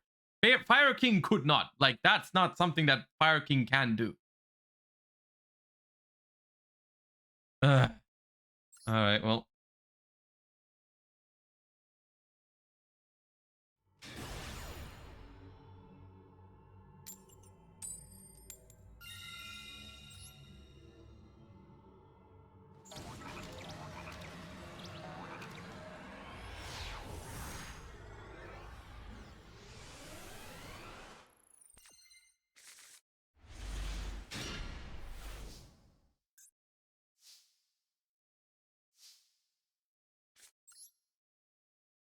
Not a great hand per se.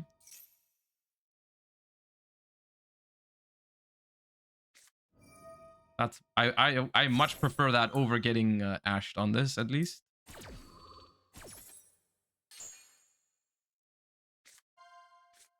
Okay, Paleo.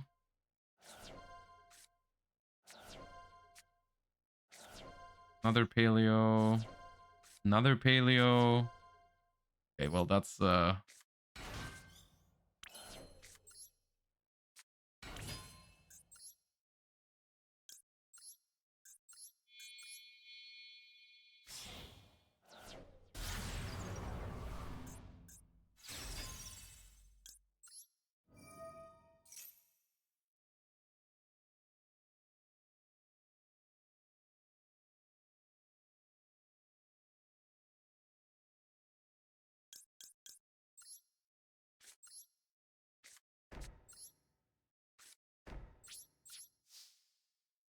come on, man.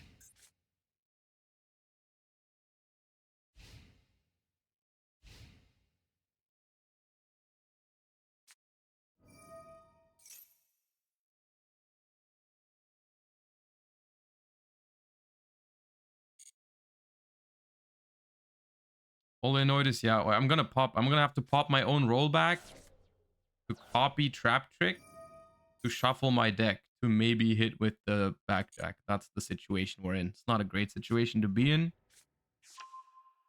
Oh yeah. Cape of the Unchained, alright. That's a nice royal.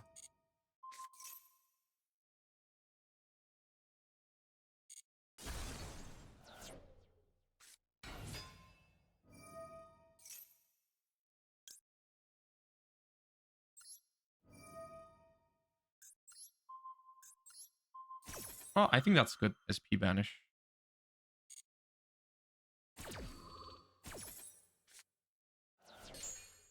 They might just attack over it next. Okay.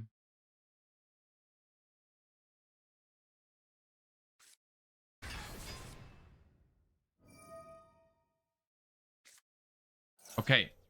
Guys. Do they pop middle?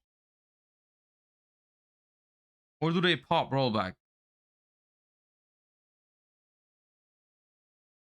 They always pop middle? Yeah, right. I need to chain.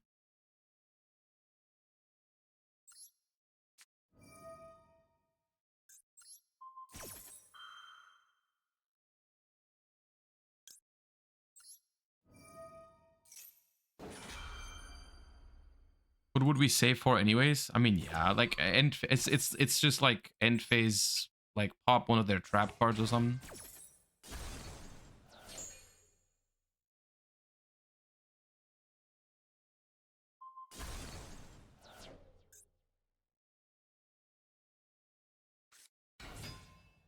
Ooh. Or for that, it would have been nice.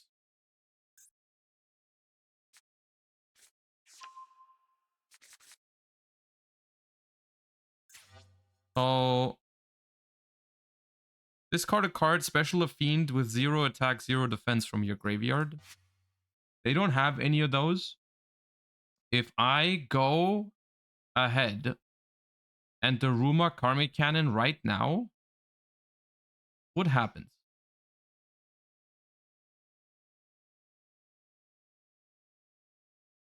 The spell doesn't do anything. They've already used Rakea.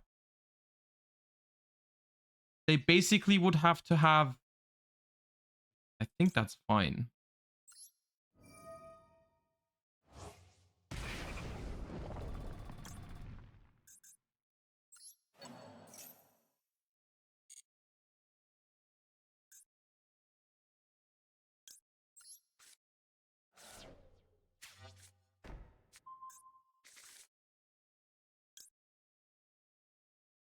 I can check what my top card is now. It's shuffled.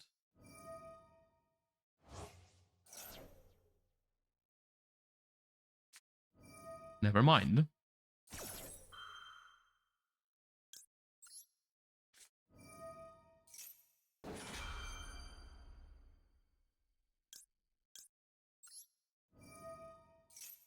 Oh.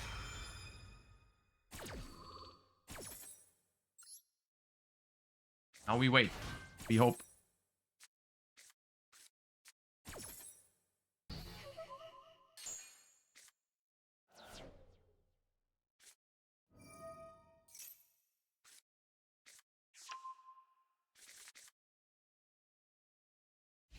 Nice. Okay. Saved. A little bit for now.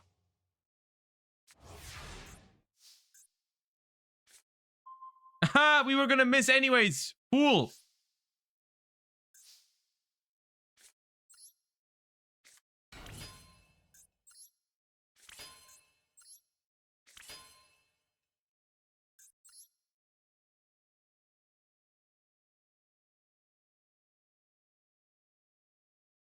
Is it ever gigantic sprite to stop them from floating? I feel like it's gigantic sprite, guys.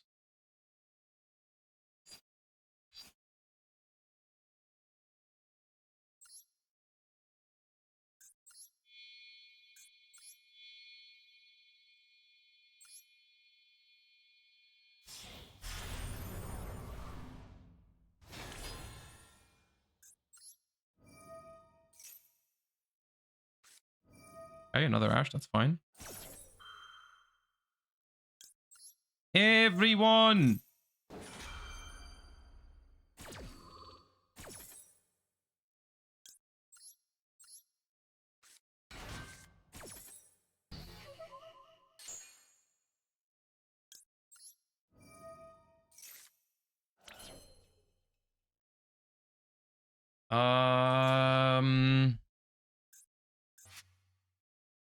I feel like I just want a Zeus right now.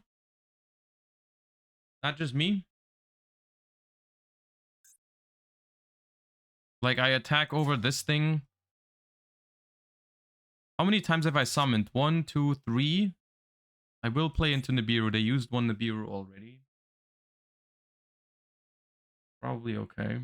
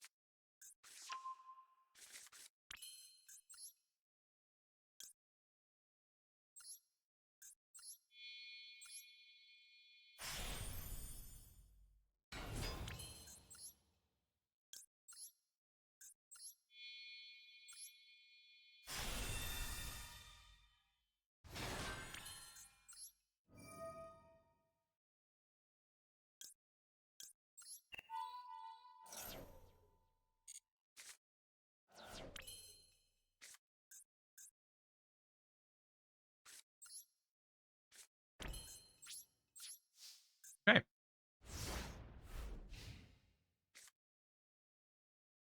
Should be fine. Oh, what's that?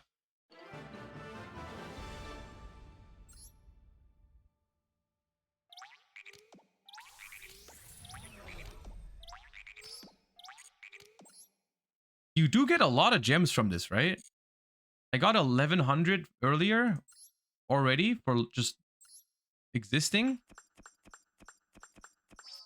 And that's another 1100. That's pretty good.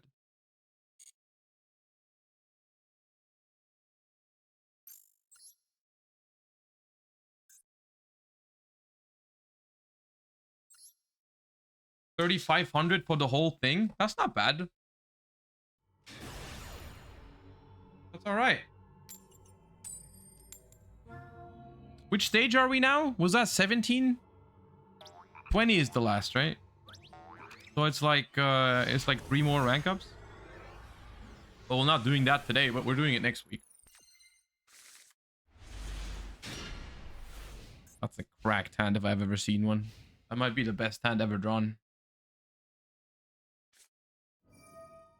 Not another...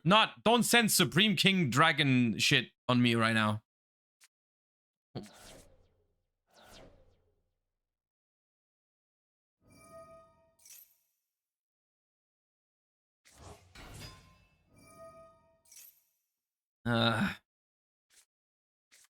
Not the Supreme King Gate Magician. Oh my god. Search another one. Come on. Search another Supreme King Gate. Oh, dude. I not actually.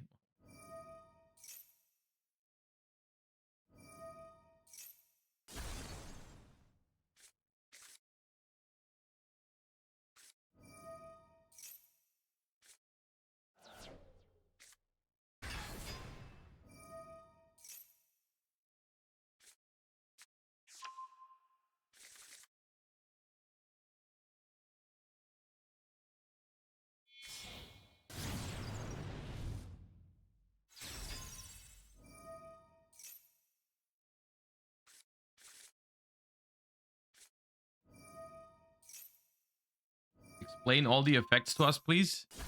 Dude, what? No one... Look, I'll tell you a secret. In case you're watching this and you're not, like, super into the Yu-Gi-Oh community, no one knows what pendulum cards do. Like, no one cares. This is not just, like, an outsider or casual kind of thing. Like, have you seen these text boxes?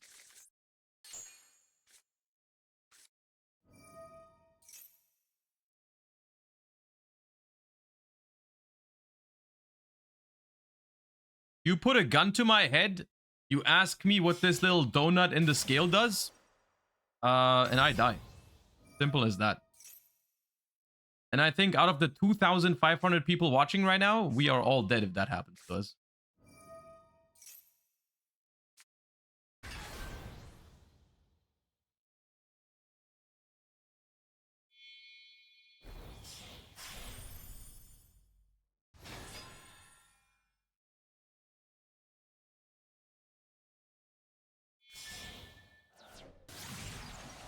I know that card. I know Appaloosa.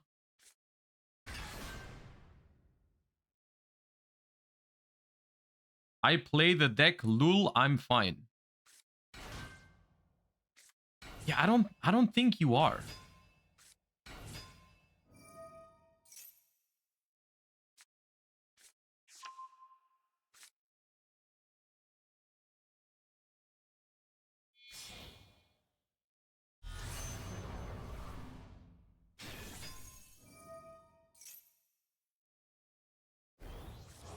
I know that card.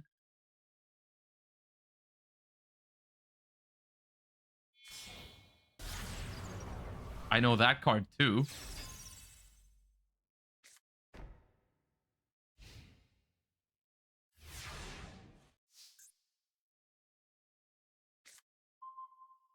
This is that Snake Eye end board, right? That end board that Snake Eyes made all the time? That's pretty cool.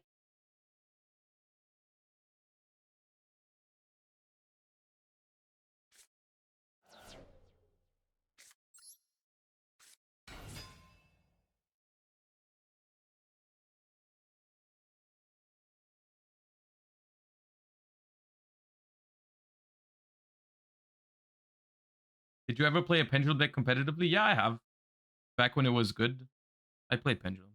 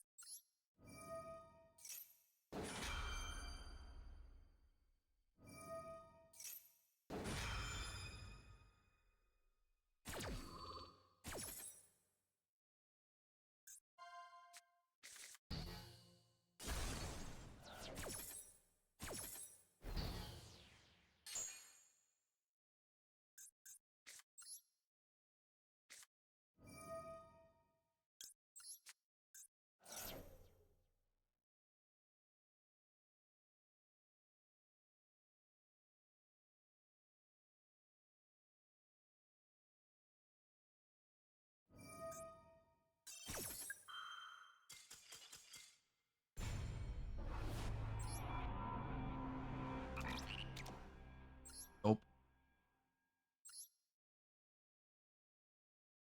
I love flipping coins and watching movies.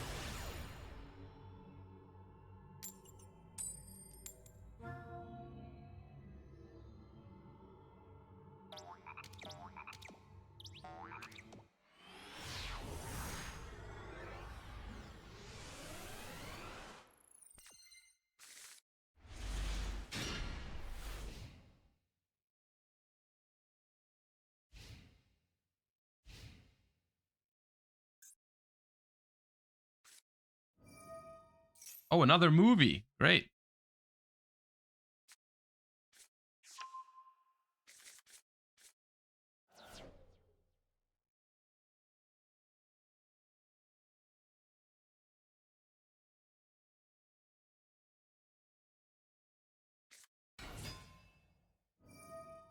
Have you guys seen this one before?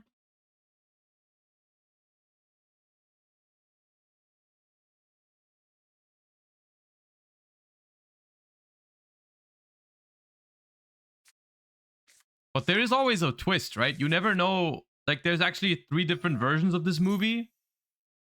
So we have to go and find out now which of the ones we're watching. It's a trilogy, and all of the movies start the same, but there's a little bit of a difference in the middle. Oh, they didn't search with that? That's already a plot twist.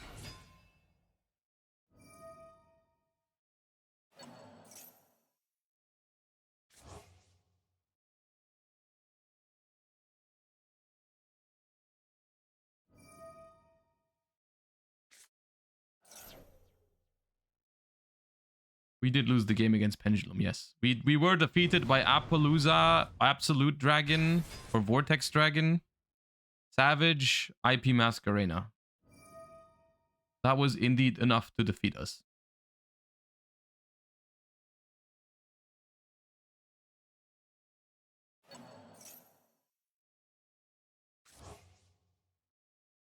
That is not usually what the Flamberge places.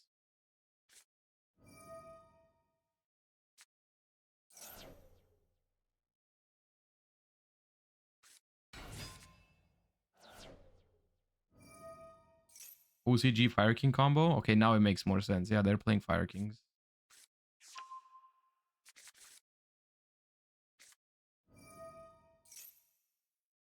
Must be a spin-off series? Yeah.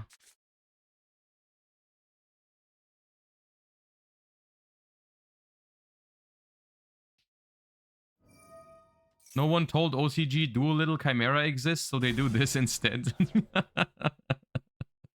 Yeah, no one tell him. There are certain secrets where we are better off if they just never find out about them. Like, for example, the effect of Naturia Camellia as well. Like, I think it's just better for us if they don't know about that. Like, if they just never find out.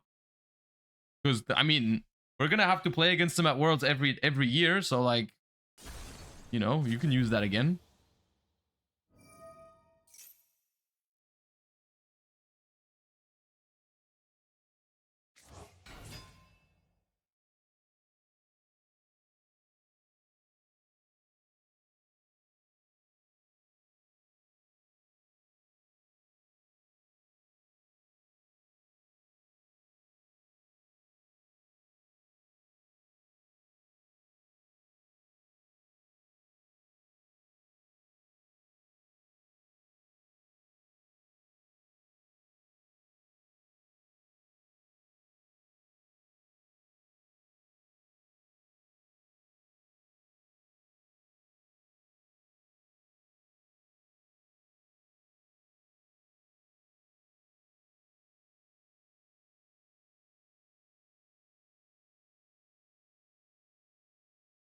So are we like, is there an ad break in the movie, or like what's happening here?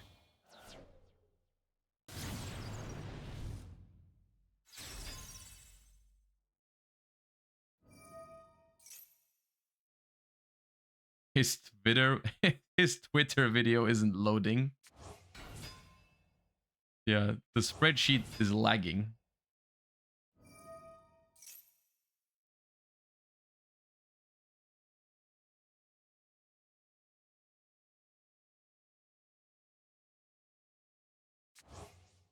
This does not seem like the line into Nibiru, by the way. I don't think this is it. I'm not sure exactly what they were looking for, but this is not that.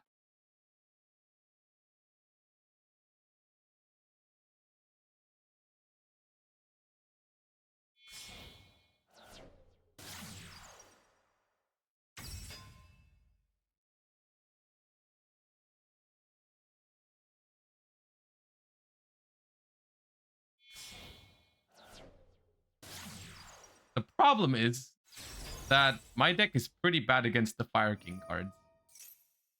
Because they can pop my back row and stuff. Like, that's not pleasant.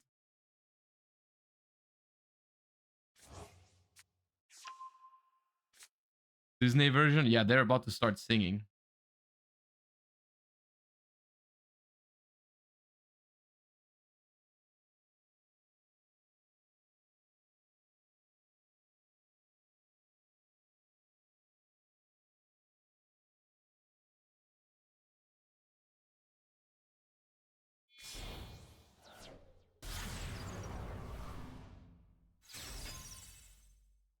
That's certainly an end.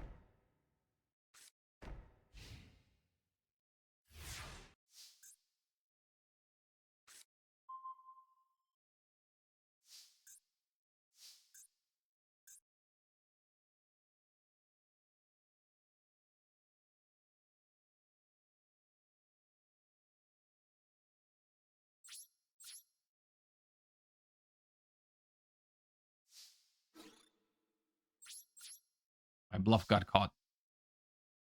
I'm wondering if it's even worth normal summoning Laundry, because I feel like I just need it as a discard for my Dynamishes in case I keep it. Because if I normal summon it, like, maybe it hits something, but if it doesn't, I'm kind of screwed, and I don't want to discard any of my other cards. So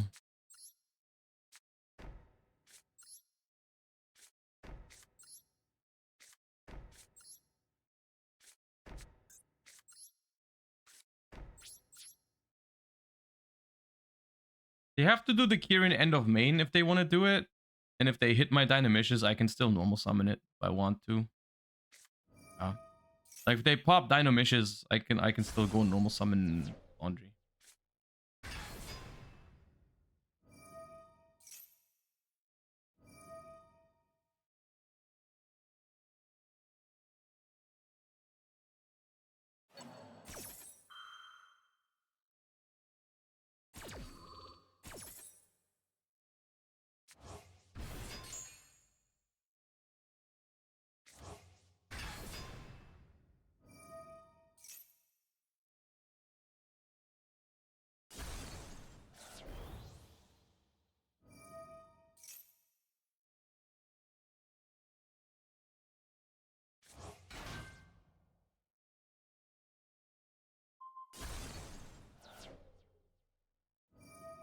naturally. Of course, they play Skyburn too.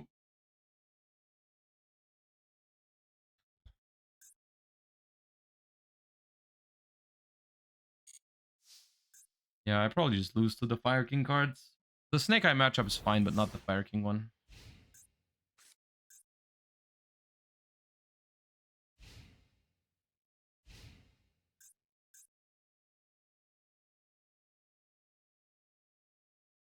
Yeah, it's the specifically the Fire King portion that's terrible for you.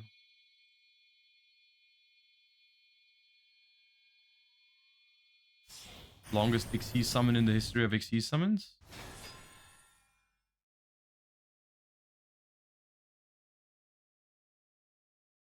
Target a spell trap on the field, destroy it.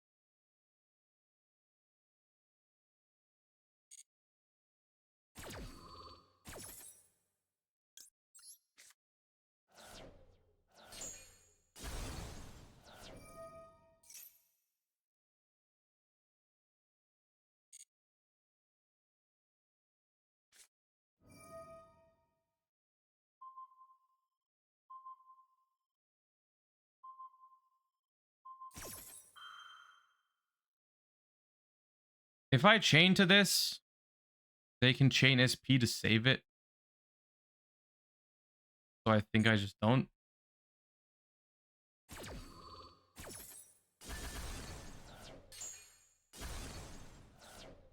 It's good they didn't hit the Fiend Griefing, but we're still not looking very good.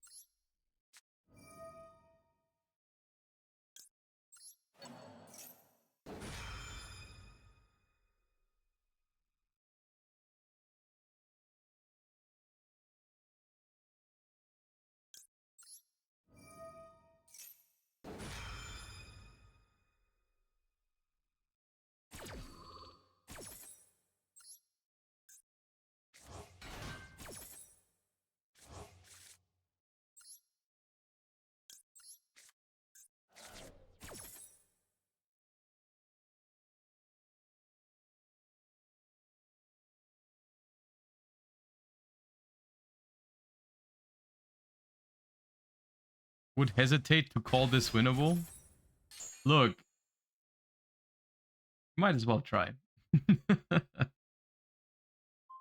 It's fine. We're gonna live the turn. Backjack is gonna hit Balance of Judgment or something. It's vibes.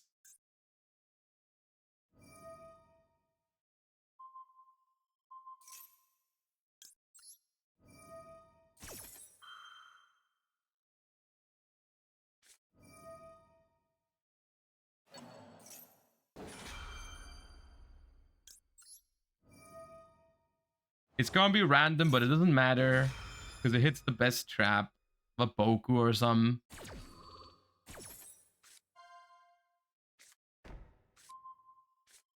Just believe, dude.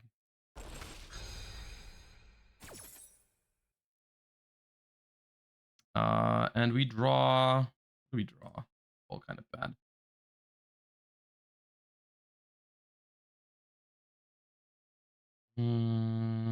Drawing this is fine because I'm gonna make Opapinia. What this? All not great.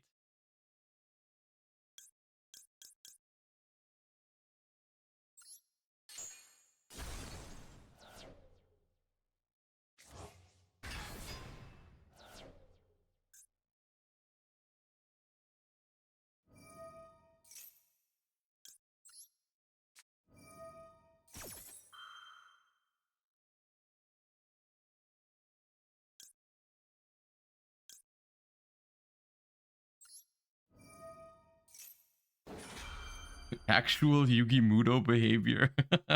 Funny.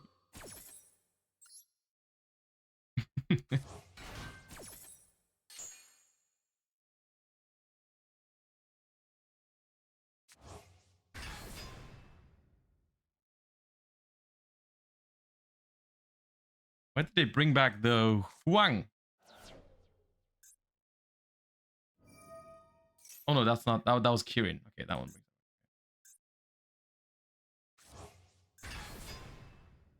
All right, the Flambert hasn't even been used yet. Zetronimus, thank you for the gift sub. Appreciate you.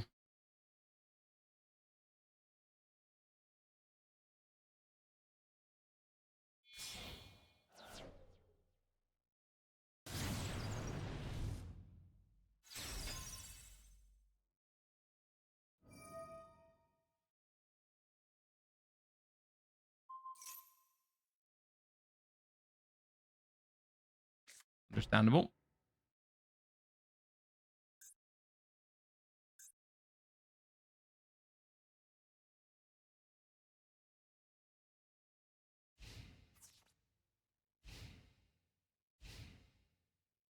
All right.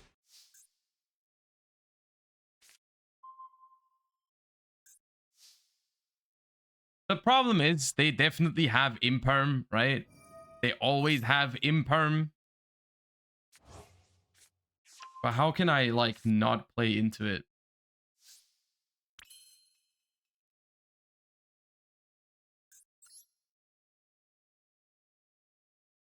I have to.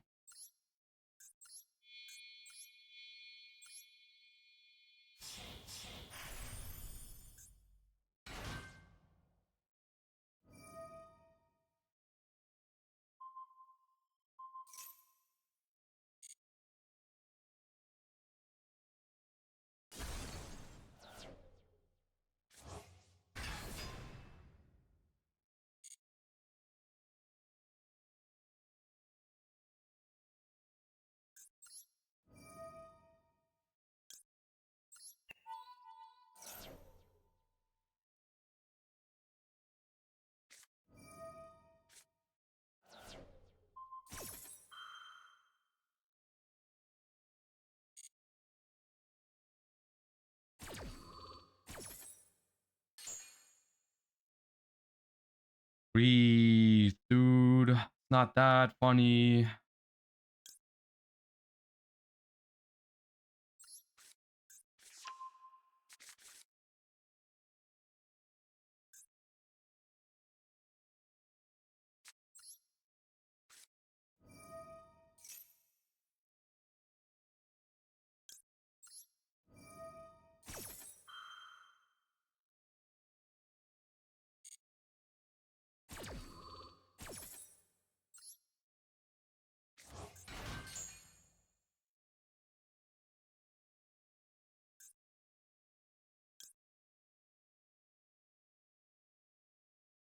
Not the greatest rollback ever, to be honest. Like, I don't have much. I don't have much here. Like, the back row is the problem is I don't know if the back row could still be imperm and maybe they're just like not aware. Because what else would the back row be?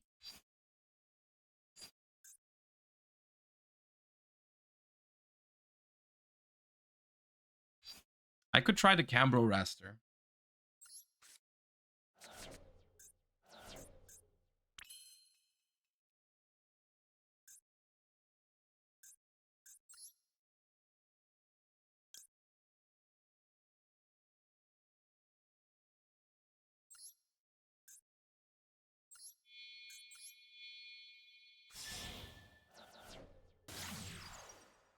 Because if they imperm, I still get a level 2.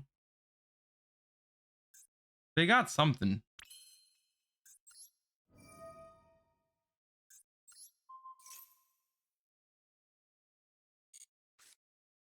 Okay, cross out. Good one.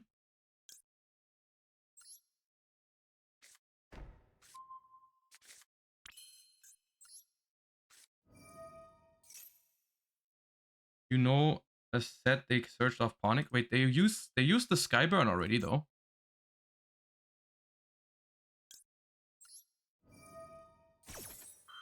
I think.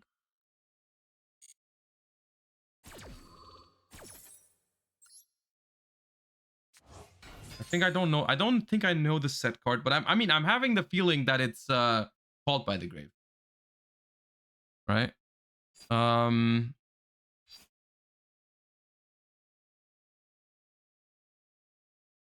think I just sent Trap Trick for... I could send Trap Trick for rollback. I could send a second rollback. That might be it. What if it's... What if it's make gigantic but don't use the effect? Run over Promethean, make 4 material Zeus, and when they activate Flamberge to bring back 2 level 1s, I use Fiend Griefing because they got only 2 level 1s.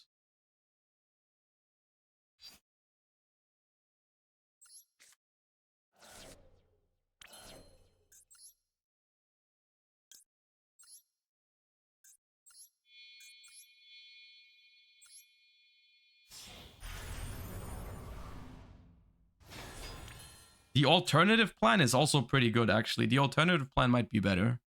Because the alternative plan is just use Gigantic, run over Flamberge, and SP banish this one forever. That might be better. Yeah.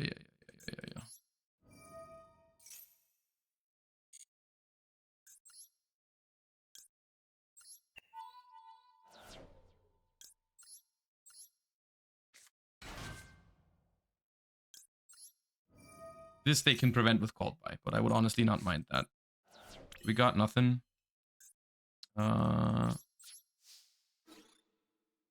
Keep.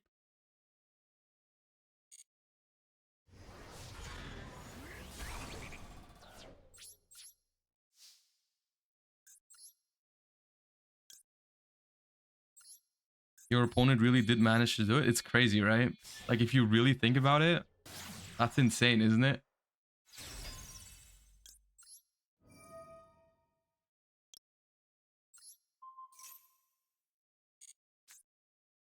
Pretty sick, actually.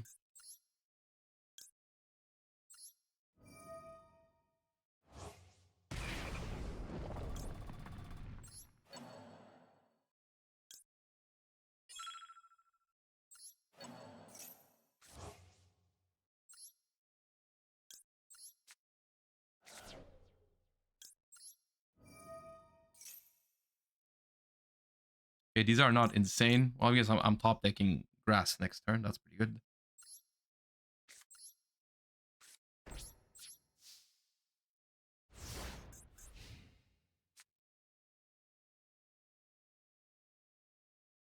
Is it me or do the sleeves say 2023?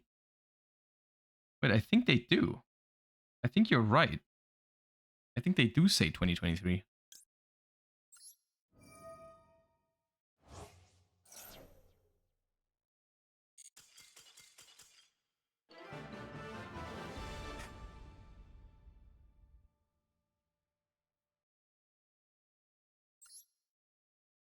Oh man. Oh man. The amount of removal that this Opabinia has tanked that last game. Insane. What a soldier. What an absolute soldier.